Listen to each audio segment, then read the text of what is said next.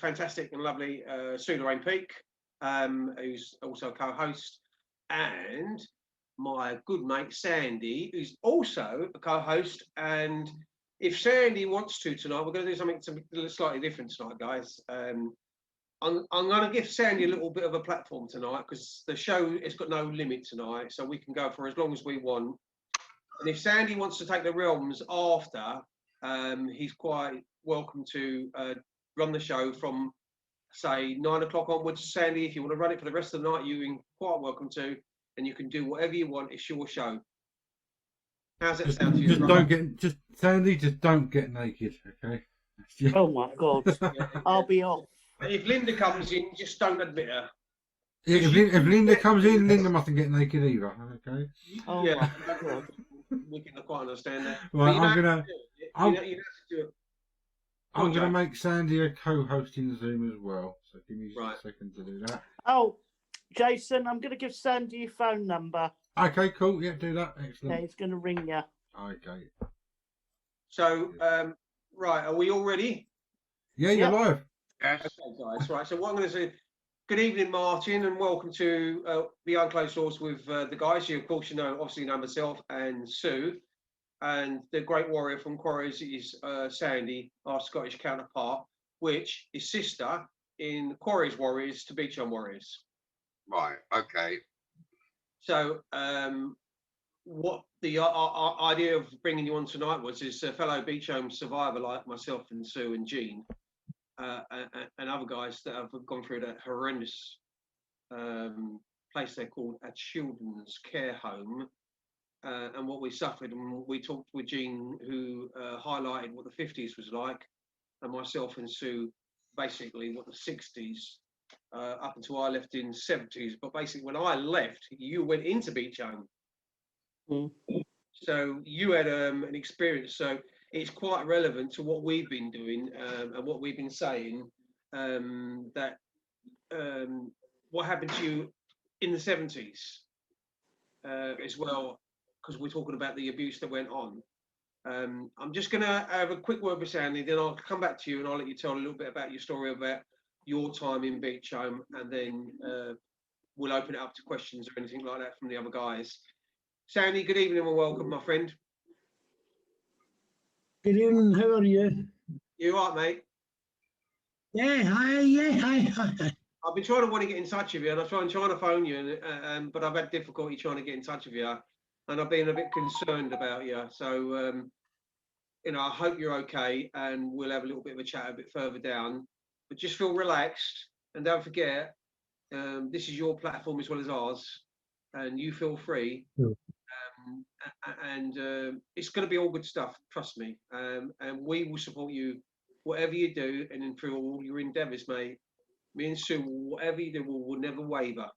So remember, you've always got us, and I'm behind you 1,000,000%. So I want you to understand that as a friend and a guy that's been through similar to what I've been. And like you once said to me, and when we was having a one-to-one, when we was on our own, you said to me, Alan, you don't know how much our cases are alike, or what happened to us, or the similarities. And listening to each other and having that time together, we got a really, really good understanding and a really good bonding. And it meant so much. And I didn't want our time to end, and I wanted it to go on for a little bit longer because I was really enjoying my time with you when I was in Scotland. Anyway, I don't want to get emotional because that's what happens with me, but I'm going to bring in Martin. Martin, and welcome to the show, and thank you for coming on tonight. Thank you, Alan. Do you want to just sort of tell us a little bit about yourself and give us a little bit of your background information about where you're from and stuff like that? How you became to go into Beechholme, anything you can remember about Beechholme, because it's almost evidence to what we say in our cry for justice for Beechholme survivors. Right, so, you can carry on now, and we'll have a little listen to you for a little while, and you're free to tell your story, my friend.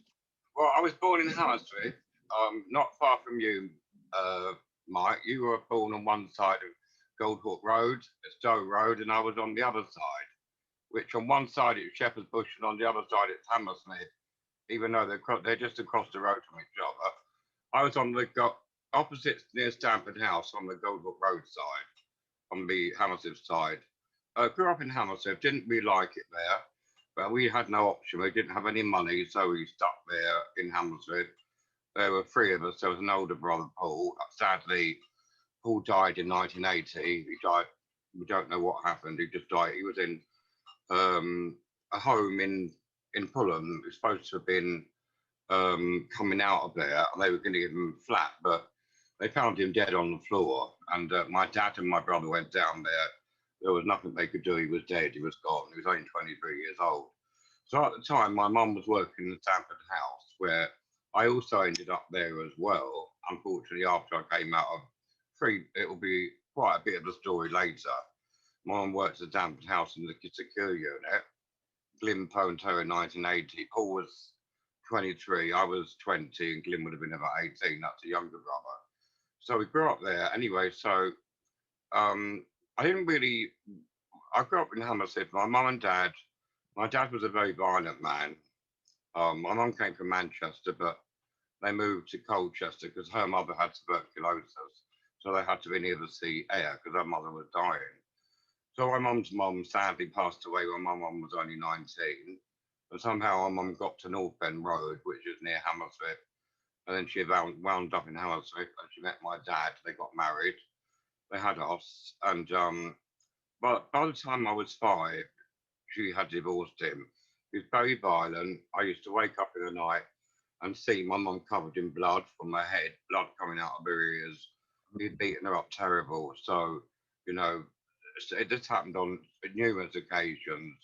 So by the time we were 5, he'd gone. She got rid of him. Sort of drifted from one place to another. We originally lived in Shepherd's Bush. We got a flat. It was opposite Shepherd's Bush Green, called Solgrove Gardens, before we moved to Hammersmith. We lived there. It was all right. It was just a standard run-of-the-mill place. And we lived there. And sorry, I've lost my track of thoughts, Alan. Hang on, let me get back to where I was. Yeah, we lived in Hammersmith. Before that, we lived in Shepherd's Bush. So I went to St Stephen's School in Uxbridge Road, primary school. Then we moved to Hammersmith and I went to Brackenbury Road School. Now, when I was at Brackenbury Road, I remember we went on a holiday with them. I think it was a weekend or something like that. It wasn't a whole week. We spent a weekend. Now, the thing I remember about this, I was about 7 or 8. And we were in the showers and nothing on. And there was a man and woman taking pictures of us with nothing on in the showers. Now, I knew this wasn't normal. I knew it wasn't normal, but there's something wrong here. You know, a boy is 7 or 8 and there's a man and woman taking pictures of us with nothing on. I knew it wasn't right. But I never told my mum because I felt she had so many problems that I didn't want to add to what already was in her life, you see. So, but it didn't affect me or it didn't faze me. So came out of Brackenbury, then I went to Henry Compton School in Fulham, but I'd been bullied horrendously, that didn't work. Then I went to Holland Park, that didn't work either. Then in 1971, my mum had a breakdown and I didn't want to go, but I ended up in a house. It wasn't, the second house I ended up was Rendell, but the first house, it was down the avenue on the other side going towards the sick bay, halfway down. What I remember is you go in and there were round tables with tablecloths. And I've never seen a gravy boat before. You know a gravy boat when you have your dinner, and they used to bring a hot plate in with your dinner at dinner time. And everything was done like regimental. You know, I remember the house father there was a middle-aged man and there was a house mother. I would say she was about 25, 30. They weren't a couple. He was old enough to be her dad. But she got the breakfast ready for the kids. Everything was done. From what I can remember, you had to make your bed and you were given a sheet every 2 weeks and you had to make the bed. And it wasn't made up to a standard, but they wanted it. They'd strip the bed and they'd make you make it over and over and over again until it was made, right? I remember there was no carpet. Everything was just lino. The first house I was in, I don't know if you went through the front or the back, but I remember in Rendell, you had to go through the back entrance where the cloakroom was, right? Through the back. You were never allowed to go through the front. You had to go to the back entrance. The back was just concrete. It wasn't, but the front, it was a lawn, but the back of the property was just concrete. The first house, it was okay. I know there was a girl there. I hated her. She was a nasty piece of work. Don't know what happened to her. The house father came to a new house who went to Rendell, but the house mother didn't. She didn't come with us. And then the staff came and went. It was all right, but the children, they were black, mixed race, white. They were lots of children, about 20 in a house, I would say, from what I remember at that time. And I also remember that when you had your school uniform done, it was either in your bright red or blue. They put Beechholme and it would be on your school uniform. So the other kids at school, they would know that you came from Beechholme. They knew, the other kids. And I saw that video you sent me this morning. Well, I used to get the 164 to Longmead School in Epsom. And I used to get it I think it was, to go back, I was allowed to go home at the weekend. So I used to get the 164. I think I got it to Morden. And then I changed and got a train. And then got the 88 bus to Shepherd's Bush. That's how I used to get home. It took me 3 journeys to get back to Goldhawk Road, where I lived. I got back every Sunday, and then every Sunday I'd have to, go back. And it was a long drag to get back to Beechholme, but eventually we got back there. It was all right, but what I noticed as an adult, there was no one-to-one. There was no emotional involvement with the children. You were just a commodity to them. You were just money. That's all it was. And I don't know if they cared about the children or if they didn't. From what I saw, not really. You were just money. That's all it was, really. I think even if a child died, I don't think they would lose any sleep over it. I think that, that's how it was. Then we moved. We were there. I don't know if I was there half a year, a whole year or not. Remember, I was only 11 years old. So I remember going to the next house, Rendell. A much bigger house, but everything was done routine. It was the same thing day in, day out. You got up at the same time. You had the same thing to eat every day. It was the same thing. There was no variation. And on a Saturday, you had to get up at 8 in the morning instead of sort of 7:30. I think you got up at 7:30, and I used to go by about 8:15. I was at the bus stop outside Banter to get the 164 to Epsom to Longmead School, right? So I always got there on time. And I remember I used to reverse the charges once a week. And I used to ring my mum and she used to accept the charges. And she used to write to me every week and I used to put the letters under my pillow. And then what I'd do, I'd take them to school and I'd read them over and over and over again. You know what? I don't know what happened to those lovely letters my mum used to write to me when I'd been Beechholme. I just don't know what happened to them. They just disappeared. I don't know over the years what came of them. They just went. But she must have written loads of letters to me because she had lovely handwriting. And that's all I remember. And the kids would come and go. I remember the house father telling the children that he was leaving and some of the boys crying. But I never got attached to the staff emotionally. I'm not a cold person, but I never got attached to them because I knew that they weren't my mum and dad. I knew it was just a job to them. So I never got involved with them. I didn't, I wasn't heartless or hard, but I never got attached to them emotionally. Let me just come in a minute, Mark. The thing that people don't realise, that you made a point there of how routine it was. And we're not focused on it. Roughly, I think we got up about 7 o'clock most days. I think it was 7. By the time you got up, dressed, washed downstairs, and sat at the breakfast table, it was around about 7:30 probably.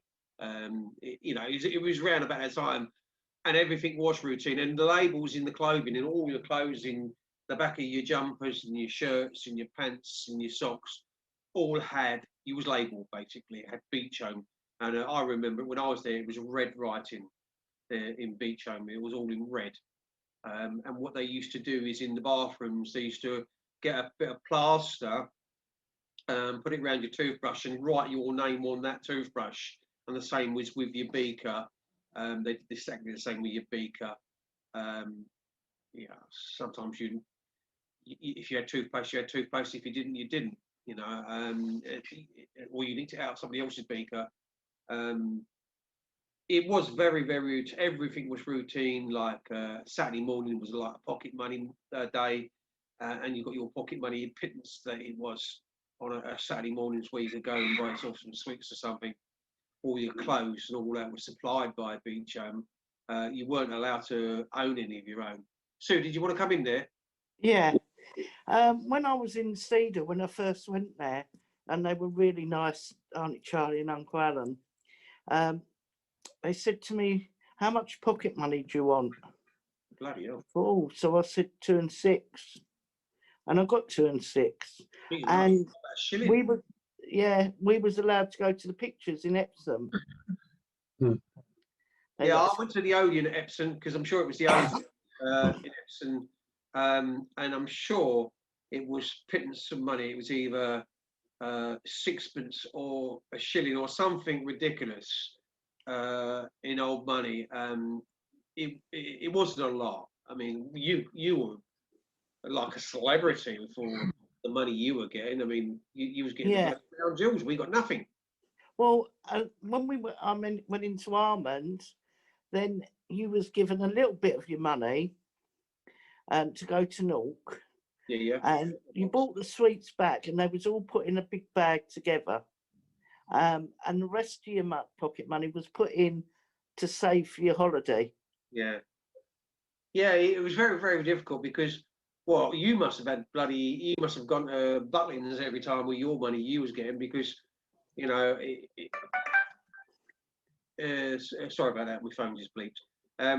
But what I want to do now, I just want to come back a little bit more, let Martin Carroll a little bit more into his story. If you want to put your hand up, Sam, if there's something you want to come, if you want to come into a point, just put your thumb up or your hand up, and then I'll bring you in and I'll interrupt Mark. But if you keep looking at the screens, guys, you can say. Did you want to say something there, Sandy? I just one thing. I hear you all saying about in the morning when you got up. Yeah. It used to help with making the breakfast in the morning. No. Not made for you. No. I think when I was in Laburnum, I was about 7. So I think you'd be too young at that age to. So Laburnum was a very cruel and strict house. She was a very disciplinarian and a nasty tyrant of a woman. Her and Audrey Wilson, my 2 house mothers or aunties, as we had to call them. I think Martin was saying it was a little bit different. You want to come back in again, Sue? Yeah, we didn't help with the breakfast. What we had to do in Almond was we had to lay the tables the night before, and you put the cereal in the bowl, and then you put a side plate over it. That's right. Yeah.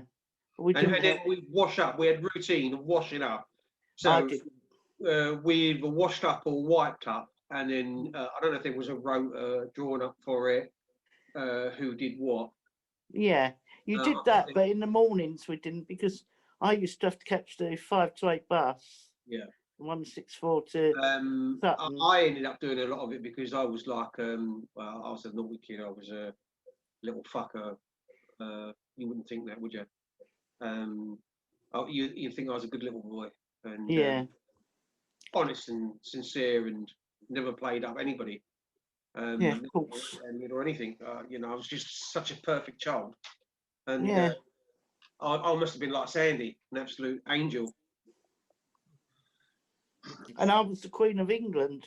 Yeah, and I did have a bit of a rough time, and that's just like I was saying. By the time I got to Larch, when we were doing the washing up, the likes of Ian McLaren would come up behind you and grab hold of you and put you in a headlock while you had your hands in the sink and water, and he'd rub up against you and pretend he was doing, he was play fighting kind of thing with you, but you knew what he was doing, and you know, as I got to large, I started to get a little bit older. Sometimes I'd use my elbows and I started to fight back a little bit with Ian, and but he was so much more powerful than me. I was still a child, and he don't know how powerful he was with his fist, and he used his fist on you to beat you. And again, he'd pin you down on the floor and lie on your chest, or he'd pin you down on the floor and rub his bollocks up against your back. And he was bathing 12-year-old boys in a bathroom, and it weren't good. Laburnum and Larch were very, very harsh times, and I don't know. To be honest with you, I don't know how I went through, how I survived, because you know when I met any of my family, we didn't talk about abuse. We didn't talk about anything was happening to me. We was too frightened.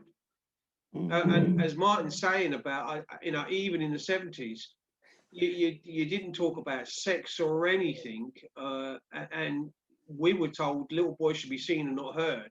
And it must have been the same for girls. Little girls must have been seen and not heard as well as little boys. That was a phrase they used a lot on me. I don't know why, whether it was just something they used on me or if it was a term they used in their regimental stance that they had. But I'm going to come back to Martin and let Martin have a bit more of a talk. And he's been listening to a little bit of what we've been saying, so he can get a bit of a gist of what we, as all Beechholme survivors, went through.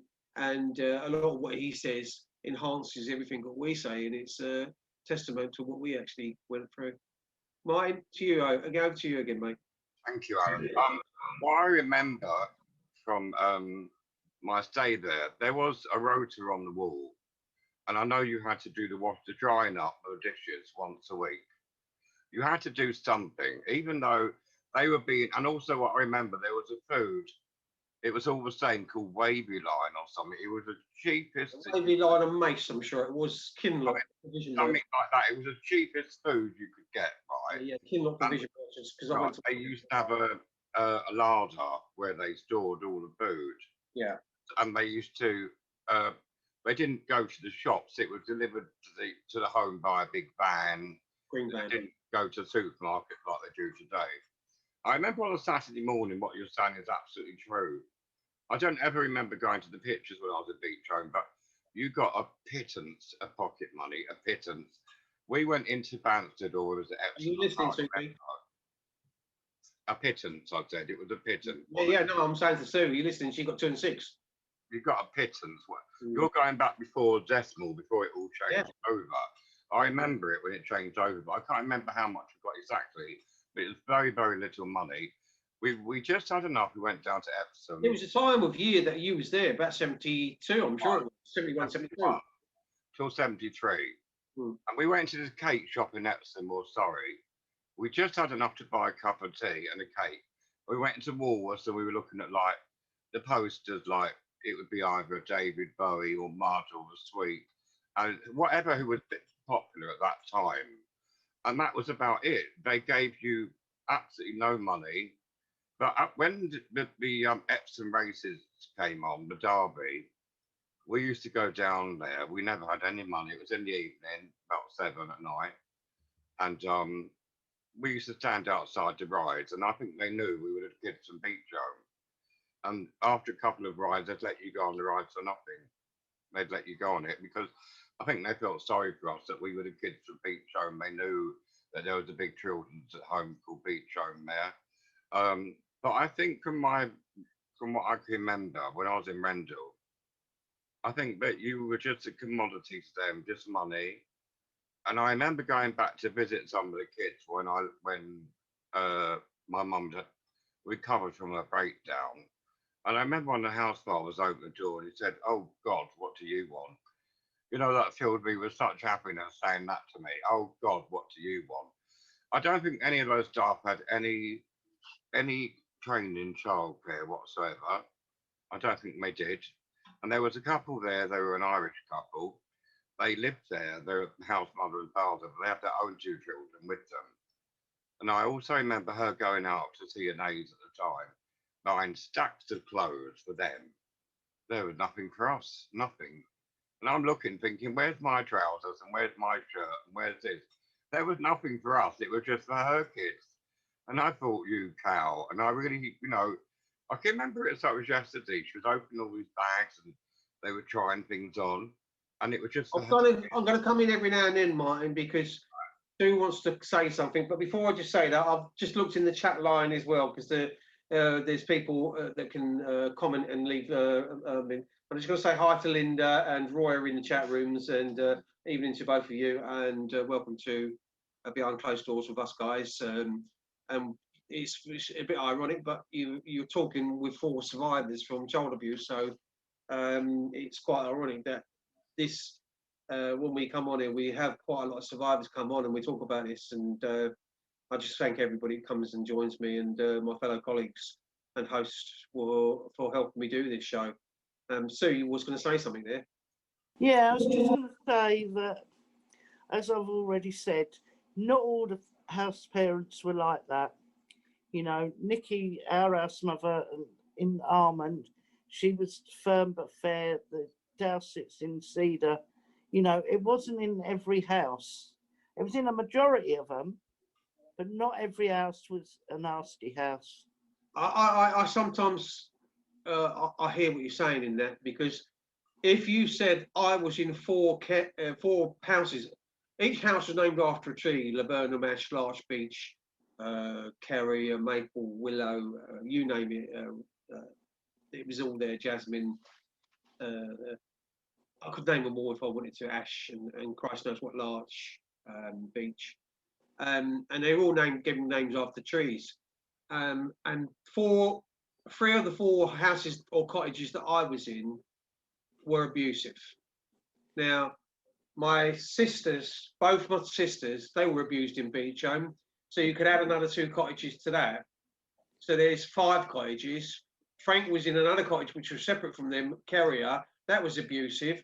You could add that cottage to it, and then there's other people telling of other cottages and naming other cottages.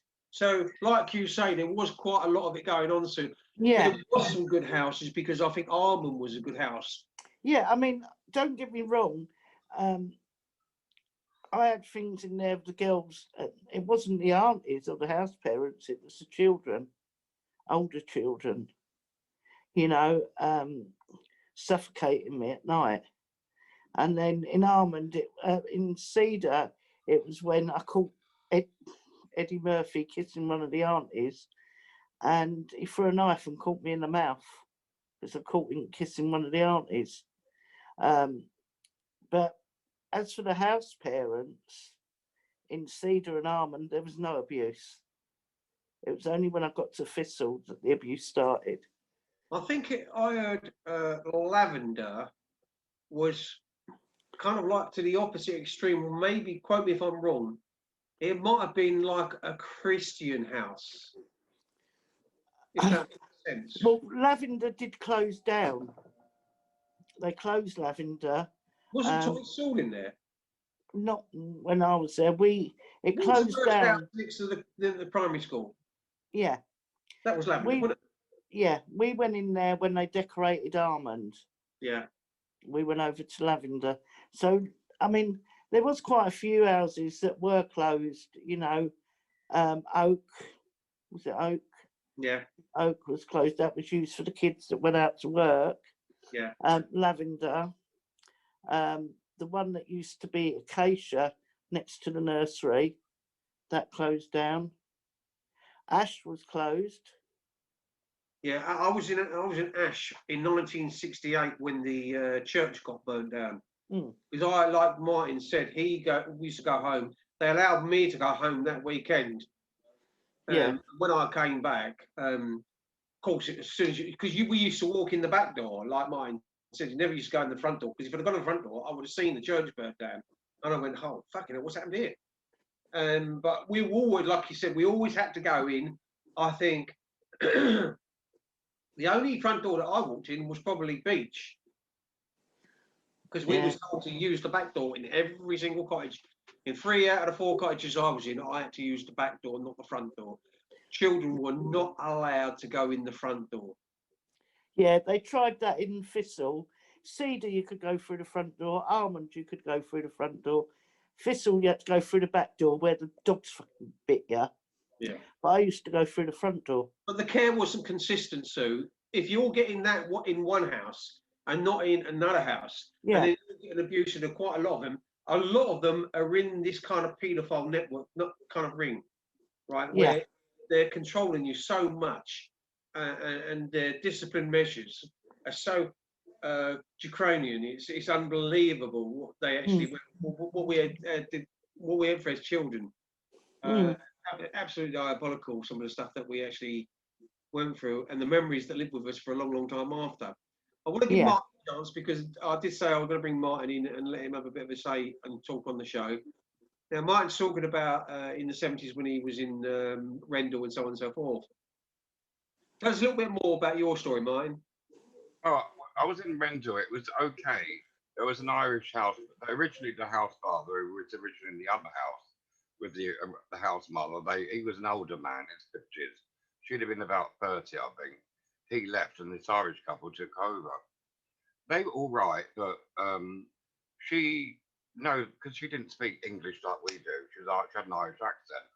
And there was another Irish woman that used to work there. She had cancer because she used to wear a wig. And she had this Northern Ireland accent. You could hardly understand the words she was saying. But she was a very happy woman. She was always laughing. But you could tell that there was, she used to wear a wig, so you knew the poor woman had cancer. Anyway, the house mother, I said to her one day, why do you pronounce it like this? She just slapped me across the face, because she didn't pronounce things the way that I am used to hearing it in English, because she said it in Irish accent. All I said was, why you pronounce it like that, not like this? She just slapped me across the face. Another one, she got a hot spoon, she burnt my hand. Now, the thing is, I never told my mum, because I knew that if my mum would have found out, she'd have gone down there and punched her in the face or put her head through a pane of glass. So I knew that not to tell my mum, because I knew that she would have gone for them. But what I remember also, I never asked the other children why they're in there. A lot of them, they never had any visitors. Their parents never came to see them. They had no visitors. Some of them were like me. They were allowed to go home at the weekend. Some of them, they never went home. And I remember hearing some of those boys crying themselves to sleep because their parents never came to see them. And I think that's really sad. But little did I know that it was riddled with paedophiles. But 11 years old, how would you know that? You wouldn't even know that that sort of thing even existed. Because if you look at Beechholme, was originally opened to house of poor from slums of Kensington and Chelsea. And I think it was opened in the 18th century. Yeah, it was. So can you imagine the amount of people that came and went and probably would have committed suicide because they were interfered with by men and women, and it would have been a nice place to live, because it's better than living in Hammersmith. It was more greenery. It was a much better environment. I mean, Longmead School in Epsom was a very, very good school, I must say. Of all the schools I went to, that was really, really a good school. But that was the school that a lot of kids used to. They used to, like, the routine was to go outside the front gates and catch the 164 on the opposite side of the road, because there was a bus stop right outside Beechholme, and there was one just a little bit way down on the other side of the road, which used to take you to Epsom. Because my sisters used to go to Stoneleigh and things like that, and schools like that in York. And so, and you're right about the buses and all that. But I remember at one stage, I think the 88 bus, I'm not too sure if it ended up in Belmont or somewhere, or Banstead or somewhere. I remember catching an 88 bus that used to go to Shepherd's Bush, because I used to catch the 164 outside Beechholme and then picking up the 88. But I don't know, would it have been Malden? I don't know where it was. Might have been Malden, because it never went down Sutton or nothing like that, because that was a night bus, the 88. No, the 88 was a night bus. I've got all the way to Shepherd's Bush. Yeah, but that was a night bus. That wasn't... At one stage, it used to go, I'm sure it used to go down the Brighton Road and go through to Sutton. No, I don't think so. It did. Yeah. I'll look it up. I'll find it out for you. Yeah. I've got a picture of the 88 bus going through Sutton. And but I remember catching the 88 bus, because, like Martin said, we used to get the 164 to Malden, and at Malden was the end of the Northern Line. The Northern Line ended at Malden, So we used to get the Northern Line train in, and then change several places, and it was like the slow boat to China, and that was a horrible way of the. Was it? Can I? Or did we go 88 Malden to? I can't remember. Was it Wimbledon? I don't know. I used to go from Banstead to Victoria, get the 52 Yeah, I think to Ladbroke Grove, and then get the 7 or whatever. You know, that's a quicker route.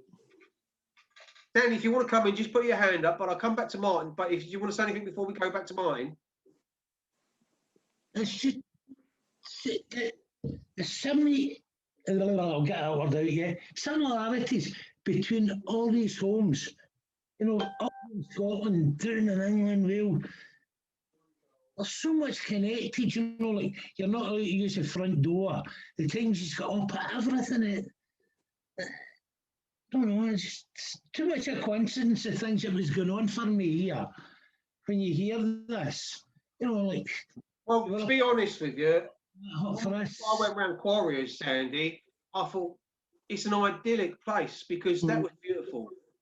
The countryside surrounded it was absolutely beautiful. It was a green belt area, like Martin saying about Beechholme being in the, well, it wasn't far from Banstead and Epsom Downs.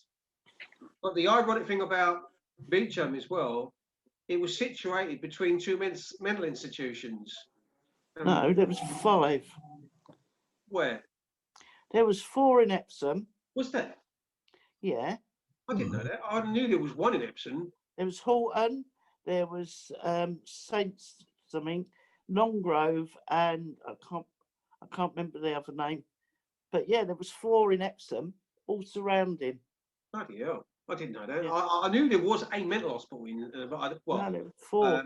You know, I was lucky enough not to end up like you and being placed in there for speaking out. And in itself, it was a cruel punishment to have had done to a 13-year-old. It was about 13, weren't you? 14 when I got put away. Yeah. 14, but we're speaking up about child abuse, and this is what we're coming back again to Martin. When you weren't allowed to say anything, you weren't, you know, was seen and not heard. You weren't speaking up. You didn't talk about sex. You didn't talk about gay, lesbian, or any kind of sexual. I don't think that even in the ages Martin's talking about that he was sexually orientated anyway. Not at 11, I don't think so. Anyway, I mean, you know, other people might be different, but not in my book. I don't think. I don't think it was till I was about 12 or 13 that I started to realise, you know, puberty and stuff like that. So I don't want to go into that too much because it's not about that, and it's more Callus talking about something when you're involved in that kind of thing anyway. But coming back to Martin and let Martin have a little bit more of a say on Beechholme. Do you remember Mr. Dicker? I think so, yeah. Because I think he was running Beechholme about that time. Was he a big fat man with glasses? No, that was Mr. Banner. Right. Well, he weren't fat, was he, sir? He was very thick set. Did he have a pipe or something? Yeah, Banner. he did. Banner, but Mr. Dicker was a short bloke. Yeah, short.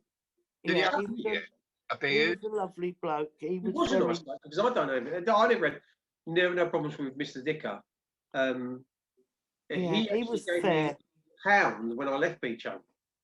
Yeah, you know when you was in Rendell, if you went up the side of Kerrier opposite you, he had a little bungalow there. Right. Okay.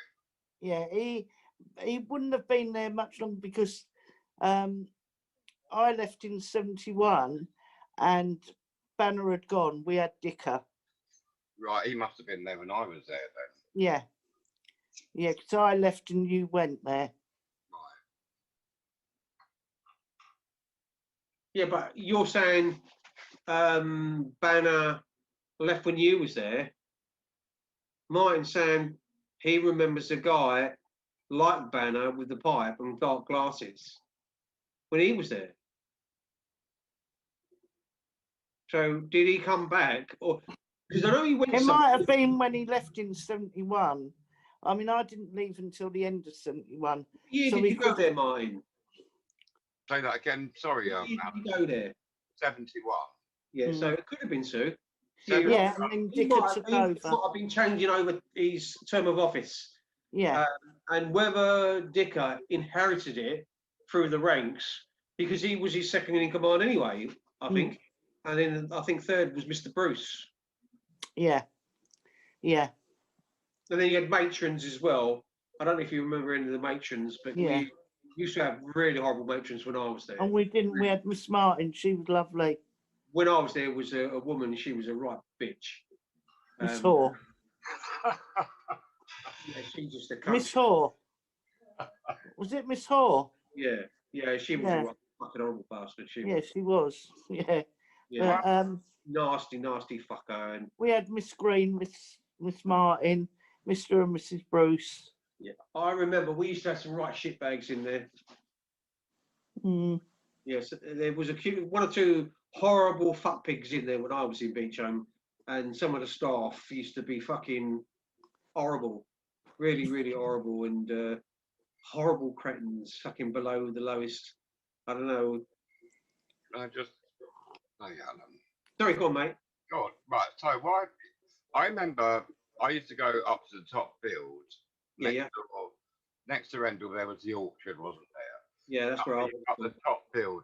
I can't. It was about 6 o'clock till 7 on a Sunday night. We used to listen to the top 20. I had my little transistor radio. Yeah, that was. But there were no other kids up there. I couldn't understand how a home had so many children in it. I was the only one up at the top field. Where were all the other kids? Yeah. And I didn't know the people that lived next door or lived across the road or lived down the avenue. Yeah. Because all those houses were run independently, I didn't. There was a boy that I knew next door. I met him in Hammersmith in the 80s. He was gay as well. And I met him, but I never saw him again after that. But his sister was in there as well. Now, what I do remember, I was about 11, and I had a pink comb. And I remember this house, he wasn't the house father, but he was one of the men that worked there. Oh, did he go on about that? He didn't like it. He said, you shouldn't be using a pink comb. You're a boy, not a girl. And he was really going on about it. And then when I look back at it, he was obviously homophobic. That's obviously what it is. Did I know what sex was at 11? No, I didn't. Didn't know anything that existed. Because when I used to go up to the top field, if you walk through there, you'd go up to the wooded part, wouldn't you? Yeah. Bend. Yeah. And I remember seeing a Tampax with blood on it. Yeah. I didn't know what it was. It frightened me. It frightened me because I didn't know. And there were Johnnies on the floor as well. Yeah, we used to call them bummers. Well, I didn't know what they were. I know it sounds stupid, but I didn't know. We used to think we was up there one week and because we was going to get our pocket money, we was going to the sweet shop and there was a geezer, he had his old man out and this woman was stroking his fucking, tickling it like whatever, because you could see every fucking thing, she was standing there, he was standing there. And he said, it's all right, we're having a bit of a kiss and a cuddle. And I thought, well, you ain't fucking kissing and cuddling because you're doing something with his old man, like, you know what I mean? And he's standing there in front of children with his old chap out. Oh my goodness. He used to fucking put some money on the ground and said, here, I'll take that. Or I'd fucking run and get the money and fuck off to the shops. Because we never got much money from there. And I'd just fuck off quick. And we used to say, bummer, and fucking run off. And we'd be screaming, bummer, bummer, bummer, like that, even though we took his money. Yeah. And we used to go back and tell them as a bandit up the fucking woods, didn't we? And then go up there. But it's funny because I remember Sue in there, and she was only small. She was only a little thing.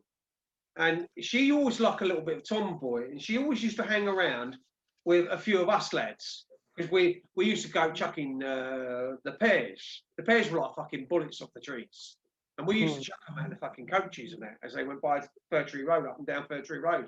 And we used to climb on the air raid shelter. And I started going over to Armand, and that's where you were, weren't you? Yeah. And she used to come out because she called me Elvis because I used to put my fucking collar up on my shirt. So she remembers that. And it's strange how she is the only person that knows that I used to do that, wear my shirt up. And she used to say I look like a fucking prat, but that's fucking straight. Well, I'm always honest, Alan. You know that. I'll tell you as I see. We used to say, "Oh, fucking, what's that peaky again?" and she was like a fucking thorn in your side. She was always there. She wanted to be one of the gang. She wanted to be one of the lads, and in the end, she just towed along. That's it. And he just accepted that she was one of the fucking guys in the end, and she'd throw fucking pears at the buses, Yeah. just like the rest of us. So she was a naughty little fucker anyway. Never pretended to be good. And yeah, sorry, Mark. Come on, let's bring back to you and come back to you. Sorry about that. You made me laugh. Well, there was the up the top field. When you went through there was they call it the witch's house, and then there was a parade of shops, weren't there? There was only a few shops there. I think. That was in Fir Tree Road. That's Fir Tree Road. Yeah, and you're talking about that house that was beige. No, it's brown. It was all dark and there was trees around it. It was all green around it. And they used to say it's a witch's house. Fir Tree Road. Everyone. In Nork. Yeah, there was a doctor's surgery on the first before you went round to the shops. Yeah. You went a little bit further, and it's a really dark house. And what a memory! Surrounded by trees. And it's weird how you remember that, and Martin remembers that. And it's only just clicked with me because I remember as soon as you said the doctors, I remember there was a doctor's the first bit. And then that's fucking weird because I do remember the brown house now. Yeah. I got the bottom of my garden. Yeah. You're showing your age, Alan. That's what it is. I know, yeah. Senile dementia. And we also had Gypsy Hill. Do you remember that? Yeah, Gypsy Hill. Do you remember that, Martin? Gypsy Hill. You know, when you went up to the station, instead of sort of pairing off to go to Nork, you went straight on, and it went down to the chalk bit, and you used to go down there. And it was called Gypsy Hill. We used to slide down there. I don't know if I went there or not, to be honest. I can't remember. Oh, we used to. Yeah, we used to go down in the orchard. We used to talk about the orchard up the top end. Well, beyond the orchard is where the railway sidings used to be, or the quarry, the chalk quarry used to be. Yeah. We used to go down there because we used to get fossils. We used to find loads and loads of fossils there in that chalk pit because it was quite deep. Chalk pit, and we used to climb down here. We never fucking fell and broke our necks. I don't know, because we used to climb up and down vines and fucking shit like that. Yeah. And how the fuck we never used to? No one ever fell and broke their fucking neck. I never know, because it was quite treacherous and the chalk easily fall from under your foot. You know, when you're trying to go down and you're trying to get a grip. And we were either brave or silly little fuckers. Yeah, because we used to dare each other to go down there. Well, I was a bit of a fucker anyway, so you know, I didn't give a shit. I went down there. Yeah, well, you would do. No. You went everywhere. You used to follow the fucking boys everywhere. I used to think, there's be fucking shadows here. Cheeky git, isn't it? You used to follow fucking us everywhere. You did. But you didn't scrap or nothing. No. Only if anyone upset my brothers. But you seem to be all right with us, because I remember hanging about with Graham Burgess and Brian Burgess, who you went on to fucking marry, a Beechholme boy. And they were right little fuckers when I was in Beechholme. Yeah. Yeah. We used to get me and Graham Burgess, Mickey Graham, Graham Burgess and Brian Burgess. We used to have a few rows in Epsom. Yeah. Sorry, Anyway, Martin, we're going back to Martin. Let's get back to Martin later. Shut up, Alan. Let Martin talk. What happened to the other children? I always used to wonder what became of the other children when you left, because you never saw them again once you left Beechholme. That's true. You never ever. I remember there was a boy, because my brother, sadly, he was in Battersea Mental Hospital, the one that died, Paul. He was in there and he liked it in there. He was in there for years. He was mentally ill, sadly. But there was a black boy who was mentally ill, and he used to have respite in Rendell in the house, and he used to take him there. He had to train probably a baby, Alan. He was, completely gone up there. And I often thought, that poor sod, I wonder if he's still alive now. And, some of them, their parents never came to see them. And, and that film, Gail is Dead, when you look at that film, it's about Beechholme, isn't it? Right? That came out, that film was, I think, was directed by Esther Ransom's late husband, Desmond Wilcox, right? Well, if you look at the mother didn't care two hoots about that girl. And Mrs. Nancy Davis is the only one that showed any interest in her. No one cared about her. That was my teacher. She was my teacher in the orchard. Mrs. Nancy Davis, yeah. Yeah. She was there with her. She used to have some big dogs. I think did she have two of them or? They were great. Not Great Danes. She had some. Yeah, I'm sure she had two Great Danes when I was in. Well, if you see that, Can't hear, so you're muted. She was a lovely woman, a really caring woman, really kind. Yeah, she used to have two. Then one died. She only had one in the end. Yeah. And I think she had an estate car because she used to put the dogs in the back of the estate car.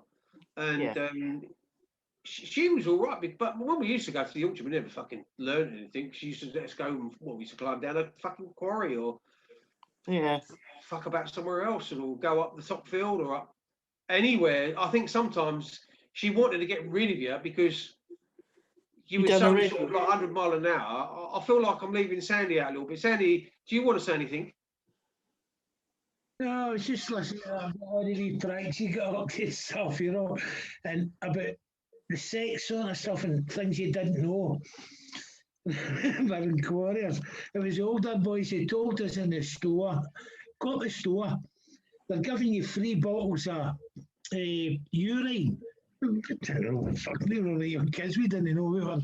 They were going to go into the store and ask them, can we get a free bottle of urine, please? Can I always remember doing Yeah, I think they've done that with me, Sandy, because we used to have these tents in Beechholme. Sue will remember. Did we have marquees or tents, Sue? Because we used them on the silly holes when they went and took us on the silly holes, Mr. Bruce. And yeah, that's right, scout tents. And I remember we went with some of the older boys, and one of the older boys wanked all over my bedding. And he said to me, "What's that, you dirty bastard?" Like that. And I looked at him, I didn't know what it fucking was. I didn't know what Harry Monk was in them days. You know, I thought, what's fucking Harry Monk? You know, I didn't know what it was. You know what I mean? I've never seen Harry. Like, you know, I mean, well, I weren't jerking off by it myself. And oh my goodness! Oh, you didn't. You know, I didn't know what it was, and then because they used to beat you up. Too much info there. And I think that they used to give you. They say, "Do you want to fucking drink a lemonade?" And they used to give you some. They used to piss in a bottle off it to you. They were fucking cruel bastards. They were. The older boys in Beechholme were fucking horrible bastards. They used to make me fight other kids, and if I didn't fight, I got beaten up. That's how fucking bad. So somebody also asked me, does it make you become a bit of an abuser? And in one question, I didn't know whether to say yes, because I ended up doing what I did, fighting with other kids, but it was kind of like survival. Yeah. If that makes sense. Go on, mine. Show's on to you. I'm going to just make myself a drink. I've got a bit of a wet whistle. Because deep down you were hurting because your parents weren't there and you were so like hurt, and so you became rebellious and became a right little bastard. Do you understand what I'm saying? I think you become rebellious. No, you must have the wrong person. It wasn't me. Right. It wasn't me, sir, honestly. Because you became rebellious because your parents, unfortunately, the parents something went wrong there, right? And they separated all my family. In Beechholme, they put my two sisters and other brother in separate houses. But yeah, back in Beechholme, because there was an older girl in the first house I was in, but she was really nasty to me. She was a horrible girl. But when we went to the new house, Rendell, she didn't come. But we used to have a holiday with them. We used to go to a caravan site, and you had 2 weeks or 1 week, and 2 weeks. You went to a caravan site, and there was like a place where the one-armed bandits were and all that sort of stuff. And you had a week or 2 weeks, and I know that you had a pittance of pocket money. And does Cliftonville ring a bell? Well, I went to Cliftonville. The staff would never let the children have a drink. You had to drink lemonade, but they would get as pissed as they could. But they'd say, "Oh no, you're not allowed to have this. You're not allowed to have that." Did you ever get an ice cream? I don't know if I did or not. I can't remember. I think we might have got a choc ice. Yeah, we was all right. Well, you would be all right. You was fucking wealthy. You was. You didn't get much off of them. Let's put it that way. I didn't give Well, much no, away. because like you didn't own the clothes that you stood up in, really. So and everything was labelled. So it affected me in outside schools because they used to pull my clothes out and my labels out and beat me up. And at one stage they sent me to near Rose Hill. We went down from Rose Hill. Was it Helier. Eh? Helier. Yeah, St Helier, but it was Gainsford, I think. Yeah, my brother went there. And I went there and I ended up getting into a fight with the kids and they stuck my bus fare off me and I had to walk all the way from Gainsford, all the way back to Beechholme. And I think it was a shilling bus fare in them days. And yeah, they nicked it because they all bundled me in the changing room and called me a paddy and stupid things like that. Get the paddy and all that. And then, of course, once you get one ringleader and they say one thing, so they all the others end up doing what the ringleader says. We used to get bus passes. Well, you got fucking sport, you did. I don't know where you were. Not only in Cedar. We never Not got the other house. They wouldn't I even think- give us, when they put us first in North Park, Piggett's Way, right, you either walked up the top field through the woods, which if you was on your own, you'd shit yourself. Then you'd have to walk all the way from Nork up Piggett's Lane and that way, right up to the bypass, up to North Park School. It's a fucking long walk. And then people were getting the 88 or 80 buses because there used to be a single bus as well. There used to be a little single, and I think that at one stage was the 88, the little single red bus. That's when I first saw the little single red buses, because the 7-Eleven bus used to go there is up the Brighton Road as well. They used to go from Reigate, and that I sometimes used to cut the traffic lights on Brighton Road, because that used to go to the bush. But that used to go around the fucking sun and moon. That I think that went all around the West End and everything. Alan, that 88 bus. My brother used to work used to be a bus driver in Wells Road in Goldhawk Road. Yeah. He used to drive the 88 bus. Yeah. But I don't remember what the route was. But you think you could get from Beechholme to Shepherd's Bush on the 88 bus? I don't think from Beechholme, no. Because I used to get the 88 bus when I got. Yeah, you can get the 88 because I caught it because you used to go to Shepherd's Bush, but I don't know where I picked it up from. I think it might have been Sutton. Or Morden, one of the two. Or I don't know if it was Morden. I don't think it was Morden. I think it was either. I'm not sure if it went to. There's one of them used to terminate at Belmont. Belmont was a terminating point for one of the buses because instead of going Banstead and over the Downs that way, it used to go to Belmont and you could go the Downs that way because you could go by the Brighton bypass. The other route would take you up to Banstead and the Downs, that top end where the mental institution was. And the other plane would take you to the railway side of, because the next stop from Belmont was Banstead. Wasn't there a book, Alan? There's a book about Beechholme. I tried to get it, but I think it's not available anymore. There was a book, wasn't there, that was on sale. Banstead. Home on Banstead, Breezy Downs. Wasn't there something about a village, Beechholme, the village something? There's a yellow front. I think the book's deleted. I'm not sure if you can still get it. Because I was looking, before I came across you and Sue and Jean, I looked at Beechholme, and I remember reading people saying, well, Mr. So-and-so was cool to me, used to put me in a hot bath, and Mr. So-and-so. That did go on in those days. That did go on. But, more cold baths in our day. Well, but like you said, Alan, it's quite true. You were seen and not heard. A child, you had to shut your mouth and say nothing and do what you were told. No one would believe you anyway, because they wouldn't believe a child. Yeah, I've had that question asked me as well, Martin. I've had people saying, why didn't you say anything? Why didn't you say anything? And Sue I know Sue 100% will back me up on it. We couldn't say anything because you got more fucking beatings, more punishment, or you was threatened to be taken against the superintendent and get the fucking cane, or you was slapped around the mouth, or you was slapped around the head, or you was slapped around the ear roll. It used to hit you in places that fucking hurt. You ever had a slap on the back of the fucking neck? It hurts. You were seen and not heard. You had to do what you were told. That's what I remember of being there. You know, you did what you were told, and that was it. There was no ifs, buts, or maybes. That was the way it was. Yeah, and the worst part about it, they used to slap you on the back of the legs because you're using shorts. And we were in shorts. I don't know about in your day, but we had shorts when I was there in Laburnum. And that's one thing that they used to do. Granny Grace used to. Jackie's coming in. I'm going to let Jackie in. One thing that they used to do, they used to hit you on the back of the legs, you know, and you'd kind of like almost skip to get out of the way of them beating you and slapping you on the legs. And it used to hurt you. Your little legs used to be red raw. Alan, can I just ask you, where did you get your clothes from? Because when I went to Beechholme, I only remember having one pair of trousers because my mum had no money. My father never paid any money towards our upkeep.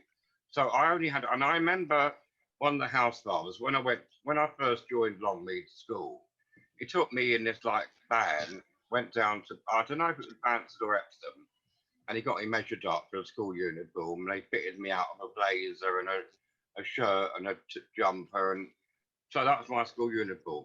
That was at FW That was at FW Hawkins in Banstead where we used to get that's right. I remember that. You give you everything. They get your whole school uniform sorted out.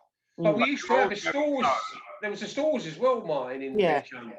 You wear the offices. You used to go underneath the clock tower. They used to, not clock tower, the clock face, or on the offices at Beechholme. You went through them doors, and then you went down a little bit. There's a right-hand corridor, left-hand corridor, and you went straight down, and it'd take you through another kind of little corridor where you could go out 2 side doors, I'm sure.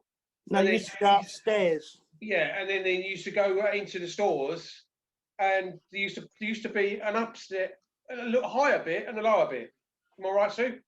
Yeah, the downstairs, one of them was where you used to get the ice creams on Sunday. You used to have to take a bowl down there, and they'd give you the ice creams. Ice cream? I never remember ice cream. On a Sunday. No. They were round ones. Don't know. Like cylinder. Don't remember that bit. And do you remember the swimming pool, Alan? Yeah. I never used to go swimming because I couldn't swim. I never been swimming in my life. Oh, I never went swimming at all. And then what happened was when I was in the primary school, we used to wear like a brown tie and yellow striped tie and a brown jumper and grey shorts, trousers. And I did fuck about a little bit. I was a little bit of a fucker. And I used to go running around the outside of the pool, you know, and they said to me, don't run around the outside of the pool because it used to get really slippery and wet, the outside of the pool. And fuck me, if I didn't fall in, and I fell in the fucking deep end. And I'm struggling. I come up and I'm struggling. My feet can't touch the ground. And I'm struggling to get to anywhere near the steps because it used to be the steps that used to come up to the deep end. And I'm struggling to get out. And somebody said, all they remember was they came back from the changing room areas back into the swimming pool area, and they saw this brown thing coming out of the water. And they thought, what the fuck's that? Is this poor little fucker drowning? And they ended up going across to the school and getting me. I don't even remember, they used to have like a rugby uniform, which was separate from the football and the shorts. It was like a purple and blue. And they put me in the rugby shirt stuff because my clothes got all wet. I had to get changed into that. And do you know what? After that, I started dipping my toe in the water.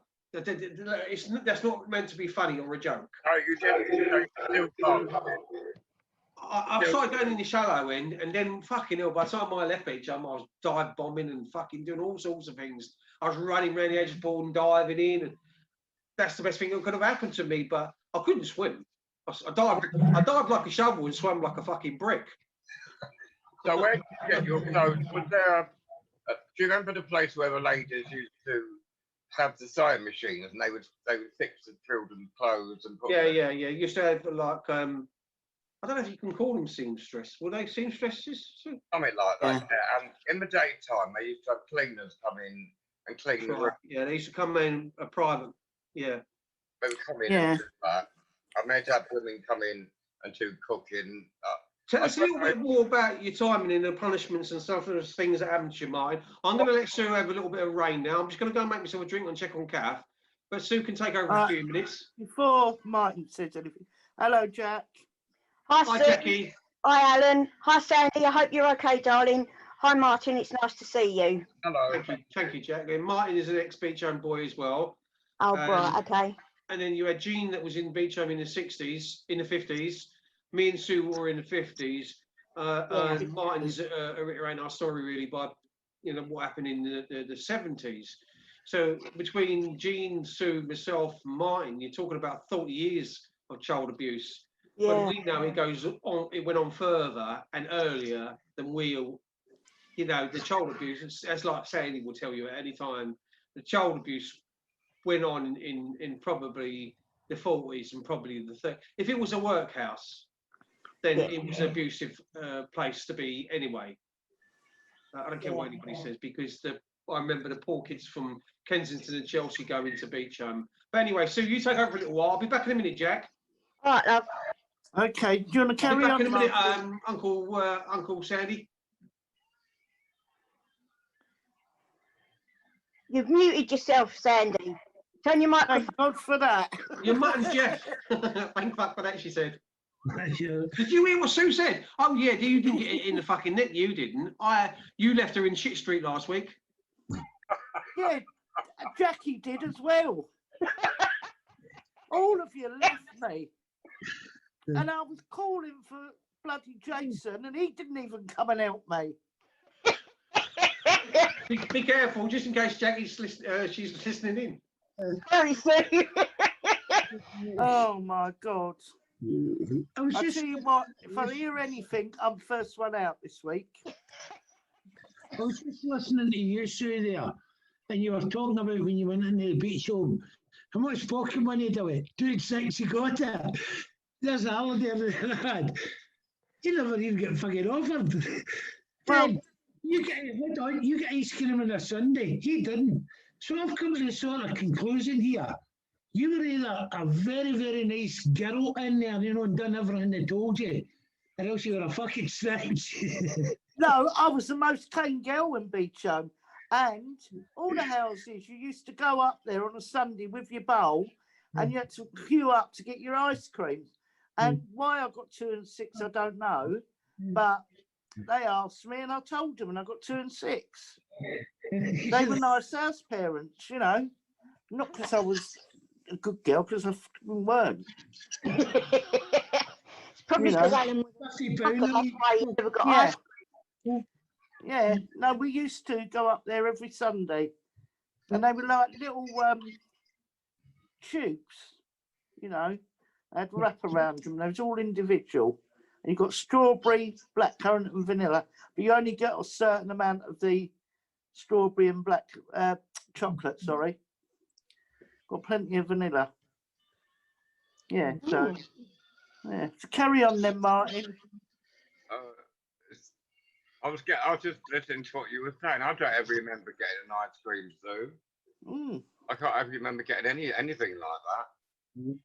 I remember if it was somebody's birthday that they'd make them a birthday cake, and it was made with buttercream. It was made just out of the cheapest crap that you could make, and it was cheap rubbish. Really, a sponge you could make for 20 pence. It wasn't.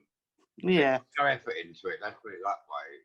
And I remember one Christmas, just before I left, they were steaming this Christmas pudding, and I think they had to steam it for 10 hours back in those days. Because I always went home for Christmas, thank God, I went back to my mum. But sadly, a lot of those kids, they didn't have parents to go back to. I always thought about that, how sad it was that they didn't get their parents. Some of them, maybe their parents had died, maybe they were unfit parents. I don't know what their stories was. Because you never asked them their personal business, like, why are you in here? Or where's your mother? What happened to your father? You didn't discuss things like that, even though you knew. But do you remember, if you did something wrong, they used to lock you out the back and make you stand with your head towards the wall for an hour or 2 hours. Do you remember that? They did that to me a couple of times. Oh, we got sent to bed early. That happened to me as well. You went sent to bed about 7 o'clock at night, weren't you? Even in the summer. And you could see the bright sun coming through the big curtains, and they send you to bed with no dinner or be funny like that. I think Alan said something like, that if we didn't eat a dinner from the night before, they'd make him eat it, even though he'd been sick or something like that. some of them, those house mothers and fathers, they were very cruel, I would say. Yeah. Like what you said is true. It depends what house you were in and what year, what time. It could be, you could get one house parent that is quite kind and others that are really vicious, horrible people, you know. Yeah. It depends what year you were there. Well, when we was 14, we used to get a clothing allowance. And it was 15 bob a week we used to get. So we could buy our own clothes. And you could either save it or just go out with it. We used to go, I think it was, we used to go to Ravel's shoe shop and, you know, you got that bit. I don't ever remember getting that because I remember I only had one pair of trousers and that's all I had. It was I didn't have many clothes really. My mum had no money because my father never paid any money. You see, she had another son to bring up as well, Glyn, at home. So I was in Beechholme. Paul was in and out of bounds to the mental hospital, and then Glyn was at home, and then he was at school and all that. So my dad never paid anything, but my mum worked, but she had to pay the rent, you know, she had to put. There was never any money over, really. There wasn't any money. You know, not a penny over, not really. You know, it was hard. We got by. Yeah. We had to scrimp and scrape, but we got by. I don't think it does you any harm to go without, but I don't ever remember getting a clothes thing or getting any clothes from Beechholme or allowance or anything like that. I don't remember getting any. Well, it's when you're 14, you know, I mean, when I used to go home to my nan and granddad's, my nan used to buy my clothes down Oxford Street. And when I first took them back to Beechholme, they were taken off me. What, because they were too good, too nice? No, they were shared out between the other kids. But why though? Because you weren't allowed to have your own. So my nan never used to send me back with them in the end. So you said, right, so I was there from the age of 11 till 13. So it wasn't until you were 14 that you were allowed to they gave you money for clothes. Yeah, the clothing allowance, yeah. Right, so I must have been too young then, that's why I never had any clothes. Yeah. Because I was telling Mike earlier that the house mother and father, they had a son and a daughter. They went out shopping and bought loads of stuff from T&A's for their own kids. And I come in from school thinking, oh, where's the stuff for me and the other kids? There was nothing for us, it was just for them. See, we used to get clothes. You know, when you went. Sheen said that they had a room where it was full of clothes, and if you needed anything, the house mother would take you there and they'd give you knickers, bras, socks, tights, whatever you wanted. They would have a storeroom full of stuff. But I never saw that when I was there. Never saw it. No, we had I mean, we used to change our clothes on the Saturday to our Saturday clothes, and you just that was in the hallway upstairs. And who washed them? Who washed the clothes? They went to the laundry. Right, because you never did. I'm sure that I don't know if you imagined it, but I'm sure I saw a girl. You remember when those smocks came out in the 70s? All the women used to wear. Yeah. Smocks. She came back. She'd had a weekend at home. She came back with these really high platform boots on. They were really high. They took them off her. They wouldn't let her wear it. Oh no. She was screaming and fighting with the staff. They wouldn't let her wear them. They were too high. And I said, no, you're not wearing them. They took them off her and took them to the office. She wasn't allowed to wear them. That happened in Larch with one of the kids went home like you've been saying, Martin, and I've also said it, where they allowed you, as you got a little bit older, to go home at weekends. And then, you know, you just either go to Banstead and get the train to Victoria, and number 11 from Victoria to Shepherd's Bush, or 52. go the other way to 7-Eleven or whatever it was, whichever way you could find to get home. And we tried all different routes to find out which is the quickest route, because it was like the slow boat to China, which way you went, it seemed to be a long haul to get to where we. 2 or 3 hours, something like Yeah. And it's oh no, what you've been saying is exactly true. You used to go home at weekends, and so you you had a bit of a rest from Beechholme, and it was nice because I remember my mum always used to bring me a cup of tea in to me bedroom, you know, on a Saturday morning or whatever it was.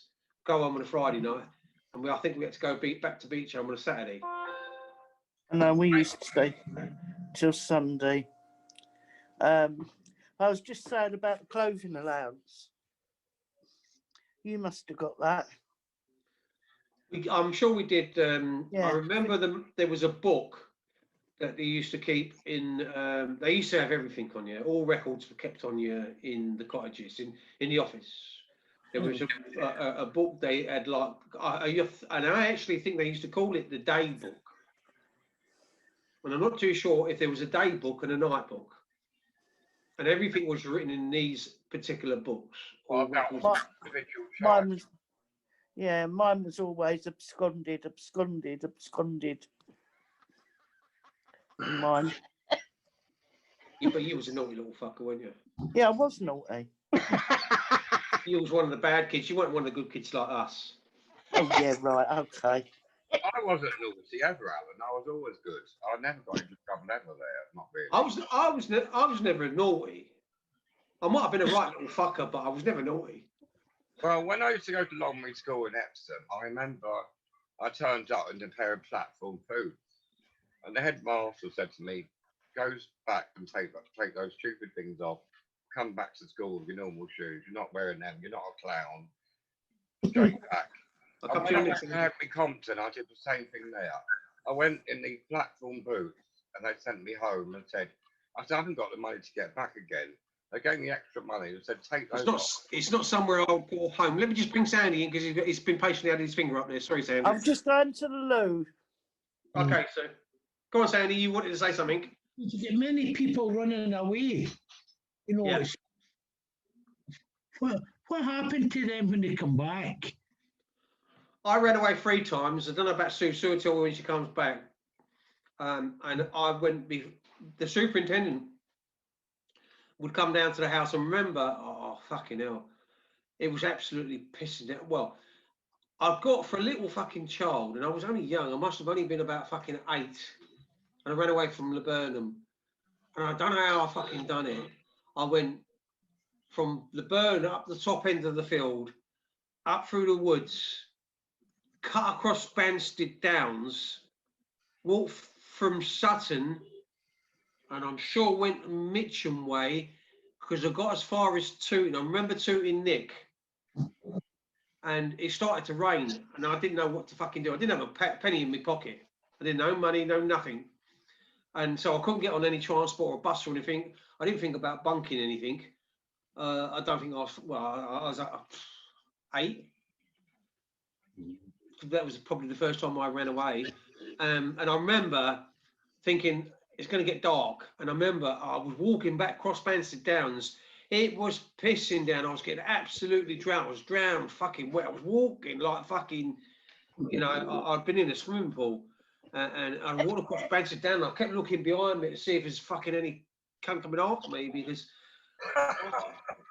it was fucking weird. And I got back and like the kitchen window had like a side little window, and I fucking peeked in it. It must have been about 8 o'clock at night because it was dark when I got to Beechholme and the street lights and everything were on. How the fuck I got back, I don't know. And why I weren't abducted, why something didn't happen to me, why I weren't captured or. Fuck knows. I should have just gone into the police station and fucking put my hands up and said, "You fucking got me," you know what I mean? And said, "Look, you know, I ran away from a kid's home or something like that." But silly fucking stupid bastard, I walked all the way fucking back. And not only did I get wet through, but my fucking legs the next day fucking killed me. It's long old fucking walk for a little old boy, you know. And I was, you know. And anyway, I got back and they said to me, "Do you want a hot drink and get yourself a hot bath?" And I thought, fucking hell, I must run away more often because it's the nicest the fuckers have been to me for a long time. And then I had the fucking telling off by the superintendent, and they want to know why you're running away. What do you say? It's like you couldn't say anything. You couldn't say, what do I say? I'm being sexually abused. I'm being physically abused. I'm being tortured, beaten and fucking... What do you tell? Do you tell your superiors that or their superiors. That's what's happening to you, because if you dare say anything, you've got worse fucking treatment, a lot worse treatment. So you daren't say anything. And I want to let you, Sam, I just want to bring Jackie in, because Jackie's patiently sitting there and listening to us and telling our story. Carry on. But yeah, what do you think, Jack? What you've heard so far? Well, I just find it absolutely horrific what you've all been through and how strong each of you are in wanting to talk about what's happened to you and to help others. You know, I know I'm a mouthy bastard. I'll be the first one to say it. I've got a big gob on me. Probably got me where I am today. But if I'd have gone through what yous have gone through, I don't know whether I would be that strong person that I am. I don't know. And I admire you. Absolutely admire every single one of yous who survived what you've gone through. And especially as children, you know, you look at adults as they're your saviours. You know, they're the ones who are going to look after you, you know, make sure that you're fed and make sure you've got clean clothes and, you know, you've got a warm, dry bed to go into. And to be, that didn't happen, that makes me feel really, really sad. And also, Jack, that's worse about as that, well, for the fact of I didn't suffer that, so why should you? Yeah. You know, you were a child the same as I was. Yeah. Okay, you know, when I went into care, I was a teenager. You know, I was 14, I think, 15. Yeah, around about 14. And although I had a fight in the home that I was in, and then I got shipped out of there pretty quick, and got sent to Gloucester. To boys used to get sent to Borstal, didn't they? Well, it was a girls' Borstal because it was fucking ridiculous. You couldn't even go outside without getting permission, and if they said no, you couldn't go outside.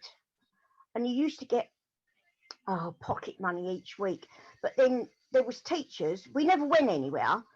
The schools was in the classrooms were in the building itself.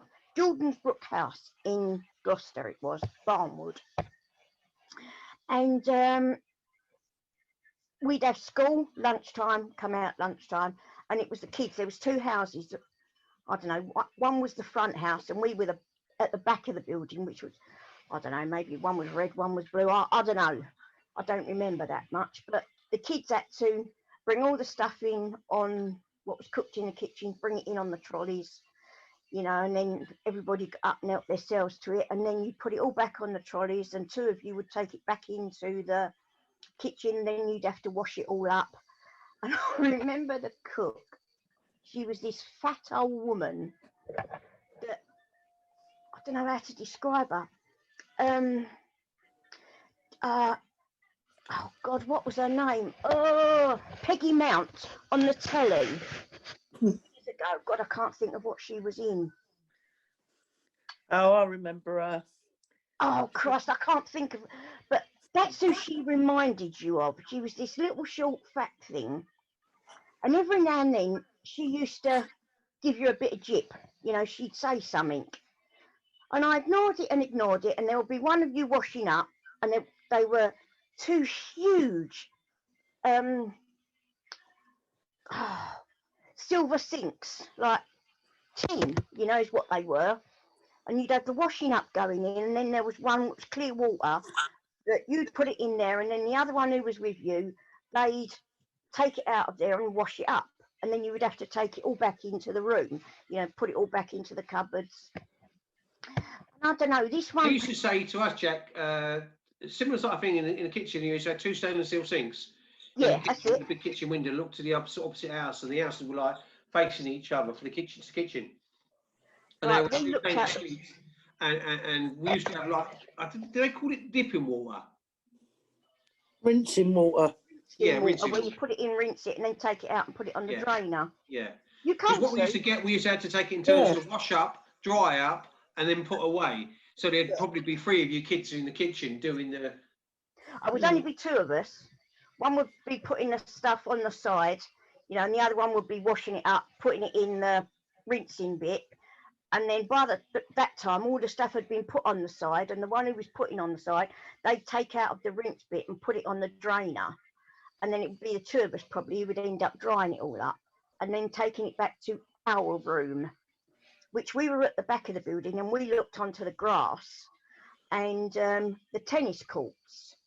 And our windows, they opened up probably about 4 inches, I suppose. And that was it. You couldn't open it anymore.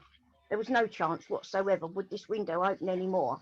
So the only way you could get out was actually the main doors.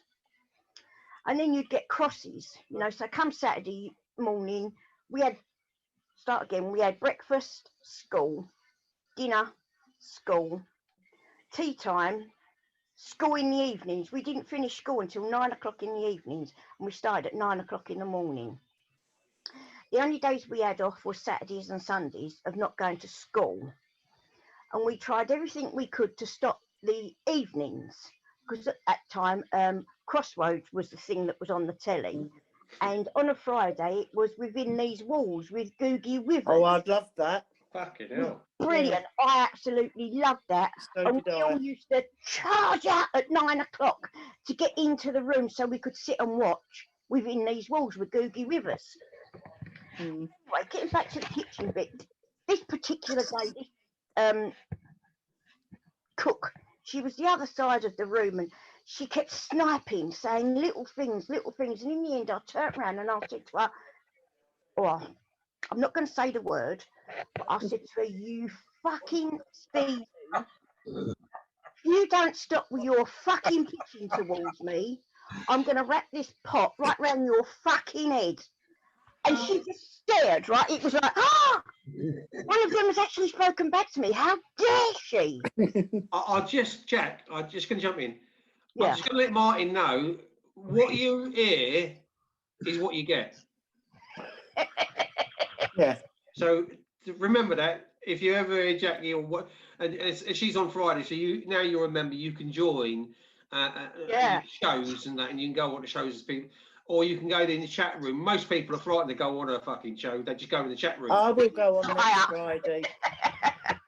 I had a toothache last Friday. Yeah, I know, darling. Even Sandy's frightened to go on Jackie's show. No, Sandy came on the other week. Don't make her out to be a bloody ogre, you.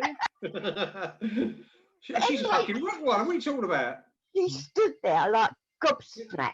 You're talking about that. I remember Coronation Hang Street. on, can we listen to Jackie first? Oh, Thanks, Sue. Gordon Bennett. You can shut up. Believe me, you can pipe up. You never said a word last week. Go on, Jack. Sorry, mate. Her face was just like a gust, you know. It was like, ah! And I said to her, shut your mouth, you'll fucking catch a fly in it. It's that big. And I just carried on washing up. Didn't think anything more of it. She never answered me back. You know, never said, oh, you evil bitch. Nothing. Comes the Saturday, and it's pocket money time. And it didn't matter how good you were, and there were girls in there that never said boo to a goose. Yeah. We had to do all the chores in there, like cleaning all the rooms. Even the bedrooms weren't being used. We had to make sure they were clean and tidy inside them. We had to scrub all the bathrooms out, all the toilets, everything. And I think, God, it was only something like £1 we got, I think, was like pocket money. But by the time so-and-so had put an X, and so-and-so had put an X, and someone else had put an X, and someone else had put an X, it might be 1p. Yet again, you might get an evil bastard that would give you like 20 pence you'd lose. Mm. So I was lucky if I come away with like 20 or 30 pence. So to fuck them off, my mum and dad, you know, I got put in care because my mum and dad split up. She blamed me. It was a long story. And they got back together by this time. And my dad found out what my mum had done to me. So he was coming to see me. And he said, you have all your letters open, didn't you? I said, yeah, when you post a letter, I said, you can't, you know, like seal it. It's got to go in there. They sit and read it. And if there's something in there they don't like, they'll black it out. And he went, all right, okay. He said, what about when you get letters? I said, yeah, they're opened before they come to us. He went, all right, okay. Anyway, I've said about this old bitch in the kitchen, the fat old fucker, and what I said to her, because I'd always tell my parents what I'd done. You know, if I'd been a bitch or I'd been a fucker, I'd go home and I'd say, oh, Mum, I've got something to tell you before they knock on the door, blah, blah, blah. I didn't say you fucking bitch to her. I just said, you know, like I said effing. I know I shouldn't have said it, but I said effing, and they were all right with it. And so I was telling my dad about her, fucking old fatso Lil, and he went, Jack, he said, you've got to calm it down. He said, yeah, you are a little fucker. You can't keep saying things like this and getting away with it. I said, listen, she's a cook. She ain't one of them that's supposed to be here looking after us. She's the cook. And I am not having her doing jips at me behind my back. I said, so I turned around and I told her what I thought of her. I said, and Dad, her chin dropped right down to her knees. I said, and I said to her, shut up. To me, Dad, I said the word. I said, I know I'm not going to say it, and I shouldn't say it. I said, but I said to her, shut your fucking mouth because you'll catch flies in it. And he went, oh my God, what am I going to do with you?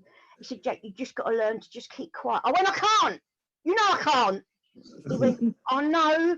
He said, you're just like your mother. Shut your mouth off and then you think about it afterwards. I said, yeah, and it gets me into trouble. I said, but I always back myself up. He went, just try and be a little bit more calm. And I said, all right. So I did. Come the next week, I'll go to get my fucking money. I've still got the same. I've got all crosses. And I went, hold up a minute. Wait to the fucking word. I've kept my gob shut in every fucking lesson.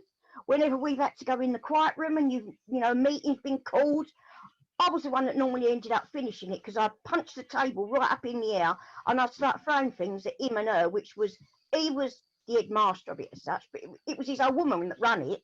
He was just the front face for it. She was the one who fucking ran it all. And I used to gun for her because I hated her. Hated her with a passion. Yeah. And I said, so how come I got all these fucking crosses? And I ain't said a word to no bastard. I said, I don't know. I said, well, I want it. Oh, find out. Why? I said, because if not, I'm out that fucking door. I said, so you make your mind up. I'm sure we had something like that, so a punishment book. Yeah. I mean, when I used to run away, which was about 5 times a week, I mean, I never got punished because I would be disappearing the next day if they said you're straight in from school and this. I'd be off that next day. You was a bit of one for you running away. You've done it a lot, didn't you? Yeah. I ran away about 3 times, but there's a point I want to come back to when Jackie was talking about an old program used to be on television within these walls. Yeah. When I was in Beechholme, I remember the fucking Granny Grace and Audrey Wilson loved their fucking soaps, and telly was still a thing coming to its forefront. Yeah. And everything was still black and white and rediffusion, I believe, the fucking Star. And yeah, I remember fucking Granny Grace and Audrey Wilson always wanted to watch fucking Crossroads. Yeah. And I always remember fucking Benny. He used to have the fucking and they used to call him Benny. Right? And he used to be a fucking Benny there, right? So anyway, a few years later, the fucking soldiers are fighting in the Falklands War. Right, and they're fighting in the Falklands, and all the residents and all the locals, the soldiers are calling them fucking bennies. And one of the superior officers says, "You can't fucking call them bennies. That's fucking cruel. It's horrible. You mustn't call them." So later, a few weeks later, he hears them calling them stills. He said, "What the fuck are you calling them stills for?" He said, "They're still bennies." So they couldn't call them bennies, so they called them stills. So they said they were still bennies. Go on, Mark. You want to say something? I can say to Jackie, you can get Within These Walls on a DVD box set because I've got it.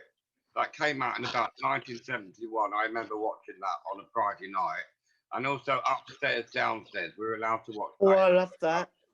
That came out on a Friday night. I think it's on at 9 or 9:30 till 10. You're allowed to watch Within These Walls. Yeah. Within these, no, I mean Upstairs, Downstairs. You're allowed to watch, right? Within These Walls, it's on a box set. I've got it somewhere in my house. With Googie Rivers. It came out in about 1971. And I remembered all the actors on it in it straight away. She died now years ago. I think she moved to Australia, but It was a very good show at that time. Yeah, it was. Another show that came out after that was much better. Was Cell Block H. Did you ever see that one? Oh, I never That was it. started to watch it, but couldn't get into it. You didn't? Yeah. No, I loved Cell Block H. I thought that No. it came out in 1979 in Australia, but it didn't come over to this country until about 1990 or 1991. Yeah, I couldn't get into that one. No, No. I love Cell Block H. I thought. Hang on, Mark. Let's Sandy come in for a second. Sandy? Go on, Sandy. Sorry, a couple of questions here. One's for Jackie in a wee minute. But did you get watching much television when you were in care? Yes, we had our own rooms. What was our lounges? You know, in the front room, whatever it fucking was, red, green, I don't know. They had their own lounge and that had a TV in it. And then the room at the back, I was in, we had our lounge and our TV in there. And it was very rare anyone went in that room. We was always in the one at the front because none of us liked sitting round the back. Because if anyone was going to do a runner, we'd see them running because we were all sitting in the front. So none of us ever sat in our room. We all sat in the front. When Quarriers, it was on a Saturday. I remember a Saturday morning when I was young, and it was a thing of the Lone Ranger on a Saturday morning. And the kids were allowed to watch that. And then at night it was that Doctor Who. That was the only thing you could see while waiting television. Tom. My second question, Jack, is Yeah. I heard you saying there about this prison on Cell Block H. You couldn't get into that. No, couldn't get into it. Well, I'll tell you one thing. See that frying pan you were talking about? If you had a fucking skeleton, you would have got in then. Go on, Sue. Do you know when I ran away once, me and Moira, we actually were still in Beechholme. We went in one of the empty houses and we was there for a week. Oh. A week. And how we got caught was we went outside, you know where the outside toilets were? Yeah. And we was up on the roof. And Moira stuck her fucking head up and her sister saw her. And she said, "Get down here, you two now." And we went down there and she went whack straight across our faces. But we was there a week. I slept under a rabbit hutch with Kevin Smith. Oh. Yeah, in the back of Jasmine. You know. Wow. But I used to have, me and Moira had a cell in Shepherd's Bush Police Station. They had a cell ready for us all the time. Oh my goodness. You know. But we did run away and we got to Gatwick Airport once. It was two older boys. And I don't know why we was going there. I mean, I didn't know nothing about passports, but we were going to fuck off somewhere. And we were sitting in the toilets and the door was open and it had all mirrors outside. And all of a sudden you see all these police coming in to get us. You know. You was a little fucker. Yeah. But we I ran told away them twice going from Gloucester. And we each liked two different girls on two different occasions I ran away with. And since then, I found out that that Cromwell Street with the West, that wasn't far from us, apparently. flipping hell. He picked up one of the girls, and one of the girls that they found was one under his patio. So that could have been me or one of the other girls that we ran away with, because as I say, we hitchhiked way back to Middlesex. And when I think about it now, I think, fucking hell, how lucky was I really, you know, to run away and not have anything happen to either of us. But and when that all came about, they were doing searches on all of the girls that were there. And I was at work. I only ever worked part-time, as and when Chuck and Chops would let me, when I was married. And I was up early, and I thought, I won't go back to work. I'll pop indoors, because it was holiday time. But my girls were, 12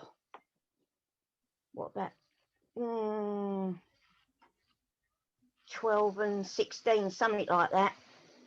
And as I pulled round the corner and started to pull up at the house, and I thought, is that geezer at my door? And then I see my youngest talking to him. Well, I screeched to a halt and slammed the door and went, "Who the why don't you fucking listen to what I'm telling you? And the bloke, you see his hunches go as if to say, oh my God, what's happening now? And it's my youngest at the door. I said, I've told you never to answer that fucking door when me and your father ain't here. What you doing answering it? And he said, excuse me, are you Jacqueline Lowry? And I said, yeah, why? He said, he was police officer someone or other. And I said, right. I said, what are you doing here? And he said, I need to talk to you about some things. I said, what? Talk to me about what? And he said, well, it is quite personal. He said, I don't really want to talk to you out on the, here, anybody could hear. So I told her to get indoors. And I said, you can come in the porchway. So he come in the porchway and shut the door behind him. And I said, you're not going any further. I said, you tell me what this is all about. And he said, you're Jacqueline Lowry. I said, well, I was. I said, but I'm married now. And I've been married for a long, long time. And he said, well, we're just doing a search of the girls what were in Jordan's Brook house in Gloucester. And I went, right. He said, because you've obviously heard about it on the TV. So I said, yes, I have. I've seen it. I said, and I did think about, what they was doing. I said, and I ran away from there twice. He went, oh, he said, we haven't got that on our records. I said, well, I can assure you I did. And he said, well, we're just glad, that you're safe. He said, you were there in, what was it, 77 to 78? And I went, no, I don't think so. I said, because I had my oldest daughter in 77 and I had my 16th birthday when I was in there. I said, so it wasn't then. I said, it was maybe 73, 74, something like that, or 74, 75. I said, but it's not the dates that you've got. And he went, all right, okay. I said, how the fucking hell did you find me anyway? I said, because I've moved so many times and I've got married as well since then. And he went, yes, I've got to say, he said, you have been one of the hardest ones to find. Oh, and then he said, have you ever used any other name? I said, no, only Jackie Lowry, and what my name is now, my married name. Well, he said this name, and I said, well, I don't know where the hell you've got that from, but that's certainly not me. All right, okay, he said, and the other thing I need to tell you is Panorama, or was it World in Action? Yeah. It was either Panorama or World in Action had got hold of the news about this, and they'd gone round and were trying to find the girls and interview them for a TV. He said, so if they turn up at your door, he said, I would say to you to just ignore them. I said, do you think I want to appear on the telly and fucking say about all that bollocks? I don't think so. And he said, well, it's entirely up to you. I said, well, if you hear about they've done it and you can stop it, you stop it. I said, because I don't want them turning up at my door, and I will most certainly not be appearing on any TV programme either. And he went, no, that's fine, that's fine. He said, I'm just glad, that we have found you and you are alive. I went, yeah, most definitely, I'm alive, love.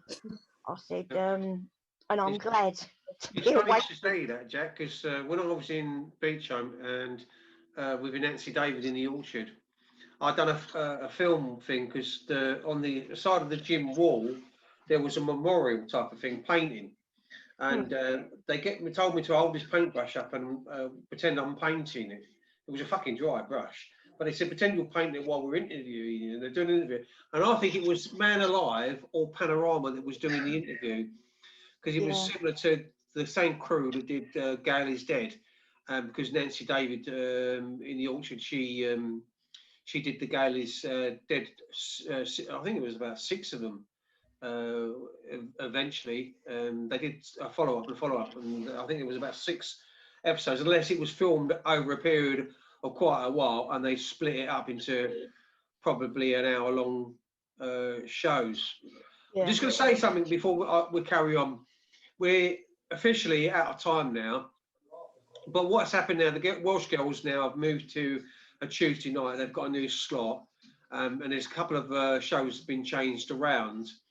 And so what's going to happen is that we're allowed to go on for as long as we want tonight. And what I want to do is I want to give Sandy a little bit of a chance, because Sandy's been through a little bit of a bad time of late, and the trolls have really got to Sandy. And Sandy has had so much shit, it's unbelievable. And the crap that he's undergone and been through has been quite ridiculous. And I want Sandy to be able to have a little bit of a chat and speak for himself. So you guys are welcome to stay in the chat room for as long as you want. Yeah, I will do. I will do. But I want Sandy to have a little bit of a say. But and again, it's up to Sue. Before we do that, is there anything you want to add, Martin, to your story of when you was in Beechholme? Well, kind of like up to date. I remember we ran away. Me and these other kids. I can't remember how many of there were of us. But we ran away. I mean, we ended up in Streatham or somewhere like that. So we handed ourselves into the police station and made us go back to Beechholme. And that was the end of it, you know. And then another time, I do remember, we went to the disco, and me and this girl kept being silly and stupid. I've been a bit stupid all my life, but me and this girl kept acting stupid, and there was these black guys. It was when reggae music was at its real peak, you know. And there was white guys there in black. You could sense there was going to be a fight or something was going to break out, but nothing happened. And me and this girl kept dancing around, being silly and stupid as they come. And then we went back to Beechholme. But a lot of those kids in Beechholme, they did end up in Borstal. A lot of them did end up in, girls and boys. They all ended up in Borstal from Beechholme. A lot of them ended up in Borstal. And to be honest, I don't know what became of the other kids. You know, I don't know. Well, we did have that. We was threatened by the superintendent that if we didn't do as we was told or told the line, that we will be sent away. We will be sent to. I was told I would be sent to Stamford House. We know what happened with Sue. I'll come to you in a minute, Sue. I see you got your hand up. Oh, Stamford House as well, Alan. Yeah, they were going to send me from Beechholme there as well, and that was quite a strict place. Well, I stole some earrings when I came out of that. No, when I left Beechholme in 1973, I thought that was the end of it. I thought, right, my mum and I, we can just get on with our lives, everything will be all right. This evil social worker, she made me a ward of court. So what that meant is that even though she was my mum, she had no power over me. So they put me into a mental hospital. I was locked up for 6 months in this mental hospital in Hertfordshire. I was telling John Wedger about it. He knew where it was. And I remember being in there, and most of them were completely crackers. They were completely mentally ill. One of them kept rocking forward and backwards all the time and going like this. We had a couple of kids like in Beechholme. Yeah, and another one, I remember there were some doctors there, nurses, doctors, but they didn't dress in those uniforms. They just all wore ordinary clothes. This boy, he was going all funny, and then they did nothing. I remember watching it in my own eyes, and he bashed his head. He was having a fit. He bashed his head into the door and he cut his head open. Those doctors did absolutely nothing to stop that. And I remember a black girl, she was in there as well. She hit one of the night nurses over the head with a bottle and cut her head open. She was taken out of there.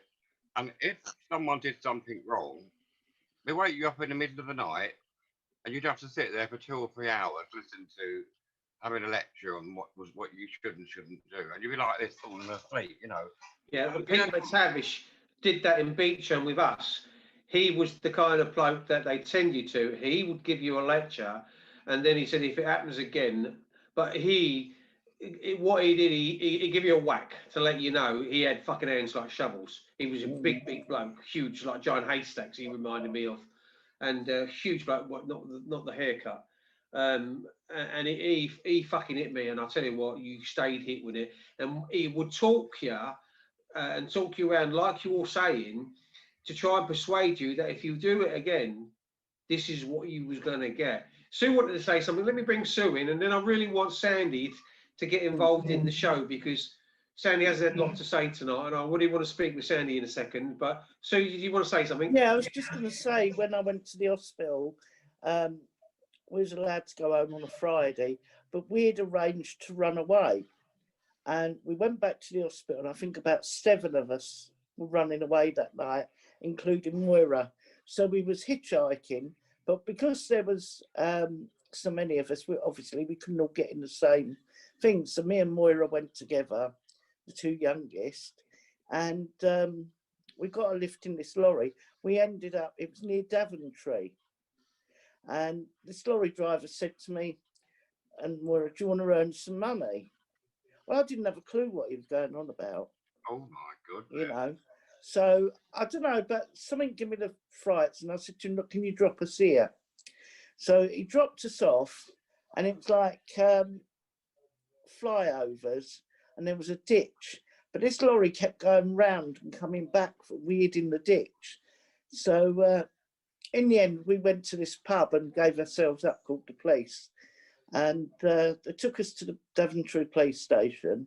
And I used to have a tonic jacket, which my mate had borrowed. And they searched us, and in the pocket was a packet of Durex. Well, I didn't have a fucking clue what they were. And he was saying, well, what have you been doing? I said, I ain't done, I lent my coat to someone. Anyway, it must have been 2 a.m. Dick Waller came up and got Moira and took her back to Beechholme, but left me in the police station. Remember that bastard? Yeah. So the police had to take me back. You know, Dick Waller was an arsehole. Yeah, it was an arsehole. And I always got the blame. Anything, yeah. Whatever me and Moira did, it was always me was the one that caused it all. Always. How old were you at the time, Sue? Well, if I was in the hospital, I was 14, 15. And what happened when I went back? Oh, I was. They threatened me with the jab in the side room, and I said, "No, I'm not having it." The jab, what, like being sedated? Yeah, Largactil, liquid cough. Oh, I had that in that mental hospital. Yeah, they gave that to me. Yeah. You'd be like half dead and half alive on that, wouldn't you? Yeah, you was put in the side room, but that was in the jab. But we used to get it tablets. We used to get Tofnol antidepressants, and you was given Largactil tablets. That lorry driver, he meant something sexual. Yeah, well, I didn't know that, but I just felt uncomfortable. Yeah. When you said you want to earn some money, you wouldn't have known that at 14. You wouldn't have seen the world as an adult. You see it as a child, don't you? Yeah. You know, yeah, but something just told me to tell him to let us out.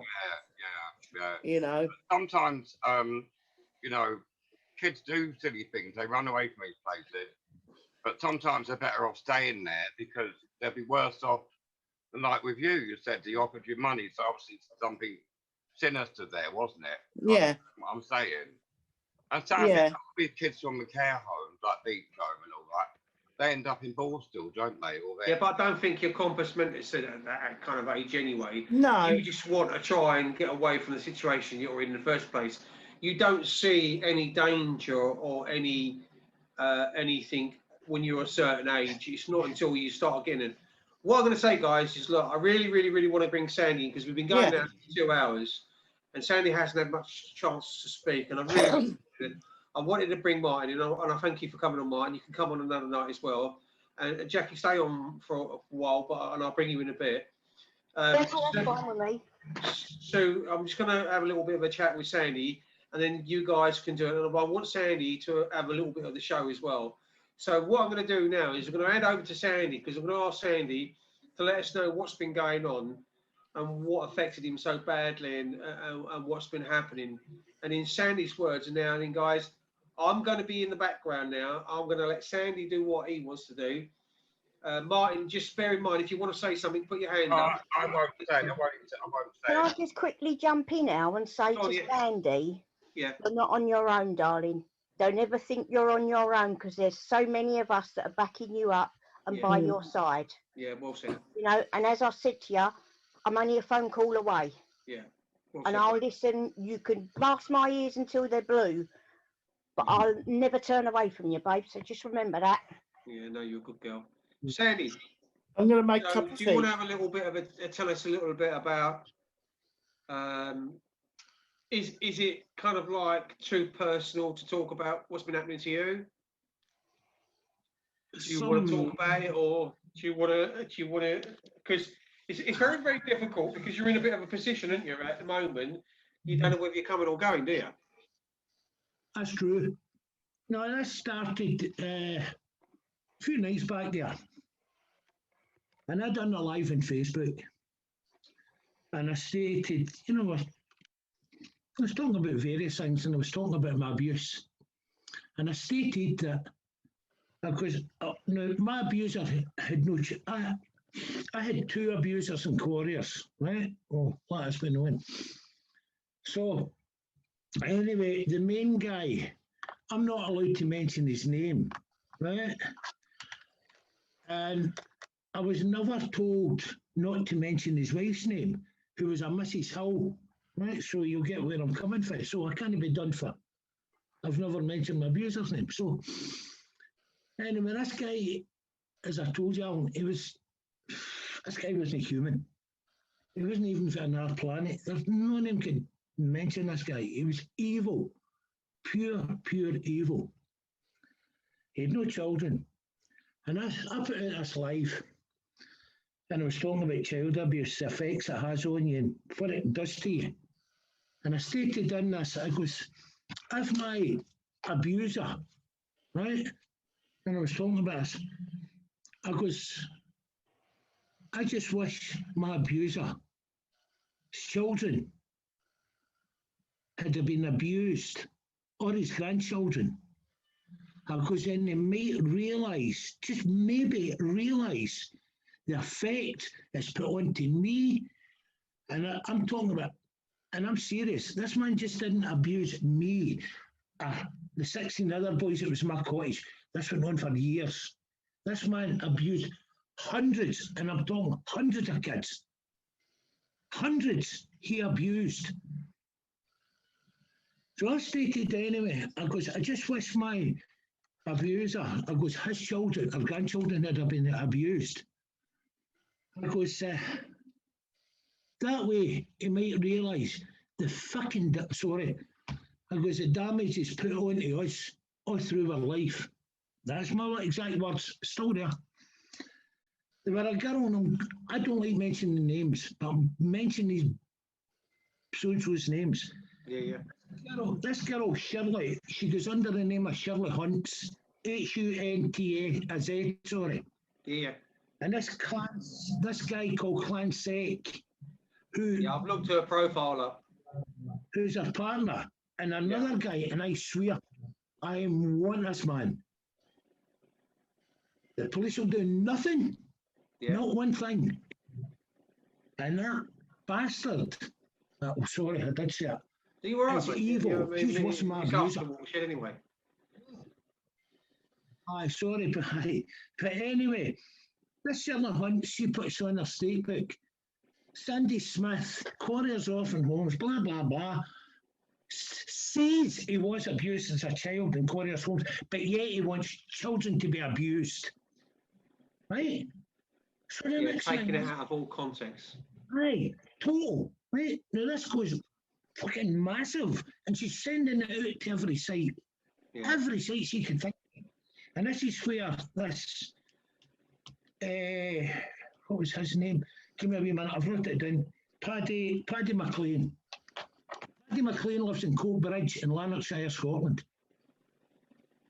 I think, I'm not too sure, but I'm fucking, there's a lot of people after him.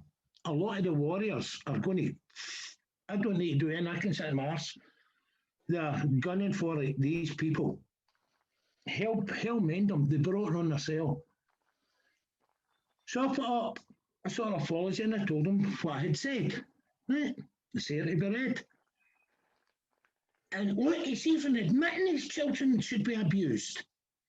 And they took this total out of context and it went fucking mental.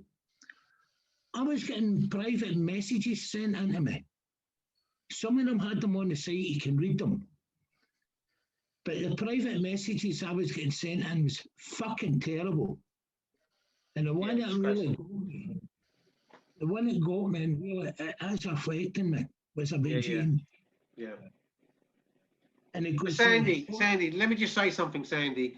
Like Jackie turned around and said, whatever you think, myself and Sue have always been behind you 1,000%. You know, we've never wavered. We've never changed our way. You know, we've come up to Scotland and stood with you, and we've been to quarries with you, and we will be doing it again this year if this shit dissipates from whatever it is at the moment. Can't see much happening this year, but we hope to be down with you probably later in the year, if we can say that. Maybe in the autumn, like we did on the anniversary of Quarries. But honestly, mark my words, we are right behind you and back you 100%. Don't ever, if you've got someone you want to talk to, just pick up the phone. You can talk to me or Sue or Jackie or anybody. You're not alone in this. And I know it's affected you because, you know, it's hard to take all this shit from people and do nothing and actually say nothing. I'm one of these people, and Jackie's the same. And if you say anything to me or Jackie or someone like that, you'll get a fucking mouthful anyway. I'm like a fucking rat in a corner. You get me in the corner, and I'll fucking go for your throat. Yeah. I mean, I've been So don't worry, we back you up 100%. And I've even tried to leave a message to these people, and I've had no reply and no response. No. The cowards, Al, that's why. They obviously think Sandy is a weakling. But they fucking come unstuck because he ain't a weakling. He's far from a weakling. No, far from it. You know, he's a strong, strong man. And he deserves all the respect that he's there for what he's been through and talking about. Well, what's causing this is we go up to George Square every Saturday. Well, that's finished now. But they've managed to fucking wreck that. But anyway, we used to all go up to George Square on a Saturday. And we would campaign. We would little stories be here, you know, to bring people out. Even though they're not there themselves. Now, Jane will tell you, I don't know how many, but there's a lot has come forward to us. I don't know about the others. And we're supporting a bit more now. We had, what was it? I think it was about 8 or 9 we were giving support to. We're up at 17 now, we're getting support to. But now I can't because I've fucked it right up for us. Fucked it right up with our comments. I mean, I'm talking about fucking idiots. It sits here every day at a computer. Oh, who's put on some and the gun for them? I'm not the only one that's got it. Real Last Steel got it. Mandy got it. Eric Faberich got it. Eric Faberich. Sorry, they were Last Steel got it. Mandy, Eric Faberich, me, Jane, and we as a. That was 6 years. They went gunning for. Yeah. We as had done something stupid when he was 16 years of age, and he was going with this lassie at the same age, and they had 2 phones. This girl and that, and the girl couldn't use her phone, so they swapped phones. And this girl went through the phone to see if Asa was cheating on her, and there were a video that Asa had done, and he was masturbating, and it was this other girl. He was sort of 2-timing it, if you want to call it that. Yeah. But anyway, she's seen this and she's seen this, and she was accusing Asa, and it was that. Oh fuck! Was that guy you could take off the telly? Oh, Jeremy Kyle. Jeremy Kyle. This girl got in contact with Jeremy Kyle show and dragged us onto it. And you know what that Kyle is? And I mean, he made that like that. This Cayenne site got hold of this video and posted it all. Look at this. This is what they're doing at George Square and the pedos. Now that boy had fucking enough down south.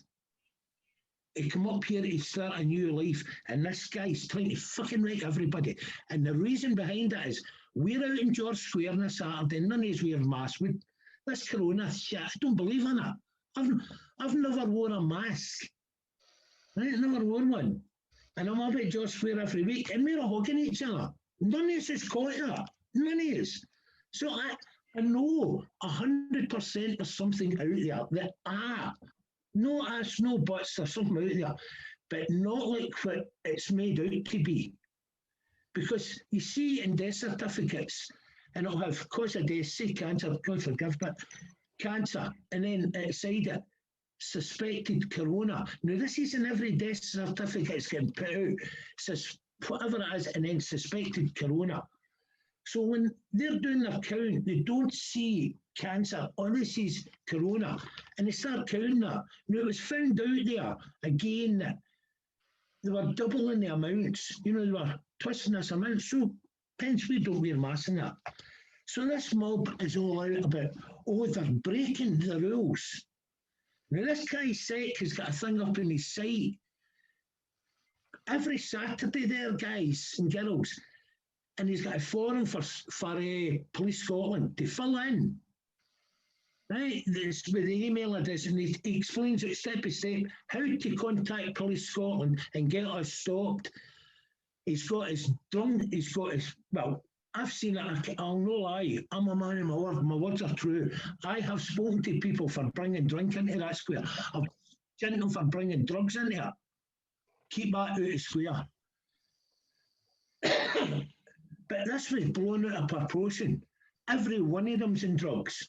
Every one of them's drunk. I don't drink. I maybe take a wee bottle of cider now and again, but I'm not a drinker, no way. But anyway, this Sally Hunt, she's got all splattered up about me. And I was wondering, why in the fuck are you trying to wreck me? Why are you trying to wreck me here? So anyway, the next thing was, and I'll come back to this wee bit, there's two amazing women out there, absolutely amazing women, and they're fighting for justice for their sons. There's a woman and her name's Stephanie Bona, and her son was murdered. The Police Scotland know who murdered them. They know, and they're not doing anything about it. And I see that mother out there week in, week out of that square, breaking her heart just to try and get justice. The other woman's a Nora McCluskey, and I see her breaking her heart for her son, Johnny. And I wanted to help. I didn't know how to do it. What the hell can I do to help? And I put on money. I don't want to boast of this, but it was enough to try and bring people forward to talk. And I just thought that, and the dogs have been suffered for that since I'd done it. But I kept it there. And the private messages I get in about that, oh, fucking Mr. Big Man, fucking child abuse, fucking, anyway, putting in money, trying to make yourself know. I didn't do that big. I done that to try and help two women. Maybe it was a mistake I've done.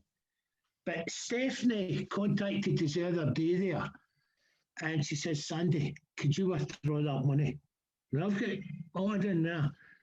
She goes, I'm getting inundated with people.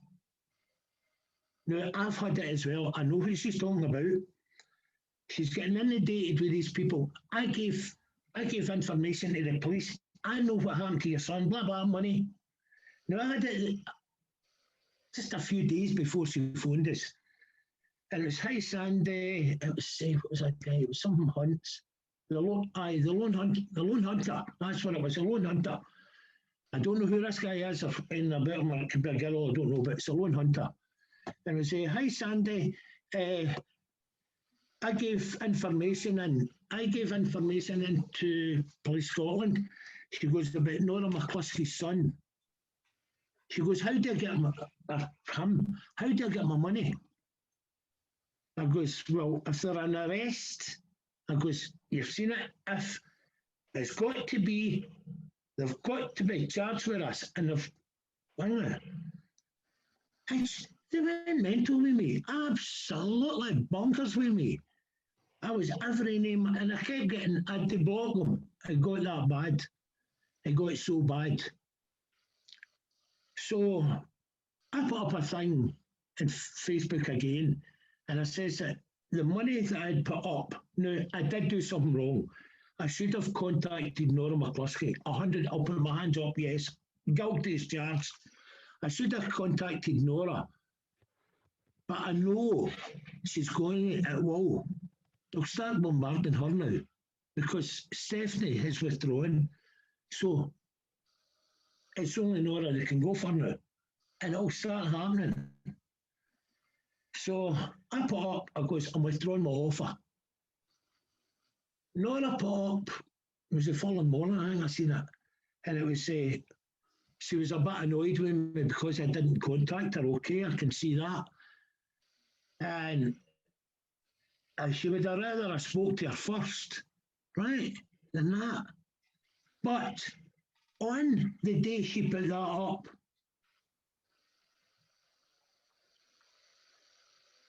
I didn't know well, fucking really know well. And I passed out in the toilet and I almost fucking died again. And that's true. So I couldn't answer her. Her doctors had, anyway, it's upsetting Jane to fuck us. I couldn't answer her. I couldn't answer her. That's my reason why. The other night there, it happened again. I'm sorry. I passed out in the toilet. I must have passed out. I don't know what happened. And it pains in my fucking ticker. And I was trying to get Jane, and I couldn't get my voice. And I said, Jane, I managed to get a toilet brush, and I'm banging it off the fucking toilet, trying to get Jane's attention. And Jane come through. She got me my spray. I took that, and I was in. I managed to come back round. Just the effects that all this has caused me. You want to see some of the things, Alan, you want to see some of these private fucking PMs that were sent to me. But the one that got to me was with this Cyan Sec he goes by. And he says that, wow. He goes, Sandy Smith, the fucking beast, is worse than his abuser. This Paddy fucking McLean comes back with, yes, did you know Sandy Smith watched his fucking child? Oh God, fuck me, man, I'm sorry. I didn't want to swear tonight. Just take a couple of deep breaths, Sandy. And we're all here with you and for you. Yes, I was a fucking beast. He goes, I watched child abuse sex videos. That broke me. That's just to get at you, and that's the easiest way to do it, is to say things like that. Now, the thing was, this Shirley Hunt's phoned Jane. I was outside at the time, and when I come in, Jane was talking. I thought it was actually, to be truthful, Sue, I could hear her. I goes, who are you speaking to? She goes, Shirley. I goes, Shirley Hunt. I goes, oh, huh? Well, I was angry, I'm no doubting that, and I wasn't too nice to her. And she goes, listen, she goes, I want to apologise to you. Right, this is true. She goes, I took it out of context. She goes, I'm so sorry. She goes, I'll take all my posts down, everything. So I sort of cooled down and I went, right, no bother. What did she do? Back onto Facebook. Boom, boom. That she had fucking taped a message to see if we would say anything bad about her. That's how evil this fucking girl is. Yeah, she sounds pure evil. What she's trying to do is just hurt you with the most worst thing you could do. Right. Hurt you with something that's close to home. I wasn't going to mention anybody, but this has really got to me. I am. About 2 years ago, it was put by a hunters group up here in Scotland. Yeah. Sandy Smith was never in Quarriers Orphan Homes. He's a liar. Never. Sandy Smith was never in Quarriers Orphan Homes, nor was he abused. He goes, Sandy Smith's a liar. Sandy Smith came for a loving home. All Sandy Smith is after is money, right? So I got, it was said to me, I never seen this, but it was on their Facebook site. And I'm going to mention that team. And they go between shades. The girl's name was Lindsay LX, I think she goes by. Now, she put that up Yeah, one of her team, whether it was her. And I got a lot of that. No, I didn't. No, somebody's hacked me. They were a very good friend of mine. I've no mentioned names here, but they went for her as well. And what he says about that girl was disgusting. She stole money, she stole drugs, she was fucking everything. All lies. And this is the same team that's putting up, oh, we get 9 stings and they only get 3 stings last week. It's like a fucking competition up here in Scotland. Yeah. There's 100 teams, brilliant 100 teams up here. The best one out of the now in Scotland is the Forbidden Scotland and the Wolfpack. Forbidden Wales. That's the only 3 I would say that I would really trust. The Forbidden Scotland had someone working with them and they get rid of them. And we've helped this person financially, always we could. We can't go too much into detail. Yeah. We do understand though, Sandy, it's very difficult to go through what you've gone through. It's very, very difficult to go through. Now, we've helped our family, I'll put it that way. It's the only way I can think of putting it without mentioning names here. But we've helped our family. And anything they wanted, they got. And on this fucking Paddy McLean site, where he's got me as a fucking beast and I watch on it, she put on it that she's no one for support, blah, blah, blah, right? And she had suspicions about me. That really fucking hurted. Because she was sicking right up fucking Jane and I's arsey holes. She couldn't get any further. And coming out with a statement, blah. And then she's getting the fucking cheek to email, or no email, send Jane and I a private message. Oh, well, it's because you don't wear masks and it's against what she thinks it. That's why. She didn't. Sandy, can Sue just say something? She's been had her hand up for a little while. Sorry. Go on, Sue. Well, I see the messages from Paddy McLean, and I messaged him on there and said, you know, it's all been taken out of context. I never swore, nothing. And he'd accused Sandy of watching child porn. So I said to him, give us the proof. And then I've sent 6 more messages all on there for him to say, if everyone could see him. Never abused them, just asked him, we want the proof. You're accusing him of this. You know, you've taken it all out of context. Do you know what he did? He took it all down. Didn't even answer me. So that goes to show they're just out there to call shit. And I saw Sandy yesterday, and it was just, I mean, he was as white as a ghost. He looked so ill, so bloody ill what they've done to him. It is so wrong. I hadn't slept in 2 nights.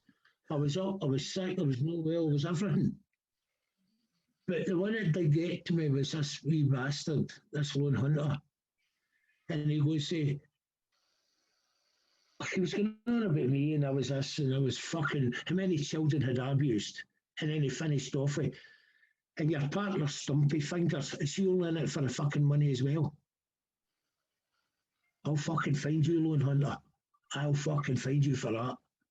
Nobody's getting away with that one. If he fucking knew what Quarry's done to Jane's fingers, then he might fucking realise what he said. Because what the Quarry's done, I'll never in my life forgive them what they done to that girl. Yeah. I can take my abuse, I can talk about it. It still scars me. Oh, I don't need folk to come on. I'd even one fucking guy a while back here. And he turned around and he goes, it was a guy from Coatbridge as well, and Lanarkshire, Scotland. And he turned around and he goes, do you know, he goes, I'd have loved to have been there the night you get fucking raped. He goes, I would have videotaped that. He goes, I'd have loved to hear you screaming. Because I had spoken about Nicola Sturgeon, and he was calling me an English trolling bastard. Way back down England, how much are they paying you for it, you trolling English bastard? And he goes on about us, you know, me being a trolling bastard, speaking, you know, trying to bring Nicola down. So I tell him, there's no chance. I goes, I don't give a shit who you vote for, blah, blah, blah. And he kept going on. And then this is when he come up with it. He goes, you would have loved to have been there the night. He goes, I would have loved to have been there the night you were abused. He goes, I would have video of that. And I'm sorry here, it's a bit rude, but I'm going to say it as it is. He goes, I would have loved to have been there the night you got abused. I'd have been laughing. I'd have videotaped that. He goes, and many a wank I could have had over you. Now that's fucking not just a nice thing. That's fucking evil. Up at that square, right? I have seen people up at the police, and they're talking to them. Peter, that's fucking this. Now, we've got a fantastic guy up here, and when it comes to common law, he's the best in Scotland. And he goes by the name of Rab S. Rab is absolutely brilliant. Absolutely brilliant. And they're attacking him as well. So there's 7 of us now. It's all involved with us because we stand up there. We don't wear masks. We're all pedos. We're all everything. Now, I have seen people shouting at the police up there, and they'll go up to them, pedo bastards, pedo this, pedo that, pedo this. And Rob put out a plea. He goes, listen, guys. He goes, all you're doing is upsetting them. He goes, and I'll come in hard. He goes, I'll come in hard. And they did. The other week they come in and they told us to disperse. I wasn't there. I've not been for the last couple of weeks. But they were making their way home. Now, no reason, the police come in. Yeah. And the next thing, there were about 6 or 7 of them. I'm looking at you guys, we know him as Eric Fiberic, that's his sort of trade name. But they surrounded now. Eric will speak his voice. When he's away for the square, that's up. Normal life, gets on with it. Quiet. But anyway, for some reason they targeted him. And Eric told him, he goes, listen, I want to go home, blah, blah. They wouldn't let him go home.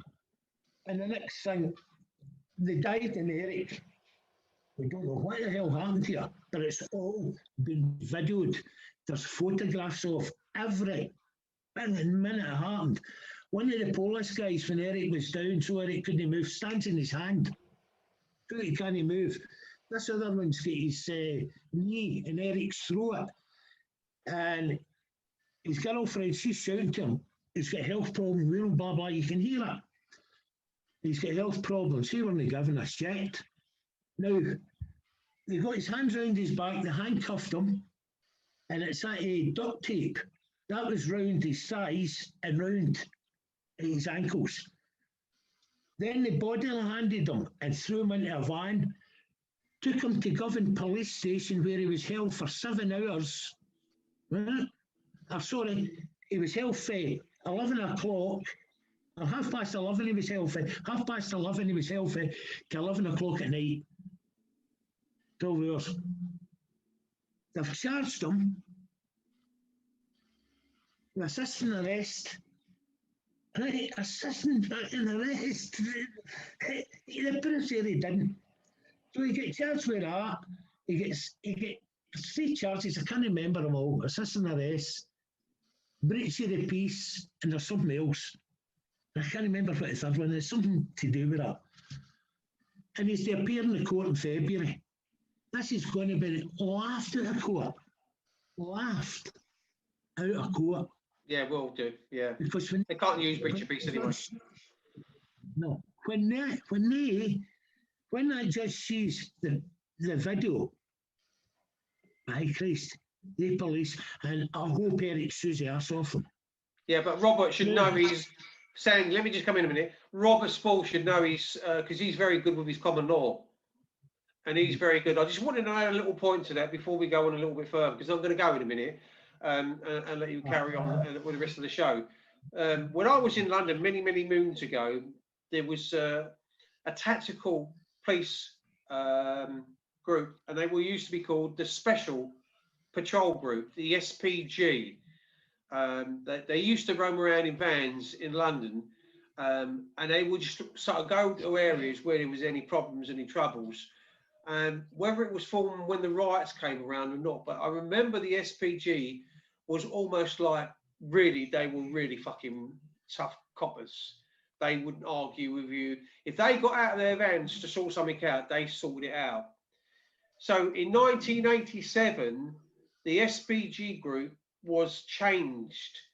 It's now called the Territorial Support Group, which is the TSG. So the TSG stands for Territorial Support Group. Now, these are bastards. These are out and out bastards. And they've been given new laws. As from last week, anybody that doesn't disperse within 5 minutes of a warning will be arrested or fined. They give you one warning, one strike, and you're out. And so what they're doing is saying they're picking on protesters. This is the right for free speech, freedom of movement, freedom of to walk the streets or anything. Your total rights have been taken, and it's all being done on legislation and regulations, right? Which there is no law. You ask the copper, what laws have I broken? And they won't fucking tell you. They try to engage you with a conversation. You're better off trying to walk away from them. So are you saying you're waving the rain there? Did you want to say something, Sue? You're muted, Sue. You're muted. Shut up, you. Today there was a thing on our local group. This bloke moaning because there was 2 people sitting on the beach. They've all rung the police on them. Yeah. You know. This is what you're getting. This is what they're doing now. They're turning the people against the people. It's what they're trying to do. It's part of their control method. It's they're controlling people with this face mask wearing and everything else. And it's ridiculous. There's somebody just won I've got a settlement of £7,000 because of discrimination, because he was discriminated for not wearing a mask. And he was challenged. Where is your, where is your proof that you don't have to wear a mask? And basically, they were asking. They were not medically trained, not qualified doctors. They have no right to ask anybody for proof of why it is discrimination. You can use that in any supermarket now because it's now case precedent. It's law. You can use it. Martin, you want to come in? It's the same down here. Over the weekend, we had a load of people, a carload of about 5 children, adults. They came down from Coventry to a place called Dudley Door in Dorset. I don't exactly know where that is. They were all arrested. They're all heavily fined and all sent back again, right? Now, I think what we're trying to do, we are being brainwashed. We are being controlled. You're not to do this. You've got to wear face masks. Not to do that.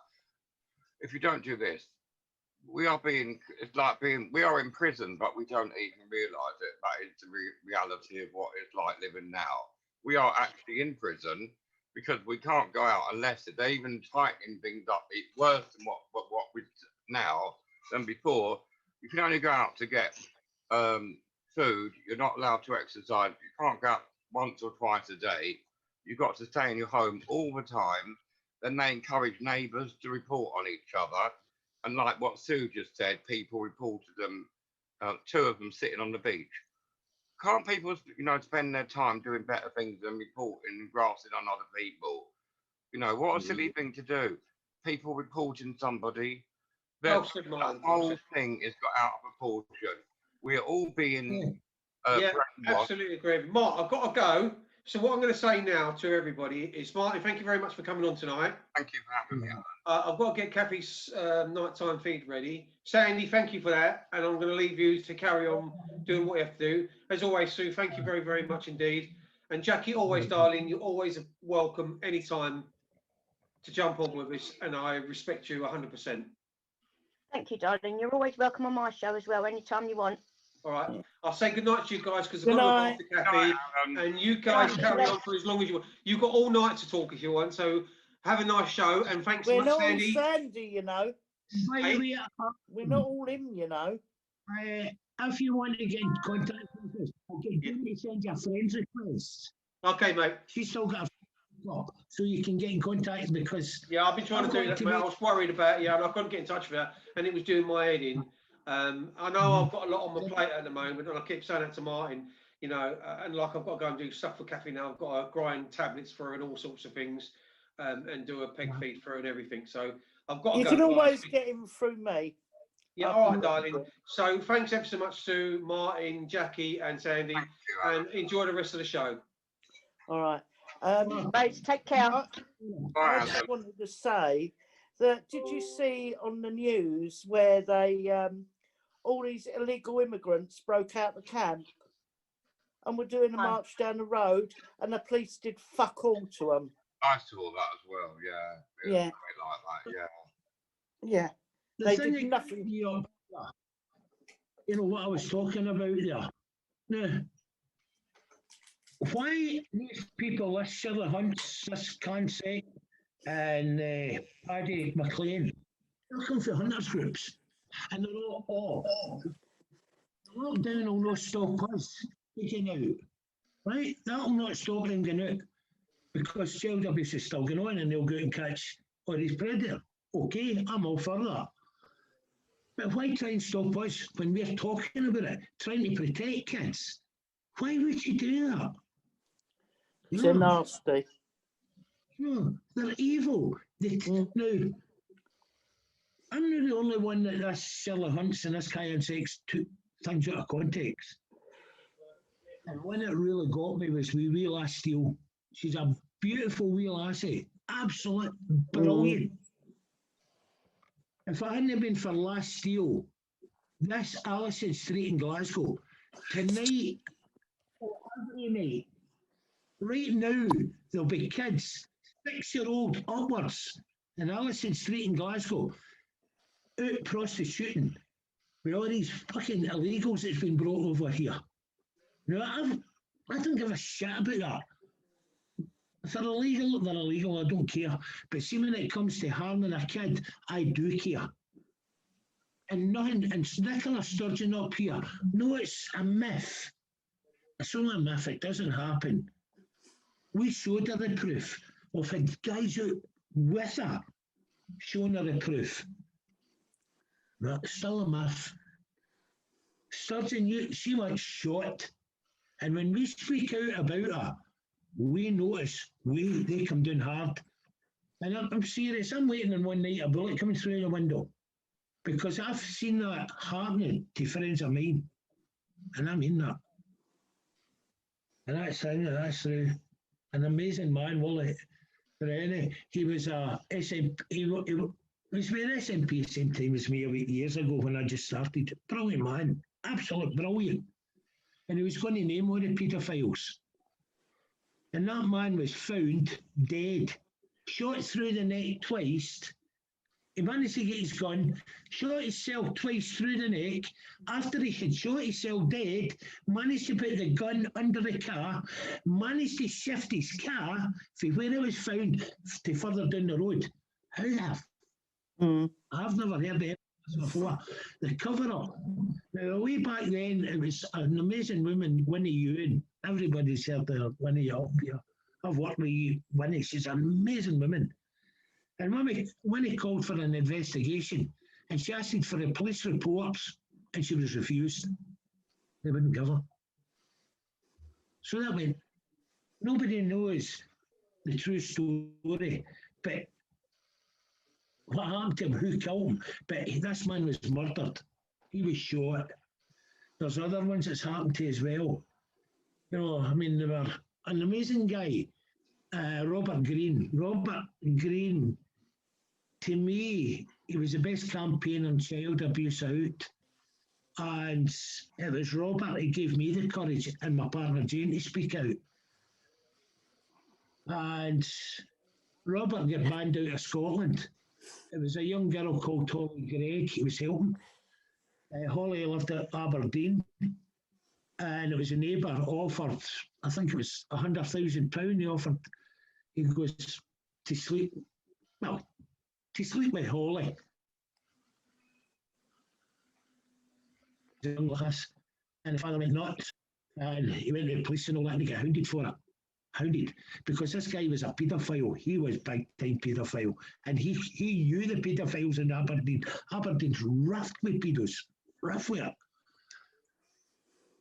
And we know this guy. We know he knew people in the police that was involved in this and MPs.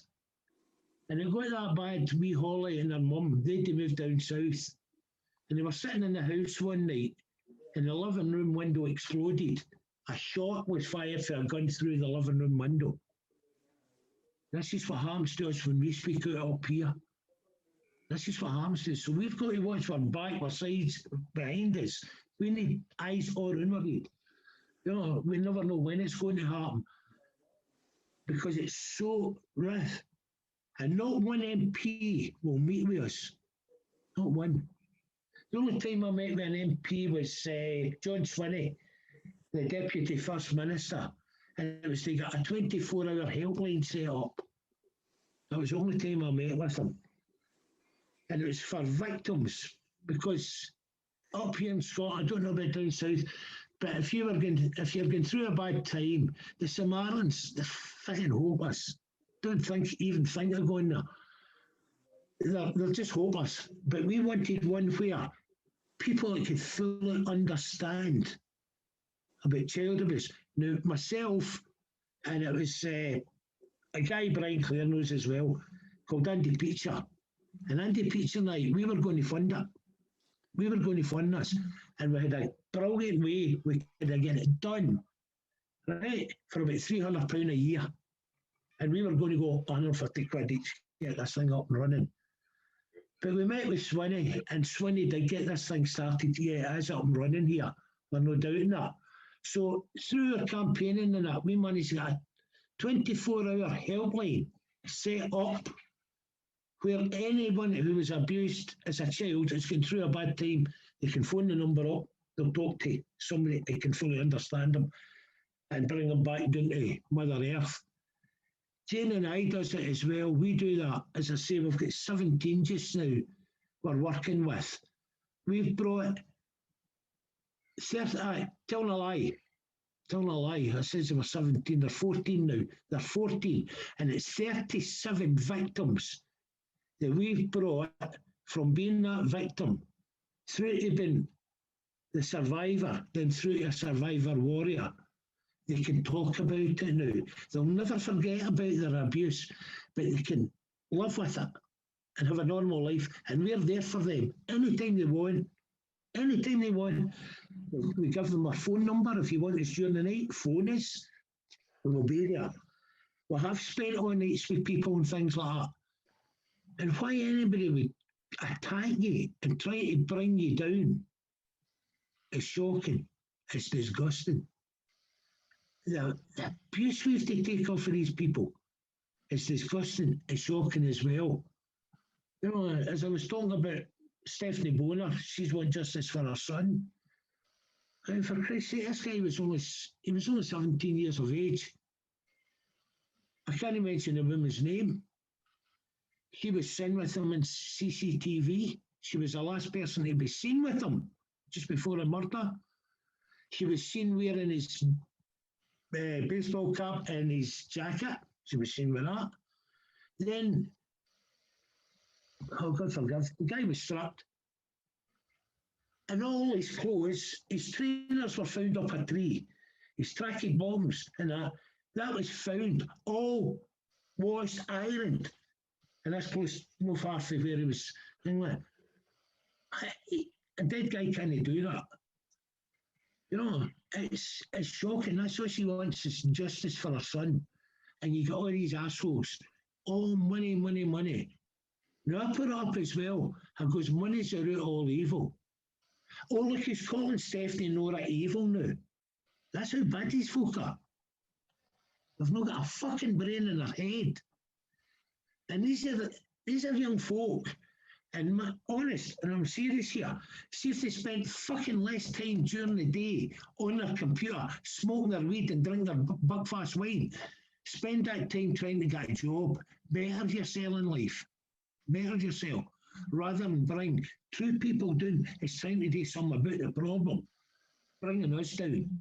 Okay, they don't like us wearing masks. Don't come. Dead simple. Don't come to our events. I'm not on here criticising them because they're wearing masks. I will say my point. I don't see the point in it. But I wouldn't go into Facebook and go, see all that and see this one here. You could go in a day naming folk who wears masks. You know, I wouldn't target an individual. Say, like, you wear a mask, I don't. I wouldn't come on here and tell you that Sue Peak's an evil bastard. Do you know she abuses children? Do you know? That's fucking terrible. That's sick. Sick. And they don't know what that does to us. But that one with Jane really got to me. And that with me being a fucking beast, being worse than my abuser. And I sit and watch child sexual abuse videos all day. Really did harm on me. That fucking destroyed me. It still is. There's no as much of that in my mind right now. That has hurt me. Really fucking hurt me. And all these bastards that supporting them. Sandy Smith's that. Shame on them. Shame on every one of them. Shame on them all. And then people like you, Sue, you come to my defence, you're attacked. I don't care. I won't stand up. I will stand up for anybody in the right. And what they did was out of order. I know you, and I'm not having it. Anyone is attacked for no reason. I mean, I'm getting attacked on YouTube. You ought to see it. They're all attacking me, but I don't take no shit. And I won't have you. They've seen 80 years of age, and they were attacking her.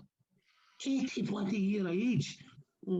These people haven't got a bloody brain. What's making them do this? Why? Do they not want child abuse stopped? They're evil. They're probably abusers themselves. You know. How are they getting paid to stir up a shite? How are they getting paid? Because up here, if I see a neighbour, we're only allowed to speak to one neighbour, right? And we've got to speak to them over the fence, right? We're not allowed to go, what is it, 6 feet apart or something like that, I think it is, or 2 metres apart. We have to be, that's what, 7 foot, something like 6.5, 7 feet apart. Top over the fence to our neighbour. But if we see somebody speaking to two neighbours, we have to grass them in, and here you go, there's a way. They don't tell you that. You never see that splattered on Facebook, but that's true. It's fucking mental the way they're going. You know, absolutely, because this thing's only to make money, and people's got to realise, oh, I don't know about down there, and I think it is down south as well. Every doctor, I'm sure it's in the UK, every doctor who injects an elderly person over the age of 65, they get £10 for that. What's that for, Sandy? Every doctor gets £10 for what? Injecting, give them. Doctors in the UK are getting paid £10 for every person over the age of 65 they inject. That's true. That's shocking. That's disgusting. Absolutely. Yeah. So why, if this is so bad as what it is, why are they giving doctors money? Because you know we want to help somebody rather than go, well, I'll do the elderly. And the other thing with this is, if this is so deadly and they've turned around and said it's beginning to hit kids now, big time hit children, why are they not giving the children that first? The way I look at it is, I'll go any time. But no, the reason being here is anyone over 65, we become pension age. Right? Well, it was. It's up now a bit. We are taking money off the government. We are taking money off them. And what was it they were talking about there? It was, I'll need to look this up again. And it was per month, how, since this coronavirus has stopped, how much fucking money they're saving. No lives they're saving, but how much money they're saving. That's wrong as well. You know, well, you know, I mean, it's so falsified, this thing. It's all money, money, money, money. Our National Health Service, we knew about this. It's not new. Our health service in Scotland is on his arse. It's UK. I'll put it around the UK. It's on his backside. So how can you save money? How can you save money for a National Health Service? And the best way is shut it down. Coronavirus, we can't take anyone in. There was a young girl up speaking, she was a nurse. And she was up in George Square speaking about, she was a trainee nurse, and she was talking about the big new hospital they built up in Glasgow. She was in there. Oh, I can't go in. Oh, it's in. And she was stating about this. False. The hospital's empty. And they're not taking anybody in. People with cataracts like myself, can't. I'm waiting an operation. I've waited 18 years to get done. In my shoulder, just to give me the power, my full power back in my hand. I've waited 18 years and I can't get that done. People are getting turned away from hospitals. Why? What to save money? No, and that's all it is. Save money. If nobody's going in to get treatment, that brings the amount of money down. But if you get corona, you can stay because you're making fucking money. Yeah. But what about this? You know, they got this vaccine for the corona. What about this new Brazilian strain? Have they got a vaccine for that already? No. Everybody knows when you come out. Can I just interrupt a bit, Sandy? I'm going to go offline now. So brilliant talking to all of you. Speak to you later. I'll come on Friday, Jack. I will. All right, darling. Look forward to it. All right, then. See you then. Take care. Sandy, just remember you're not on your own. No. Right? No, but we'll all bombard you on Friday night. Yeah, that's fine. See you Friday, Jack. No, take boy. care. All right, darling. Good night. God bless everyone. Take care. Thank you. Bye. Bye. We love some women. I couldn't help but laugh tonight when she was talking about this woman in the kitchen who's smashing the face with frying pan. Oh, that was fantastic. I was smashing the face with a frying pan. But it's bad. You know, it's just the way things is happening. Yeah, I was angry. Yeah, I was annoyed. Everything else. But Facebook, I will start another one up. No doubts, I will. But this time, I would rather have 10 good warriors. They're almost 5,000 in my site now. And then all these followers. Other than followers, if they want to come and support me, come on. But I'll get that one blocked so that I can't get followers. But I would rather have 10 good warriors standing with me than almost 5,000 that does feck all.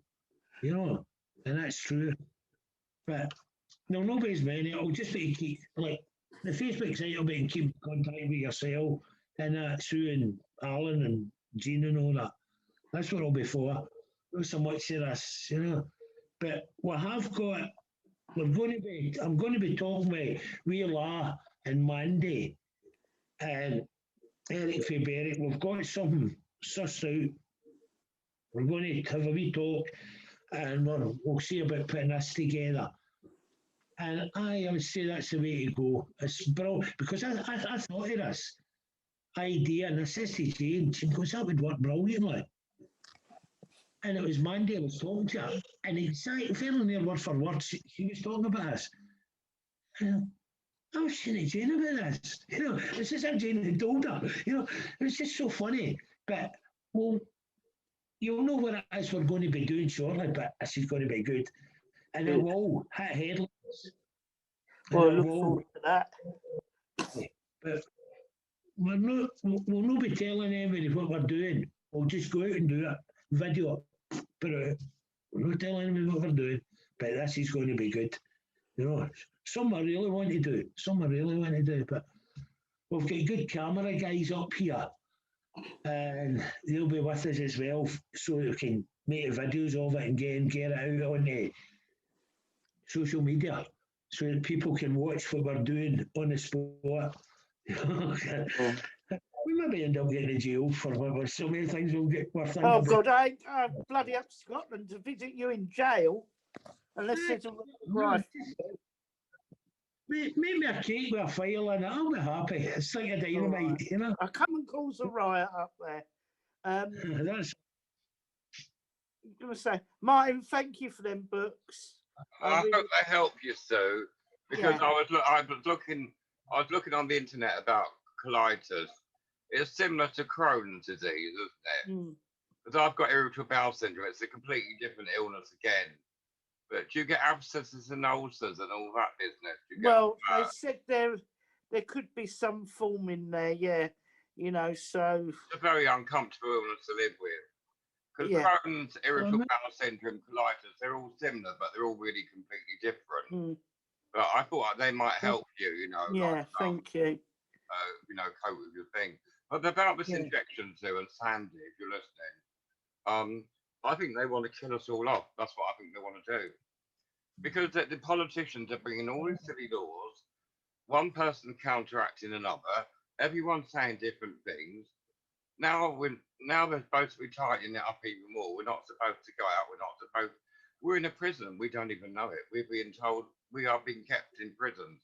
Because in the Second World War, right, the men and the women, they knew they could be dead the next day. My mum used to tell me that when she was alive. So the men went out and got pissed. So did the women, because they knew the next day they could be dead. Now they've closed all the pubs down. They've closed all the gyms down. All the restaurants are closed. Everything's on.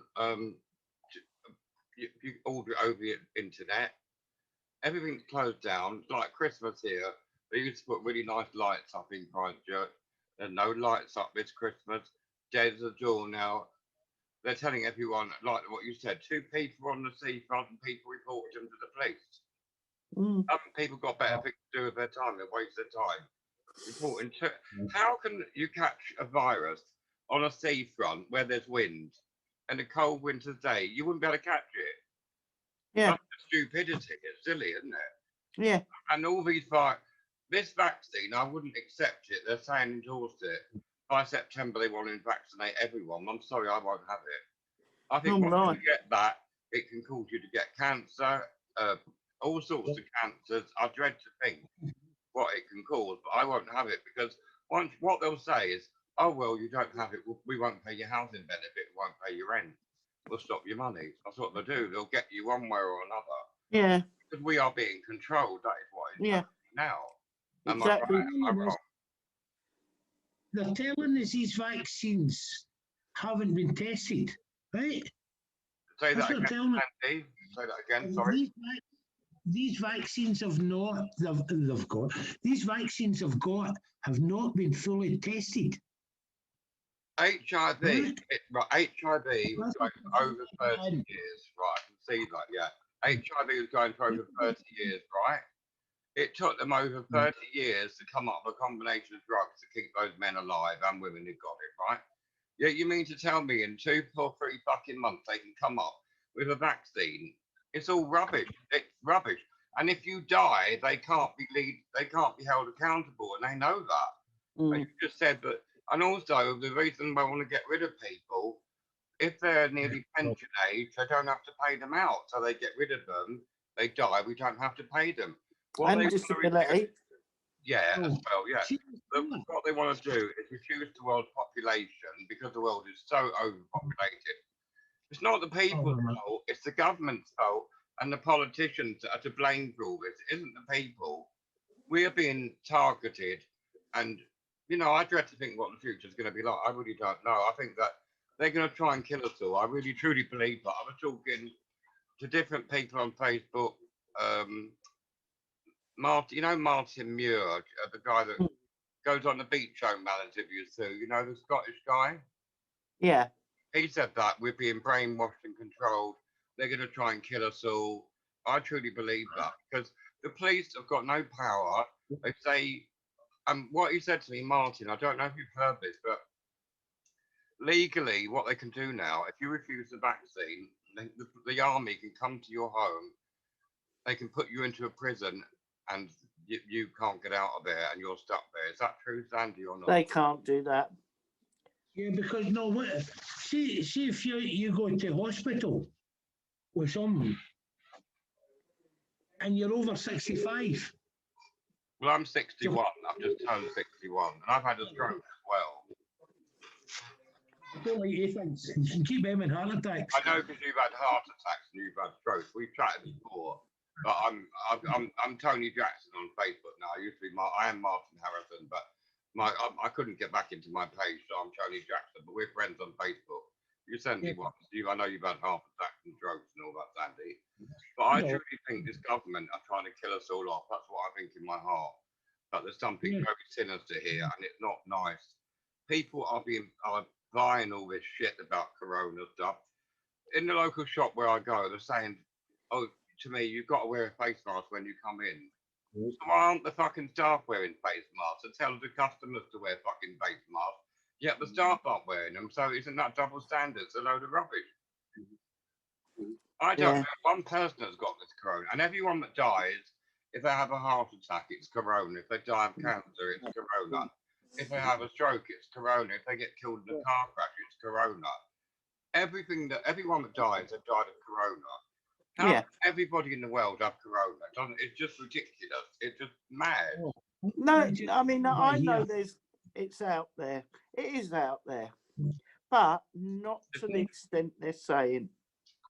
Not where we've all got to stay in our home 24 hours a bloody day, not go out. And look what happened on that demonstration with John Wedger. They had to cancel it, where that poor guy was beaten to death by the security services. Do you remember? People stood around and did nothing. Now, if you protest and do anything, like Sandy was just talking about, you'll be arrested by the police. You can't protest. You're not allowed to say anything. We are being controlled. This is a mind control. They'll be telling us when we can have a shit next. Exactly. That's what I'm trying to say. We are being controlled. But, we can't do this. We must go out. Hang on a minute. I mean, all these people... Martin, can you just let Sandy have a word? Sorry, go on, Sandy. I'm going to go back to this because I want to get this out so people see it. Now, this is for the Scottish Government and the National Health Service. And this is what I get said. See it? You know your COVID protection levels. Right? And there's a bit I've got scored off here. It's a bit odd to me. And I've contacted Sturgeon in the Scottish Government to see what they come back with here.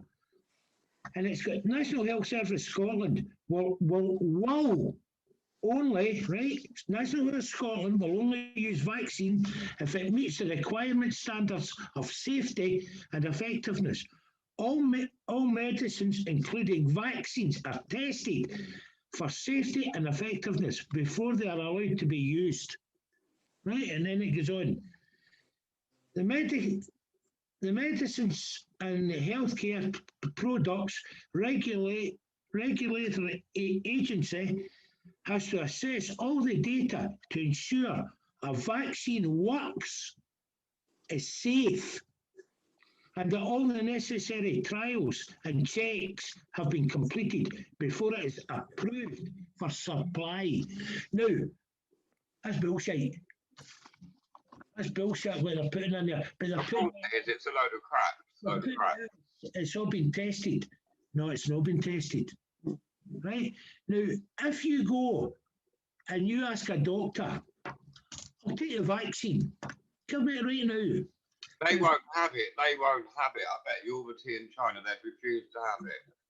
But if they have, if you go and they've got that, if you get a bit of paper and you go, right, put your name to that, sign your name and print it, stating on this bit of paper that if anything happens to you through getting this injection, they will be held responsible. Then they can get away with it. They'll get away with it. They'll not do it. They will not. Oh, yeah. Even this, there's a law. They've brought this in now that no, when you get this injection, that you'll know if anything does go wrong, You can't sue them. You can't sue for anything. No. Yeah, that's right. There's an You elderly. try 2 days later, they'll get. I read about yesterday or the day before, some doctor in America had that vaccine and he died a week later, and that's true. He died a week later in America. He had the vaccine and he died a week later. And his family, or they can't sue anybody, they can't do anything. That's what they do. These doctors, they've made it, what they've done is they made the law so that if you have that vaccine, and also if you're vaccinating people in their 80s, that stuff will be dangerous to inject anyone in that age, because anything can kill a person at that age, couldn't it? Yeah. Dangerous. And also when you get older, you haven't got the resilience that you used to have when you were young, when you were 20 or 30. So you're more likely to get pneumonia or something like that. Wrong in your body. So I truly think. Listen, guys, I'm gonna have to go because I've got to phone Jean up because she's phoned me twice while I've been on here. Oh, right. And my best wishes. You know, she likes to have her talk before we go to bed. And I'll probably phone you on Tuesday, Martin, because I'm busy tomorrow and I'm going to go to bed after I spoke to Jean. You mean a video chat on Facebook? Yeah. All right, then. Yeah. And I'll speak to you, mister. No, but thanks for your support. You'll always have my support. Give Jane my love. Tell her I love her. I love you. Speak to you later. I love you. No, night, Martin. Night, Jason. Take care. God bless. Has he gone again? Oh, sorry, you know, oh God, she's here. He's gone. Look, see, no support whatsoever. Done it again. I could be begging for help, and he ain't bloody there. The cheeky git. I'll get him next time. See you later. Love you. Good night. Good night. She's something else out with me. Andy, I was in Beechholme as well, but I didn't hear of John Wedger till April last year. He was on James English, and I saw him on James English. He said, you can take Beechholme, Shirley Oaks.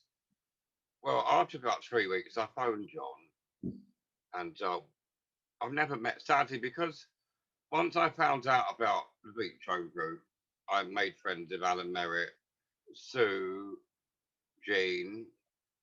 We're all friends. We all contact each other all the time on Facebook. I wanted to meet.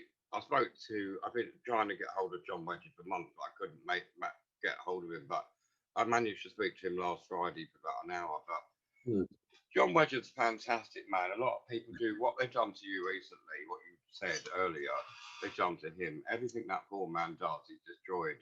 That's why he's come away from Facebook, because he's just driven mad. But I mean, I was in Beechholme, the same as Sue was, the same as Jean. And it was really, it's not the same, because sadly, my mum died 2 years ago of cancer. I have a family, but they're not, my family I live in Dorset. I come from London, but I've lived in Dorset for 26 years.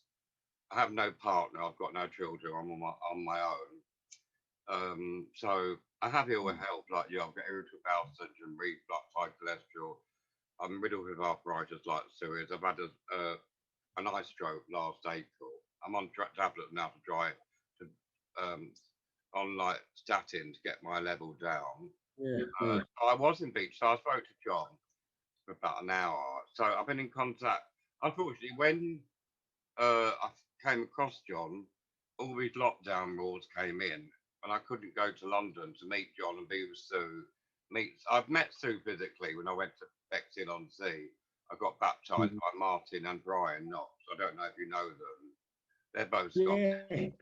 I think Martin comes from Aberdeen.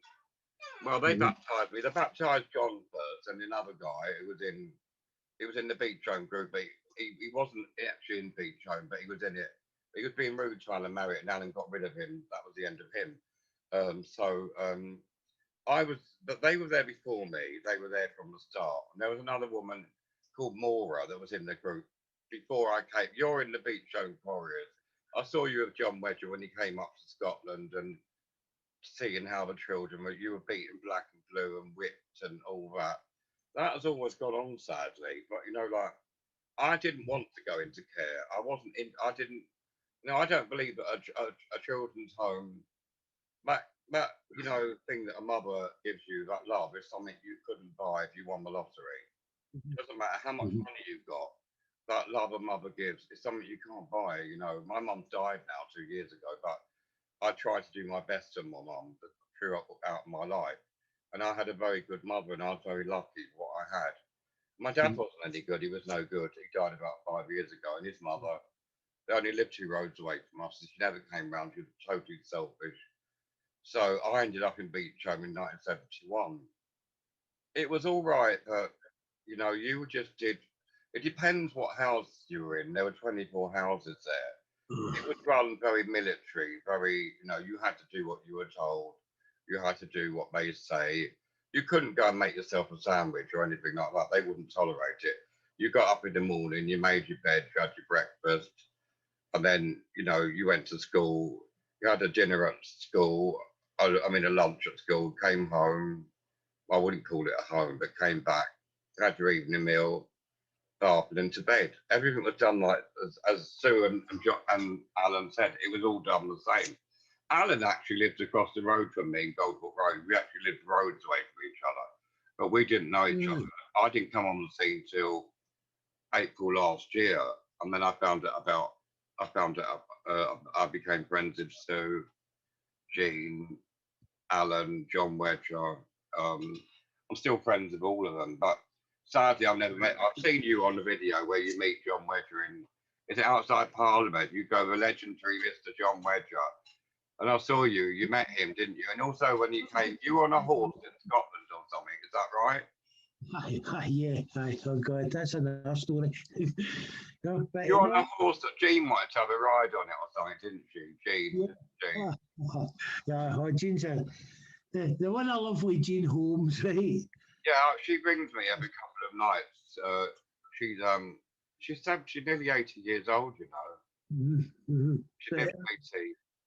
She's got a lot of problems in her personal life, but I won't discuss that here. But when that time we were down in London, well, when Sue and I, they were trying to start up the Beechholme Warriors, they weren't too sure, and I had already started the Couriers Warriors. So I helped them to get it started. Nothing big, nothing big, but I helped them to get it up and running. And that became our sister group for down south. So we can get information passed.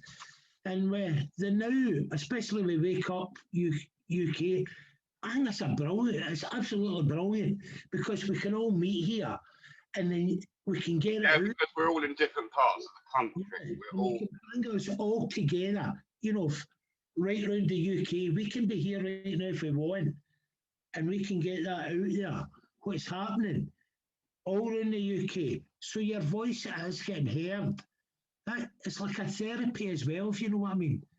Because when you speak about it, the more you speak about your abuse, the easier it gets when you, believe it or not. How long were you in care for, Sandy? How long were you in care? I was only in for a couple of years. What it was is my mother was bothered with heart problems and asthma. And my father worked long and hard. I had brilliant parents. And I heard you saying you used to go home at weekends. Yes, yeah. I was the same. And on a Saturday, I used to go and see my mother in hospital and that.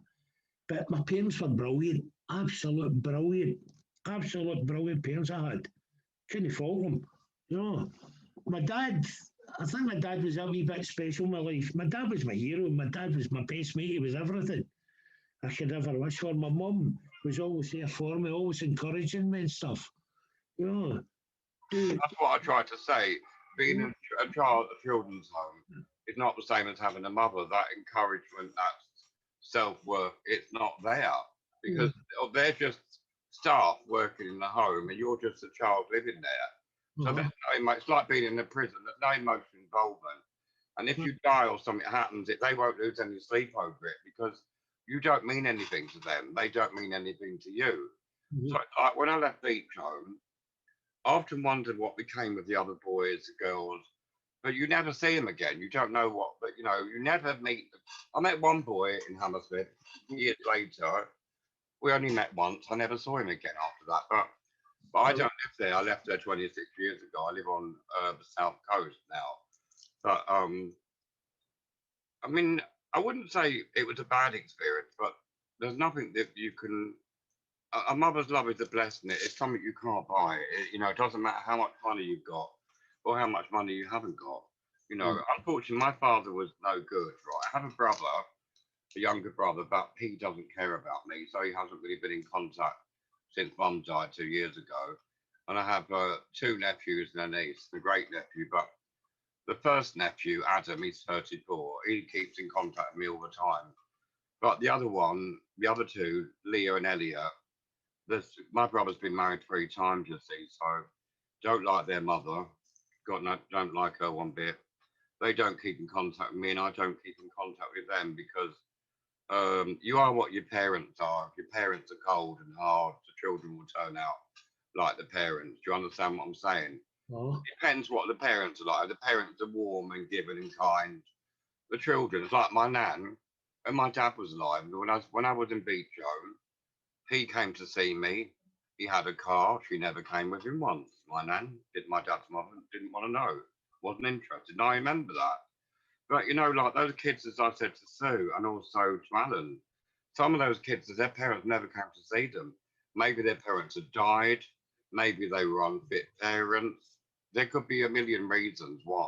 You don't know because you didn't discuss things and say, well, why are you in here? And what we never discussed that, even though you knew, you know, and it was sad because I don't think any child should be in care, really. I don't think that they should be in a home. I think they should have a mother and father. But realistically, in this day and age, a woman and man staying together and bringing up kids is not realistic. That's not going to happen.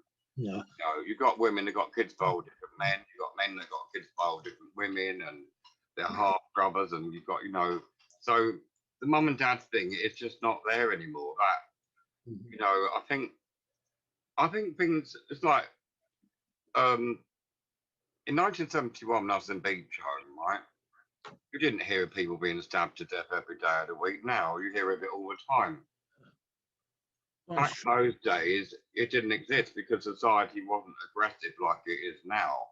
It's a completely different world now than what it was when I was growing up. It was a kinder time, I would say, from looking back on my life. But now, like what you said, I think we're just imprisoned. We're being told what.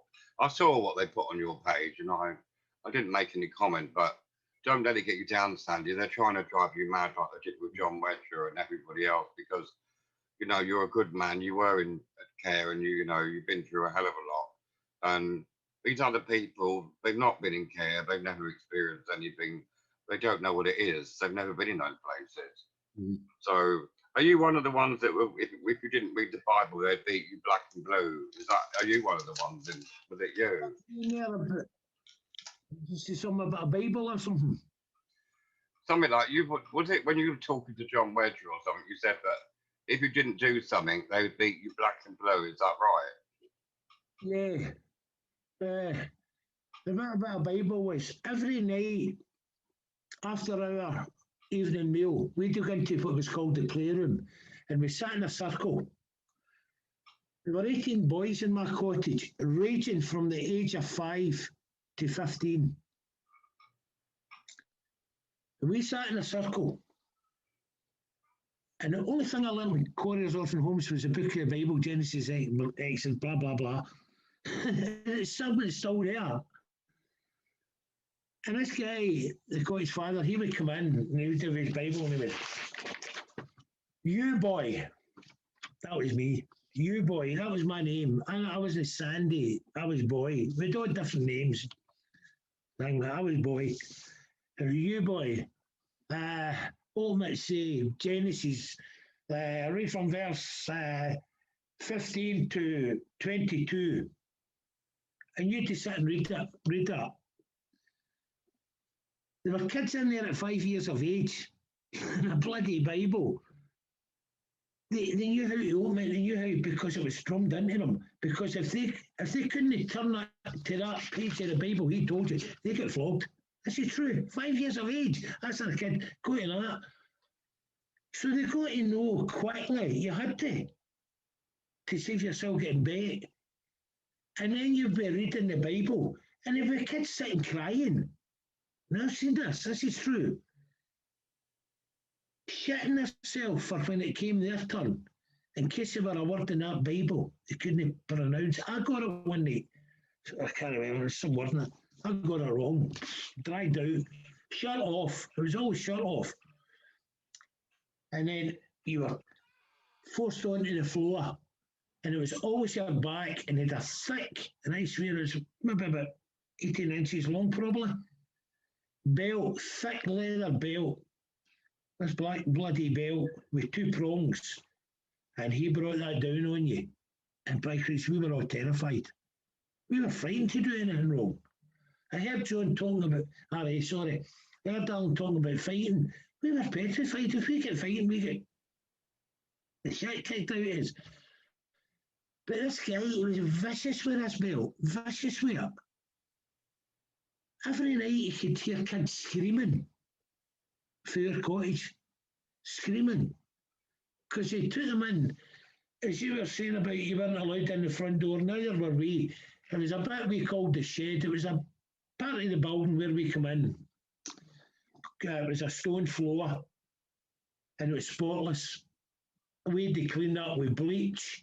I always remember they poured this bleach on it and you had to scrub it in, and then you had to mop it all off. The floor was spotless, always spotless. And we were taken in there, and the shirt would be ripped off us. And the beatings we got. And this man, he didn't know what to stop me. He just kept going to you. He thought he had enough of you. And I swear, and I've had it, with the beatings, the blood, you could feel it running down your back, and that's no kidding on. I got a beating one night because I reported my abuse so badly that on the Friday night when I was due to go home, I was lying in a bed, I couldn't bloody move with the beating he gave me that time. Hammered me. And I've still got scars on my back to this day where so-and-so set about me. Did that bastard ever get caught, or did he get off with it? He died, and he got off with it. Now this man, and I'm honest to God, I'm serious. I would say every kid in that cottage abused, that was 18 years. Every one of us. Just after I left, the next man took over. When he died, another man took over, you say? Yeah, but what happened is he retired. His pension, his squatter's pension, and this other man took over. But that was just after I had left. But it was only a couple of weeks after I left, the cottage was changed to a mixed cottage, girls and boys. And how old were you, Stanley, when you left? I was 9. Just slightly over 9. I was. So where did you go when you left? Did you go back to your mother? Oh yeah, I was taken back home to my mother. And did you tell your mother what had happened, that you were beaten like that or not? No. My schoolwork was good, right? No, I passed it. It was good. But for the day now when I got abused, I gave up. I gave up on everything. I wasn't interested in anything. Well, the man that took over, did he abuse the children as well? The one that, not the one, the one that he did it as well. Yeah, well, because it's a girl, she lives on the street, I'll not give her name, and she was over me, met her, and my abuser abused her. She was 8-year-old, right? There are another girl I know who was in the cottage, and this same guy who abused me was abusing this girl for the age of 18 to 12 years of age. And at 8 years of age was using sex toys on her. At 8 years of age. And did he get caught? Did he get caught or not? Did he get caught or not? No. He got off it as well. We don't know what's happened to him. We can't get any traces in him, whether he's dead or not. I tried tracking down my abuser, and I discovered he's dead. And did you ever get any compensation? Did you ever get any money for what the cruelness of the way you were treated or not? The only thing I got was off the Scottish Child Abuse Redress Scheme, and we were given £10,000 with more to come. And what it is now is we've discovered the Scottish government, if they're paying it out, it's like, what is it? Is it? I'm sure it's 40,000. Is it 2040? Aye, 20,000, 20,000, 40,000, and £80,000 they're paying out. But off of that, this £10,000 they've already gave out, that comes off of this money. But we've to sign a waiver to get this money. We've to sign this waiver to state that we will not take the Scottish government, who failed us as well, we will not take the Scottish government to court, nor will we take the orphanage to court, nor will we take our abusers to court, right? Nor will we ever speak to anyone again in our life about the abuse we suffered. So they paid you to silence you, basically, haven't they? They paid you to silence you. I've not took their 80,000. I've not took it. So you know Brian Clare? Do you know Brian Clare? He's an activist. Do you know him? Brian, everybody, Brian. Me and Brian goes back years ago, back to the 80s, virtually. No, because he's sorry, I'm friends with him on Facebook. He's a very knowledgeable man. I think he's been through a lot of it as well.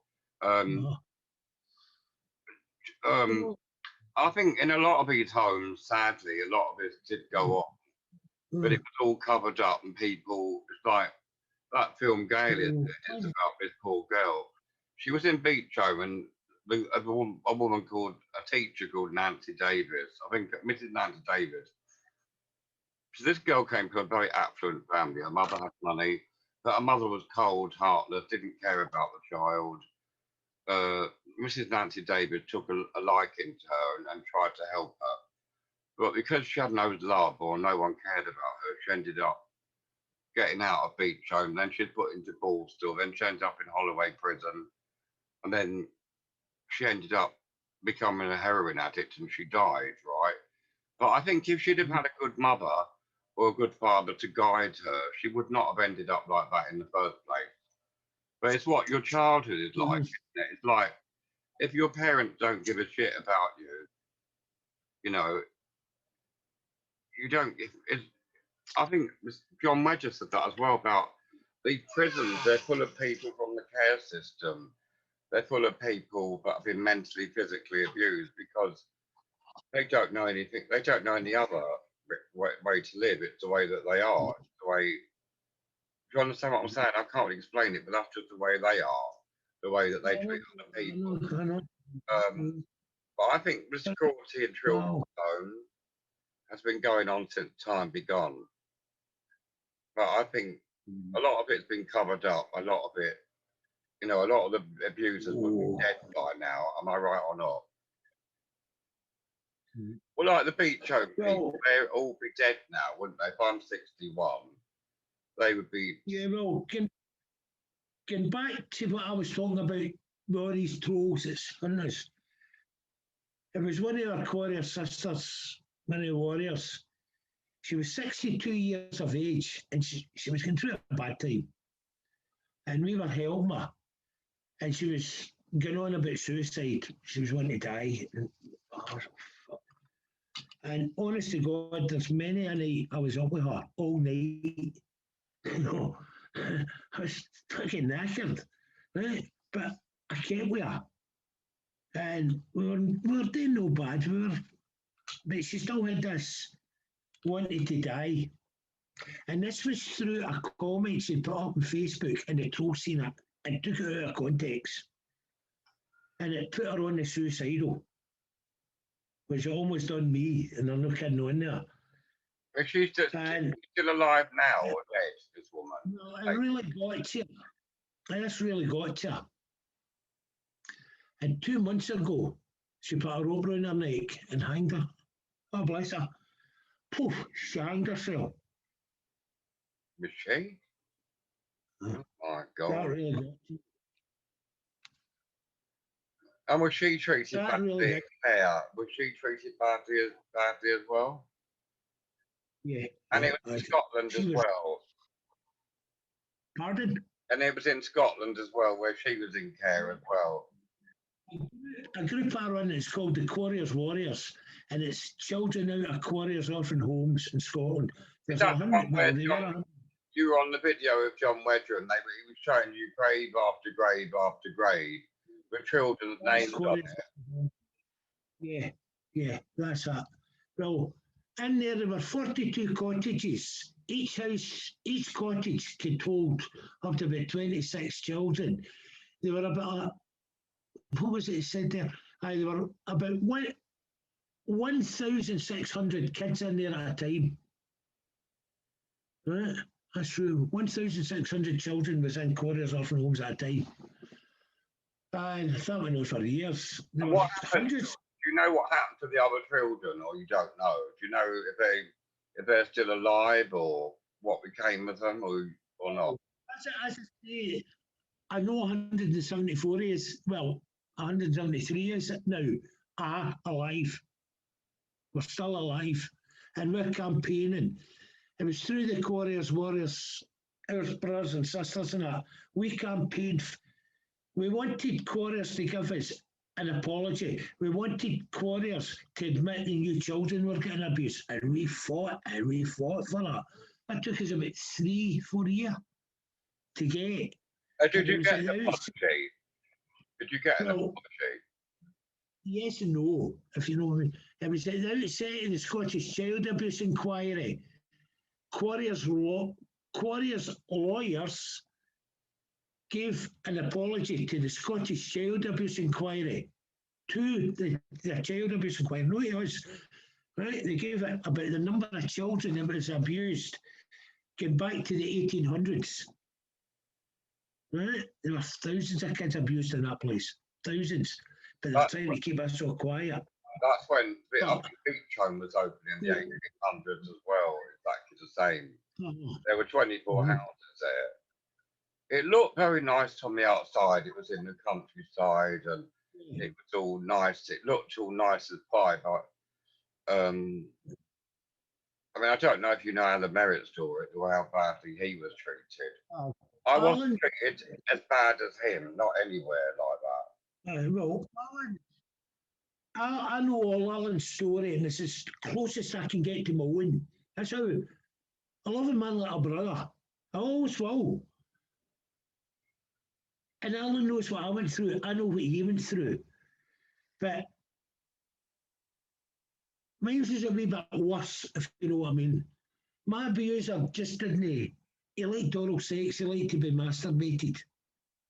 You do that to an 8-year-old child, they're scarred for life. And I am scarred for life. I can't say I'm not, but I can live with it. I can live with it. But the things that happened was, this man was, as I said earlier, he wasn't even alien. And see the whites of your eyes. This is true. This man's used to turn red. He was like fucking Satan. You know, we were petrified when he went like that. And he just went into this rage. And like, you were reading your Bible as I was talking about, you got a word wrong. You could say this. What did you say, boy? What did you say? And the voice went deeper and deeper. What did you say? Grab, out, wolf, shut off, on the floor, battered the shit. And these reds, I can still see that to this day. I can see that right now. You know, I can see all that. And this is what annoys me with these trolls. They come in, you're a beast, you're worse than your abuser. How dare anybody say that to me? That scars me. Deeply scars me. But unfortunately, on Facebook, everyone and anyone goes on it. On Facebook, everyone and anyone goes on those pages. So you don't know who's looking at your profile and who isn't. You can't really tell. There's so many different people that are on it. Some of them laugh, some of them don't. You know, they come and they go. But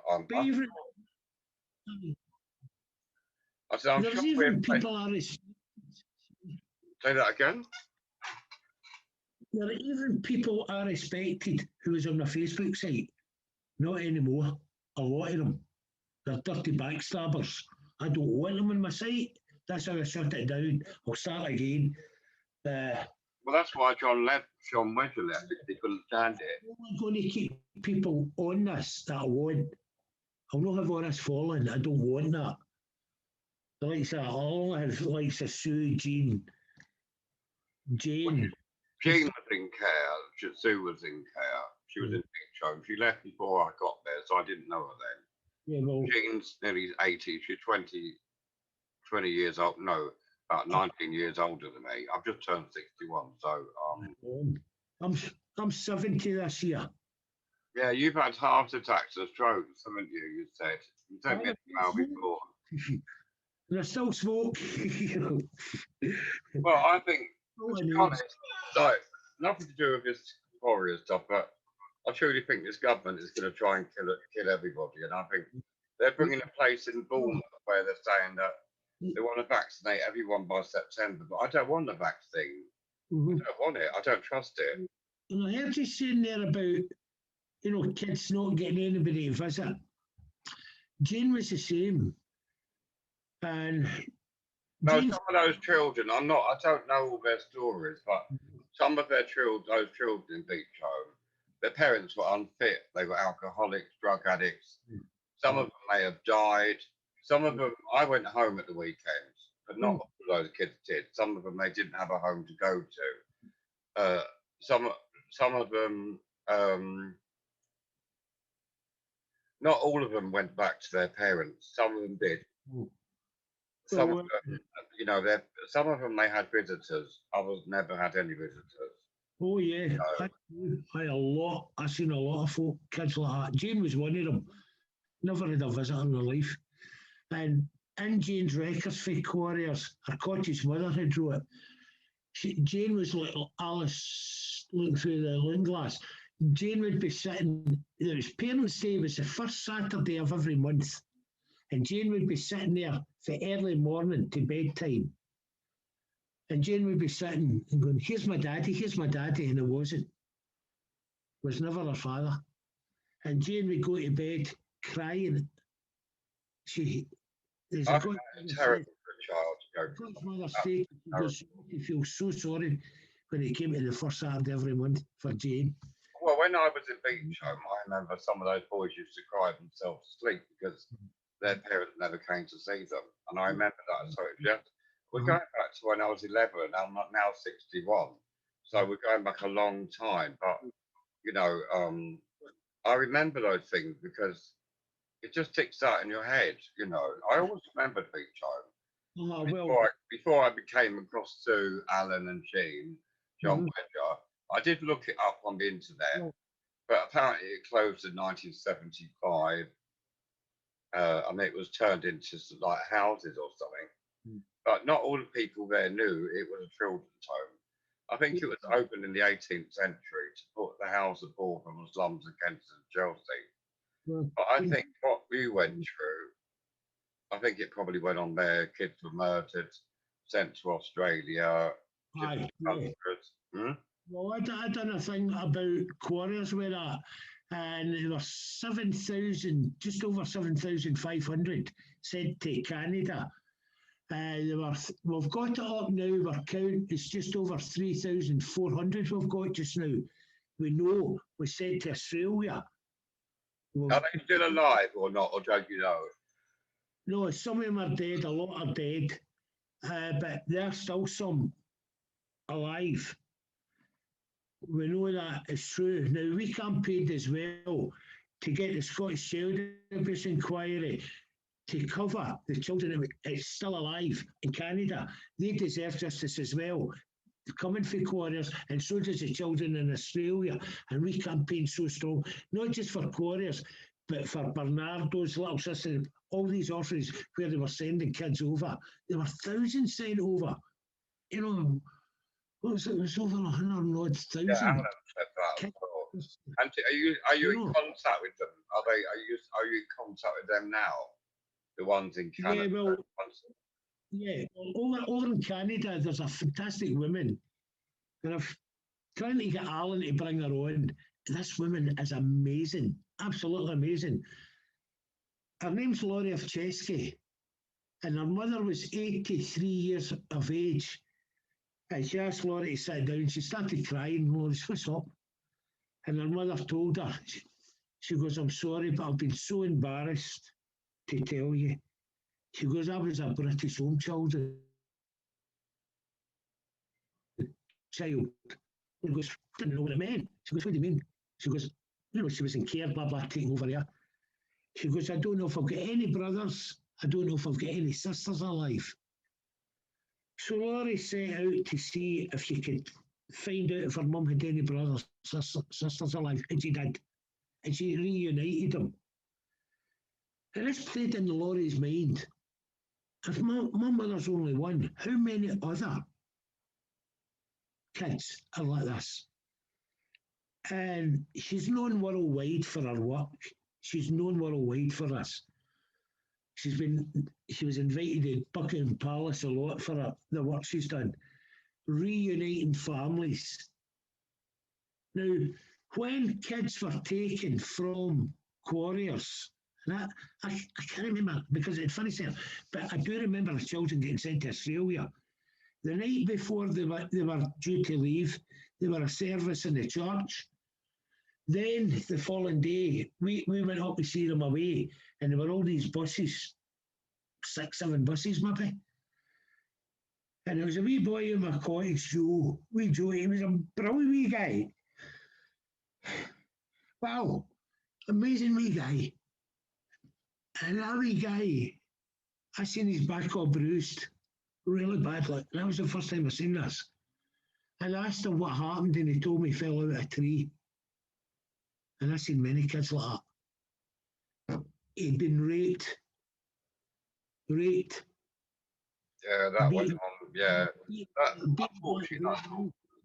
Because they take advantage of children, you see. But this, when they were going to Australia, Joe was one of the kids. And I remember coming up to me and going, look, Sandy, look. And there was this, he goes, look, that's a real gold watch. He goes, I'm going to Australia. He goes, I'm going to become a cowboy. This is true. This is a true story. He goes, I'm going to be a cowboy.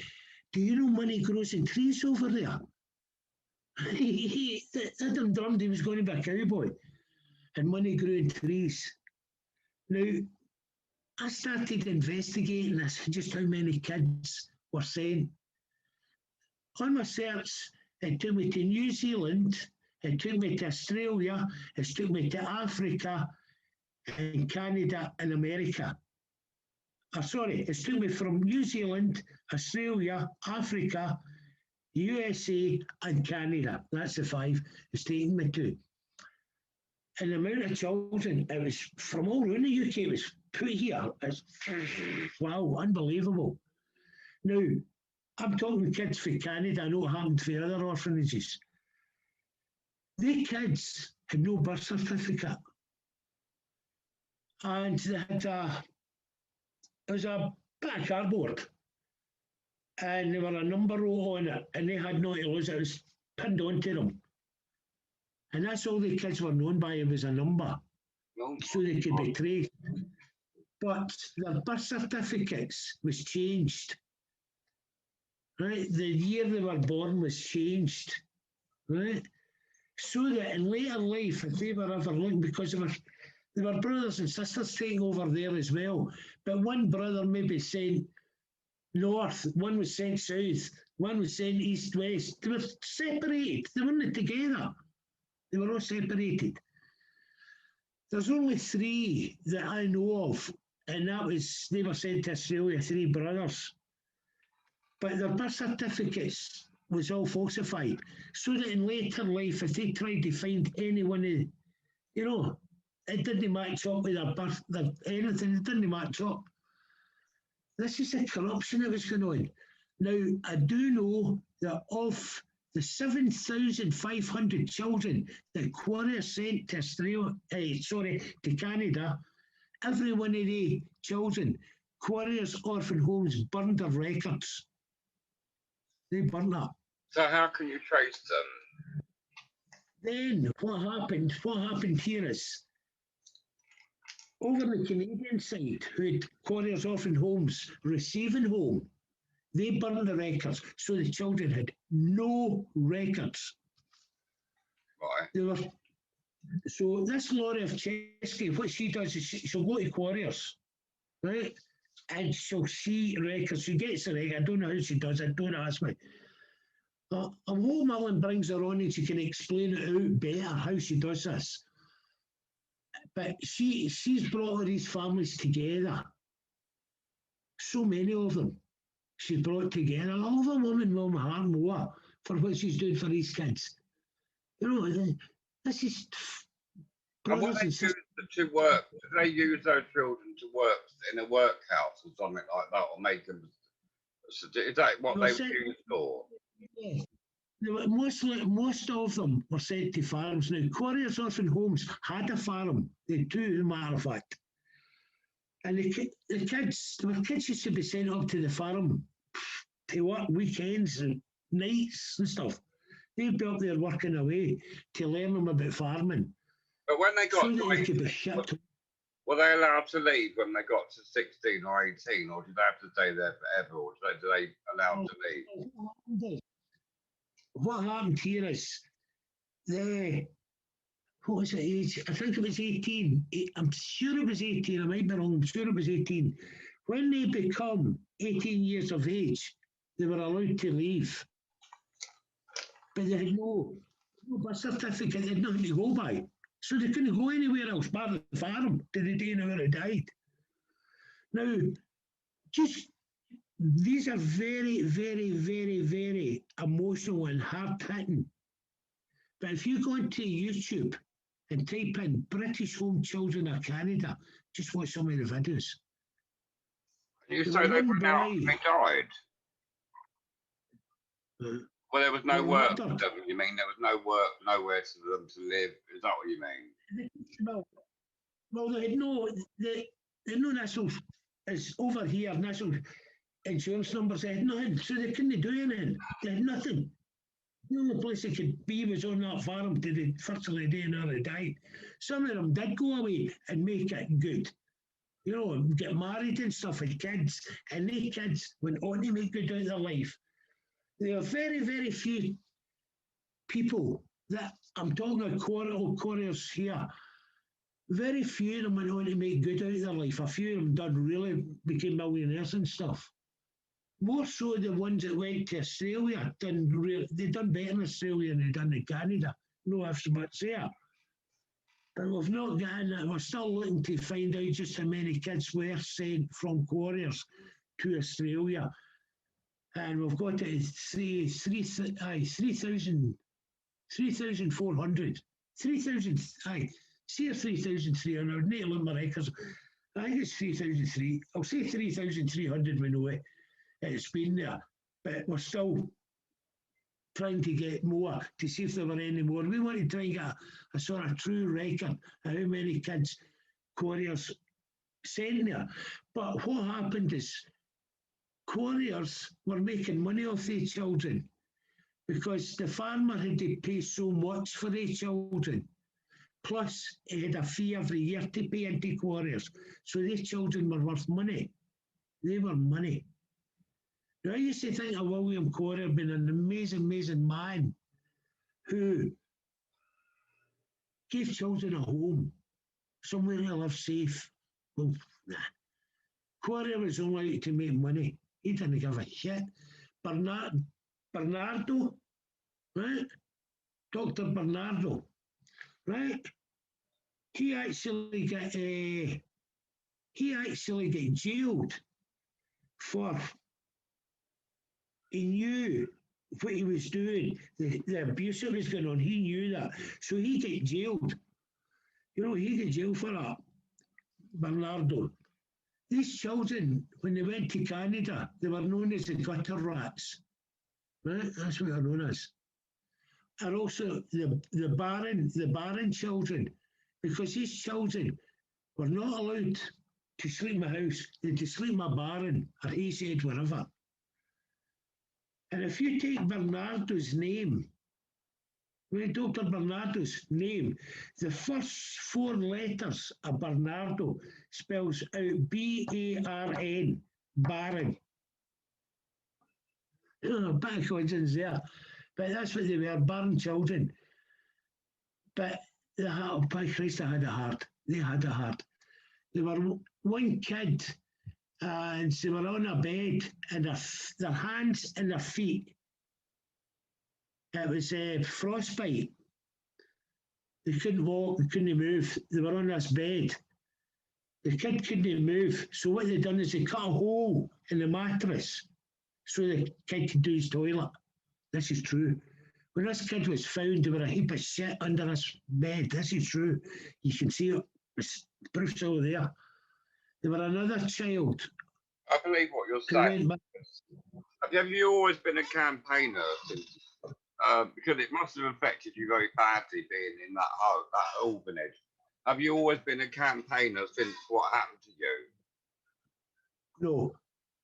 My father, my mother, my brother, my 2 sisters, cousins, nobody knew. But when I came out of Warriors, they knew something was up with me. They knew. And they asked me, what's up, what's up? Took me to doctors and all where. And nothing. And I learned to put a false smile on my face, you know, and asked me, oh, no, brand new. But inside, it's hard to explain. I learned how to cope with it, if you know what I mean. When I was asked, you know, questions, oh, no, I'm okay. When I left school at 15 years of age, and I'm serious, I could hardly spell my name for write it. I can't spell. And I learned myself. I can't spell. I learned myself to do that. I learned myself to do this. I'm not brilliant at spelling. That's the end of times I've got to change. How do you spell blah, blah, blah? I've got a wee bit, when I'm writing, I've got to watch. I get B and P's mixed up. That's two letters that I always get mixed up, you know. You know, instead of going to bar, you didn't pardon? I think you didn't tell your loved ones because you didn't want to burden them with what really happened to you. Yeah, no. You got upset then. Yeah, That's what you're trying to say. The older I got, I learned to sort of live with it. Then I started, when I heard them talking about, when you're a kid, you don't know about sex. You don't know nothing about it. No, that's what in Beechholme, I didn't know what sex was, not 11. I didn't understand anything like that. But you knew what a beating was. And I went up and I reported my beating that this man had given me. And I didn't know what. I know he had raped me. But at the time, I didn't know. But I mentioned about beating. You got raped by a man. Yeah, but pardon? You said you got raped by a man when you were in care. Yeah, I got his father. He was sexual abused us, raped me. They raped thousands of kids in there. He was a beast, evil. But I reported my abuse, and we had nowhere to go in Warriors. The only place we could go was the main office, and that's where I went and reported it. They phoned him. He come up, and I was getting slapped and beaten and shaken. I was every name under the sun. I was a dirty child. I was everything. And these people I reported my abuse, seen them and heard them saying, wait till you get back to that cottage boy. You're going to get the biggest flogging of your life. They heard that, and I did. That night. The thing is, they wouldn't believe you anyway. They wouldn't believe the word. For 3 weeks, I couldn't go to see my mum or go home at the weekend. And they told my dad I was not well. It's okay, Mr. Smith. You go and see your wife. We'll take good care of your child. Aye, take care of him in my ass. You know? And it was drummed into me with a 2-prong leather belt. Never to tell anyone. Don't tell anyone. I never. And I live with that. And I built up a business, and it was a very, very successful business, we'll put it that way. I had 22 guys, 22 men working with me at one stage. So it was a good paying business and good money coming in. And I had a lovely lifestyle in my own house and everything else. And when I took it all well, I took the heart attacks. And my wife never phoned an ambulance. It was one of my employees.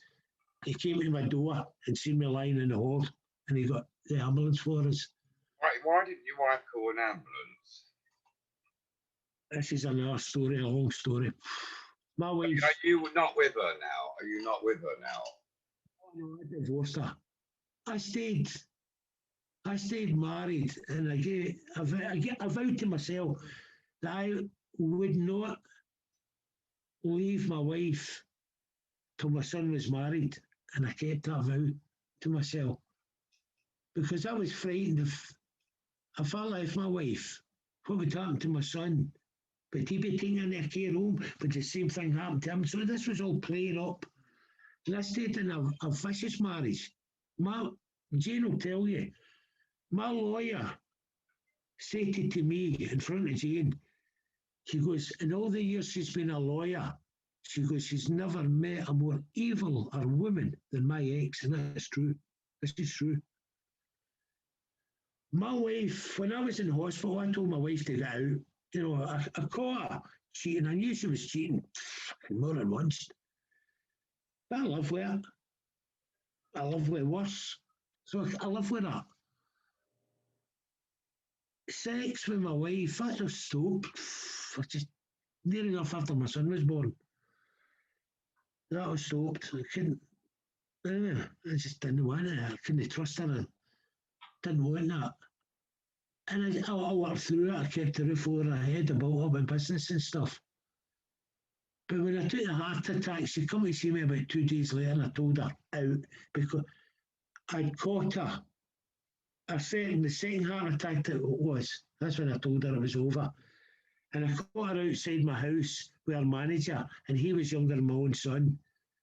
And she was getting oral sex, so that's it.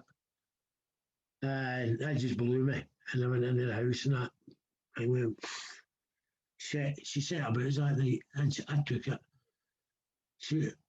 I went through to the room, went into bed, she come in, I got up, I slept on the couch, and I took a heart attack. But previous to this, when I took the first heart attack, I knew what was happening, but I managed to get to the phone first, phone for an ambulance for myself.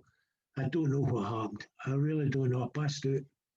But it seemed like I had died a couple of times in the road to hospital. They revived us.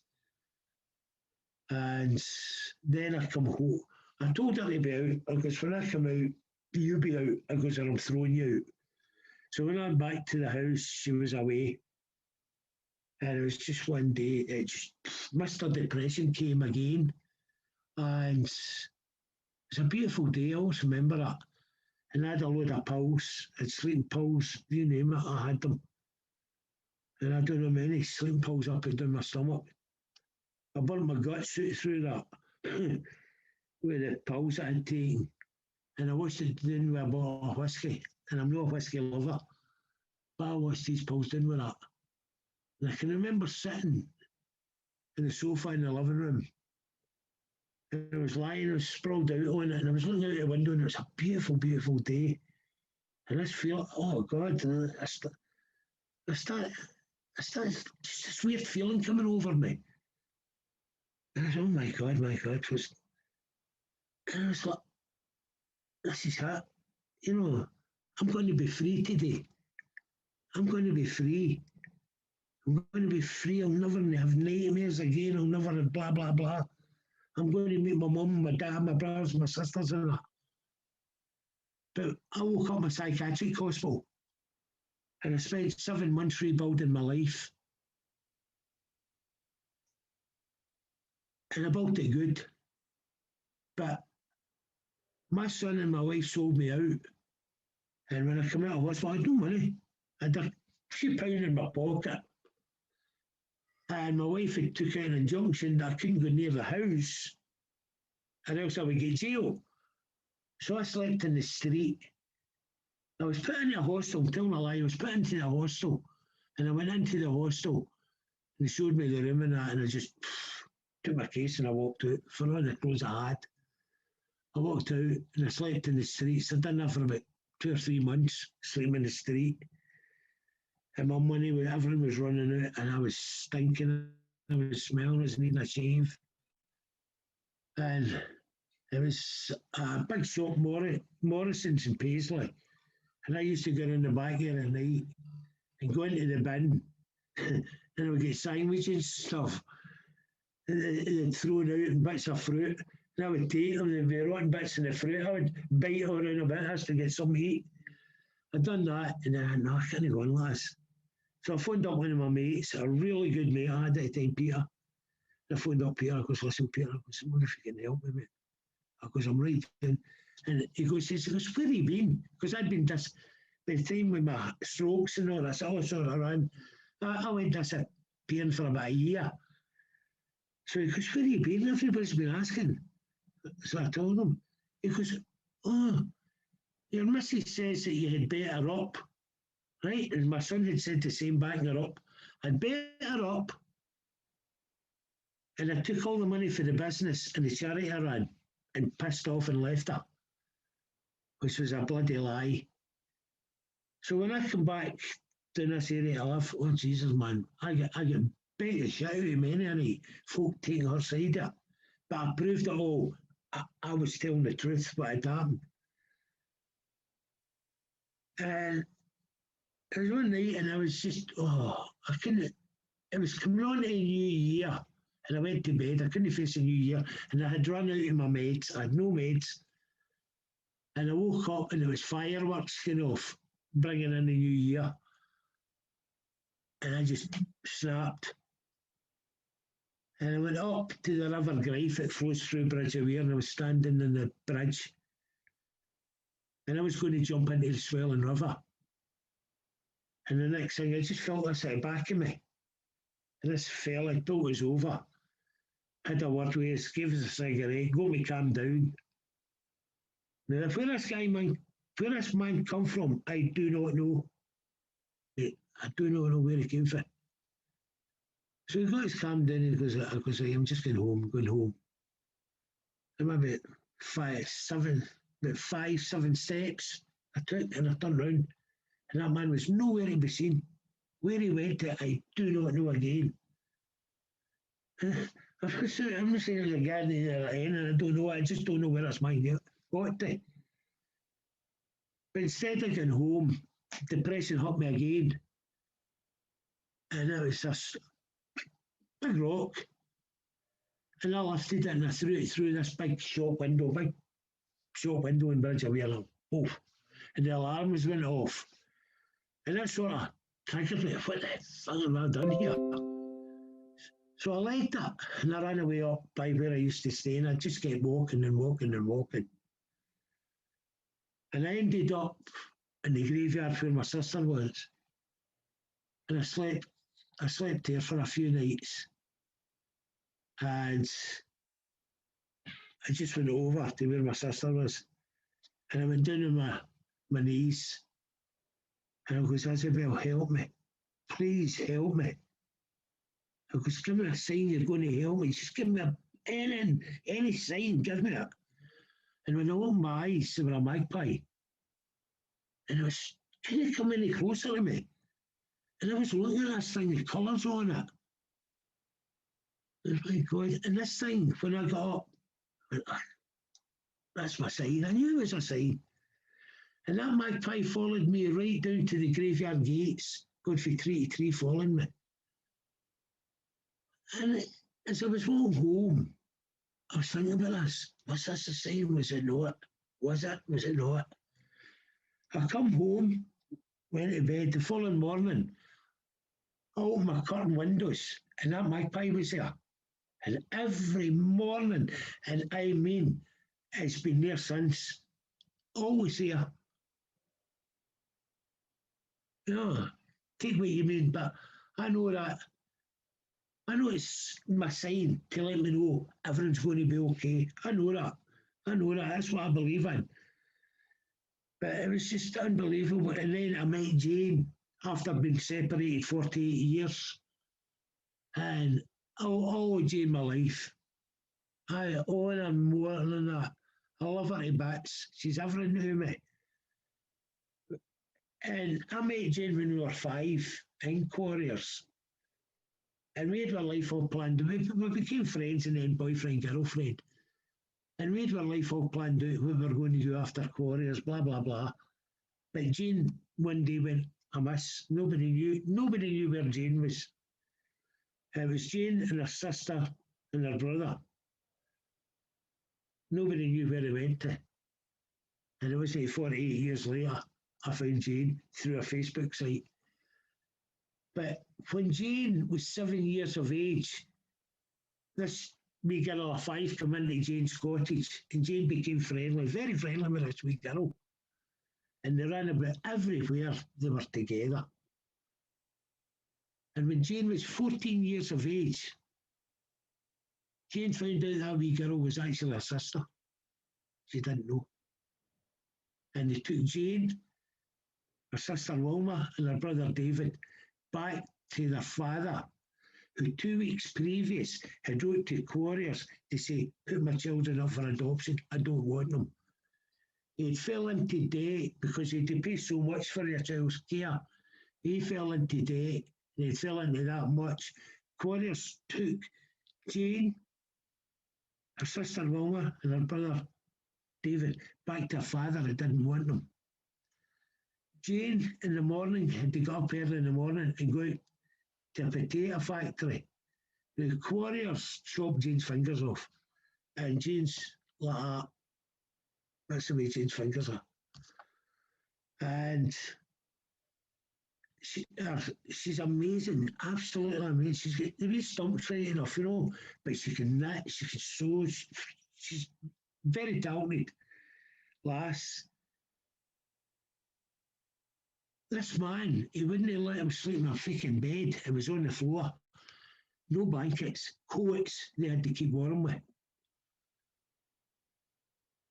He wouldn't let them sit at a table. He wouldn't feed them. Jane had to go out at 14 years of age and work in a potato factory in the morning and then come back at night and work in a shop. And the shop would give her maybe a potato. She would get a couple of potatoes out the potato place. And then the shop maybe give her a wee bit of bread and how you do for bread, we keep her going in that. And Jane, and this is true, she maybe have a tin of that spam, corned beef, whatever. And she would make chips. And chips is what Jane lived on. So she was 17 years of age.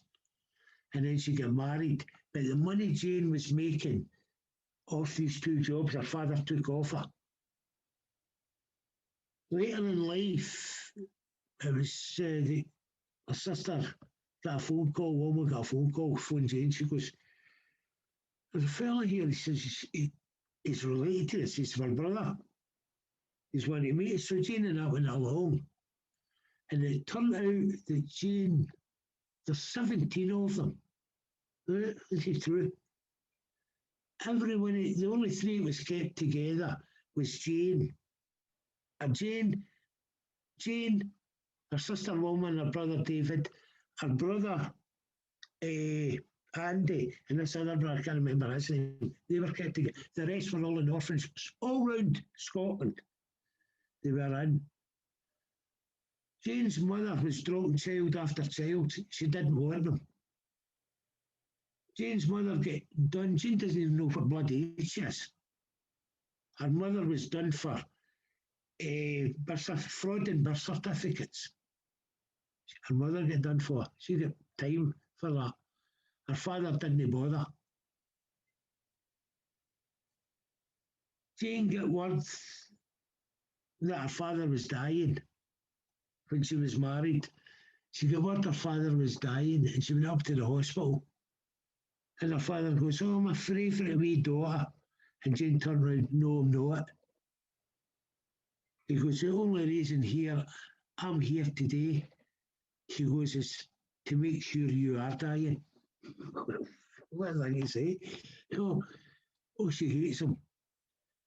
It was something was on in Wilma. Oh, I hated Wilma. Wilma, Jane and David, when they were taken back there, they ran back. They were trying to get back to Cornish where they had all been abused.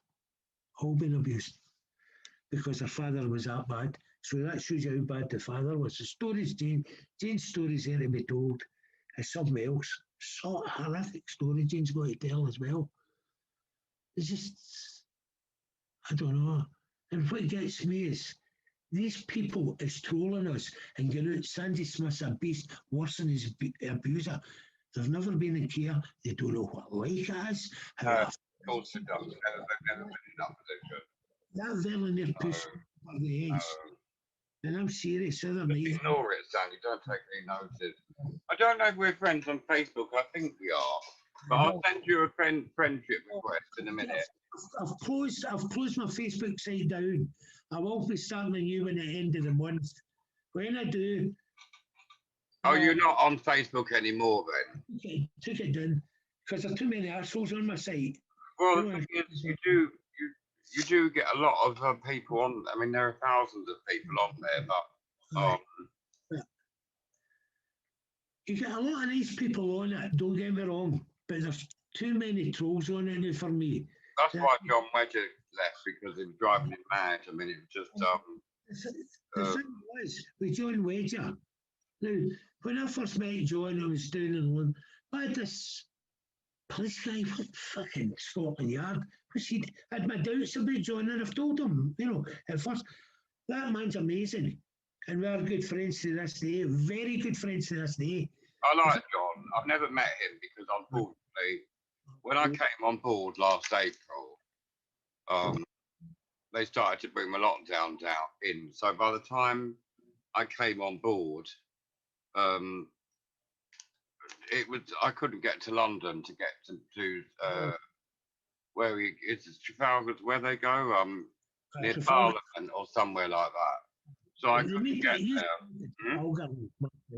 And then earlier in the year, last year they went to Nottingham.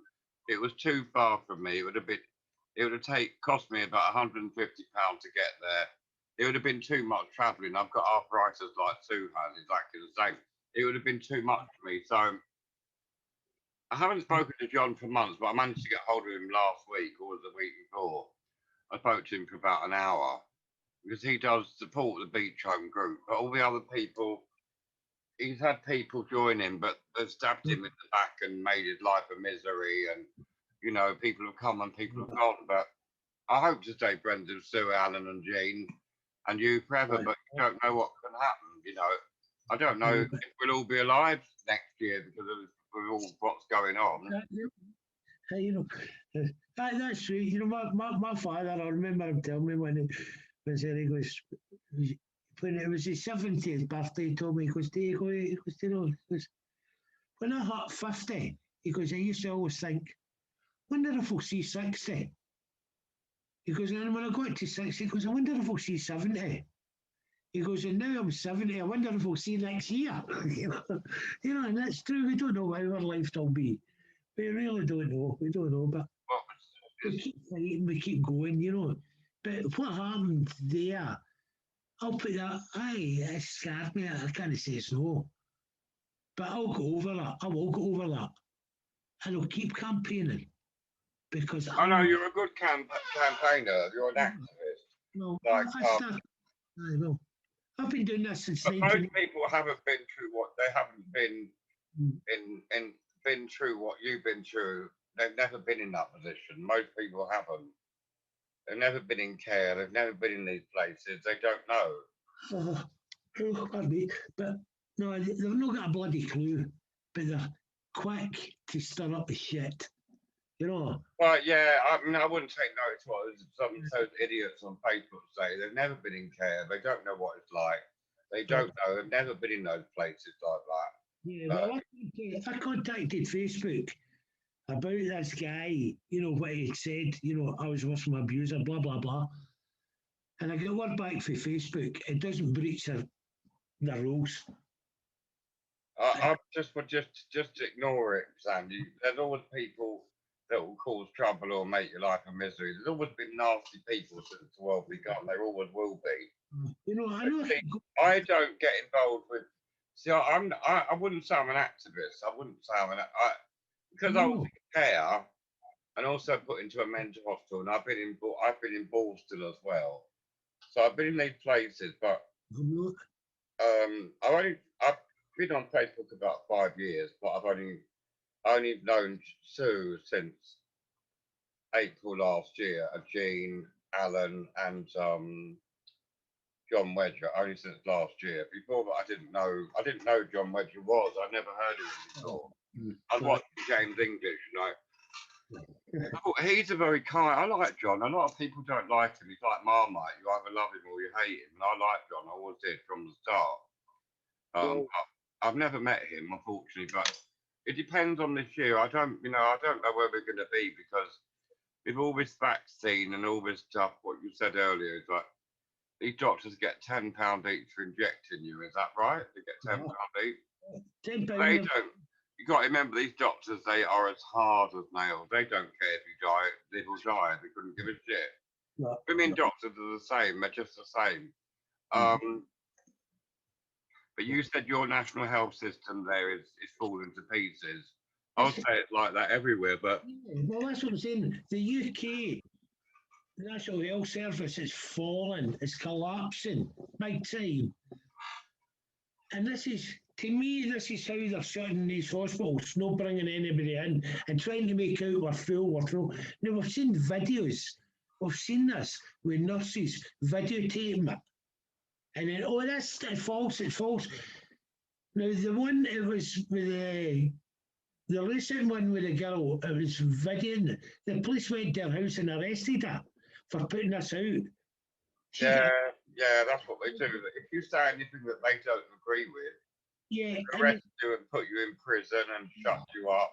Yeah. I don't believe this virus exists. I think it's all made up from beginning to end. Do you believe? I could be wrong. I don't know, but I've not met anyone that's had it or died of it. But I do believe there are some. Everyone that died today, they'll say if you get killed in a car crash, it's COVID. If you have a heart attack, it's COVID. If you die of cancer, it's COVID. So everyone died of COVID, which is not true. Doctors can change the death certificate. But I'm going to go to my bed. I'm knackered. I was about to say that I was going to go as well, but I didn't want to be rude. It's nice to meet you, Sandy. Are you on next Sunday? Are you on Alan's show next Sunday? Yeah, I'll be on with Alan. Alan's my brother. I've got to support him. Think of all day. Alan's a nice man. I haven't met Alan. I've met Sue physically. I've never met Alan. I've never met Jean because Jean Holmes is brilliant. We all live in different parts of the country. So when I was in London and I met Jean one night, I'm going to take you a wee walk. And she took me around her area and she was telling me all about her life. And she went right in the day. I think I'll probably know more about her life than Sue, maybe. No, maybe not. But I know, see, what a bloody life, that woman. And all she wants is, all Jean Holmes wants is love. Just a love. She loves getting cuddled, Jean. And I got on brilliant with Jean. I think a world of her. I really do. Yeah, Jean's a nice one, but I've never met Jean. I've met Sue. I've never met Alan either, and I've never met John Wedger. Right, well, as I say, I've seen you on the video of John when you were in Scotland on a horse or something. I've seen you with John Wedger. And outside of Parliament, I've seen you with John Wedger there on YouTube. But John's not doing videos anymore like he used to. No. Because he was going to do one with me, but never came off because about my story, but it didn't come off. But I don't know if John will reappear or not. I don't know, but I think that poor man's been driven absolutely mad. It made his life a misery, an absolute misery, really. Because he's an activist, he speaks out, you know, he's a very kind man. I like John, I don't care what anybody says. One of John Wedger's trolls is guilty of murder of a young mother in Scotland. Is that through Angela Power Disney? Is it her? Right. And that woman's destroyed a lot of women's lives up here. She denies it. I'll call her out on it. She can take me to court. I can bring that woman's kids into, I wouldn't do that, but that woman's kids despise her. Her husband. I wouldn't, but if she ever does, she maybe come to Scotland. There's a lot of trolls on everyone that if you start to become popular, they will get behind, you know, whatever story it is. But they've taken her channel's been taken down. Angela Power Disney, they've taken her channel down. They've also taken Anna Breeze down as well. Good. Because I think it's something to do with you know, when that Wilfred Wong case or something to do with John Wedgwood. It's something to do with that because I watched one of her podcasts where she said, can I say this as saying, oh no, you'll be done for contempt of court, no, you could end up in prison. Yeah. So they've taken her down, and the Breeze has been taken down. Right. You've got to be careful what you say unless you've got the facts. You know, I don't know the ins and outs of all these things. There's so many. You know, Tinky and Angel, the ones in Liverpool. You're brilliant. Aye, I know, Mel. Brilliant campaigners, brilliant. Yeah, they're both activists, aren't they? Aye, aye. I've not lost a child, but I've been in care. But I've never lost a child. Angie, But I feel for them. Aye. Say that again? Angie, she's amazing. If she's helping me with the Quarriers thing to find out the children who are saying, you want to see a shit we're digging up here about Quarriers? We can bury them, we can sink them. I know Alan Merritt. Mm. Alan Merritt has met Tinky and Angel. He's met them. I've not met them, I've spoken to them a lot. You know. Yeah, I've not met them either because they're in different parts of the country. So, you know, I've never met them. Mm-hmm. I've spoken to Angel, but I don't really know Tinky so much. I've seen her on YouTube and on Facebook. Mm-hmm. I don't know her to talk to, but not really. I know Sue quite well, and I know Jean, I know Alan very well. But the others, I don't really know them because there's so many groups on there. You can't know everybody. It's impossible. Mm-hmm. And I know John Wedger. He recognises my voice. I've spoken to John about 6 times. Right. Very, very hard to get hold of him now. Very, very difficult. Yes, a very hard man to get hold of. John. Say that again, Sandy. Get hold of John Wedger is very, very hard just now. You know, I can't even tell you last time I spoke to John this months and months ago. I spoke to him last. No, I haven't. I spoke to him last week, I think, for about an hour. It's very difficult to get hold of him. I think he closed his Facebook page down, I think. Well, he's anti Kim. We do talk regularly. She's a brilliant woman as well. And she sent up, what was it? It was the 200 red roses so that we could put a red rose at every headstone in Quarriers. Is that Angel or Angie? No, that was John Wedger's aunt. Oh, I see. His Aunt Kim. He's got an aunt here. Right, yeah. Oh, wasn't it on the grave of one of them? He spat on their grave or something. One of the abusers. And John. No, that was the Dr. Davison, and that was the guy he chopped Jane's fingers off, and the things we know what he was done with. When they were brothers, for Quarriers brothers, right? He left that man that he couldn't go on to have a family with what he'd done down below. There's stories coming in. We could finish that place. But I'm building up a case. It will be known one day. It will be known one day. Yeah, the things quarriers are involved with to this day, we still know that they are not sexually, but physically and emotionally abused. That's still going on to this day. We've got the proof. We've got all that. But there's more to come out in this story, and it will come out one day. It will come out. I can see quarter certain. Because all I want, and I told him from day one, give me an apology. That's all I want. I don't want money. Doesn't matter. The £10,000 I got, that's virtually away. I put money up for rewards for people. I've gave it out to people who were needing money to help them. That's it. Away. I don't want money. I'm not interested in it. You know, money's money, you know. But I didn't want this Judas money as I called it. I didn't want that. All I want is a written apology. And I've made that clear for day one. If I get a written apology off quarriers, then I'll finish with quarriers. I wouldn't deal with them. But I'll keep campaigning for other kids that's getting abused. You know, because it's got to come to an end. It's just got to. The government. I know you care about these kids that are abused in an orphanage. Why do they call it an orphanage? Is that because the children had no parents? Is that why they call it an orphanage? Yeah. They call it an orphanage, but why? I don't know why they give it a name, but they do. But I mean, I had parents. Most had. No, I did as well. That's why when I was in Beechholme, some of those kids, their parents never came to visit them. Right. Some of them they never went home. Some they did, some they didn't. Most of them, well, there was 20 kids per house, so I can't remember them all. There's too many. There were too many that you can't remember them all. You know, there were too many in that house at one time. It's impossible to remember 20 kids. I remember some of them, but not all of them. And I didn't know the kids who lived next door, the kids that lived across the road or down the avenue.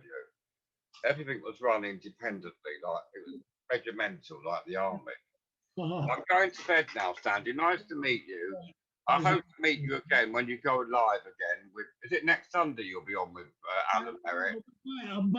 I'm usually on every Sunday with Alan. I wouldn't let him down, you know. And I'm here for a backup for him and that sort of way. But he's a great guy, Alan. I love him to bits. Yeah, Alan's a nice man. Yeah. Thank you for chatting with me. Take care, and I'll speak to you soon. No bother. I don't know how to turn this off now. What do I do? Pardon? I don't know how to. Do I just press leave? I've never been on it before. Yes, press leave, and that'll be you getting off. But I don't know if Jason's still on or not. But if he is, right, Jason. Martin, that's it. That's my name, Martin Harrison. Yeah. Nice to talk to you, Sandy. Thank you for chatting with me. Okay. Thank you. Bye. Well, take care. Bye now. Bye. Bye. I'm trying. Thank you. Bye, Sandy.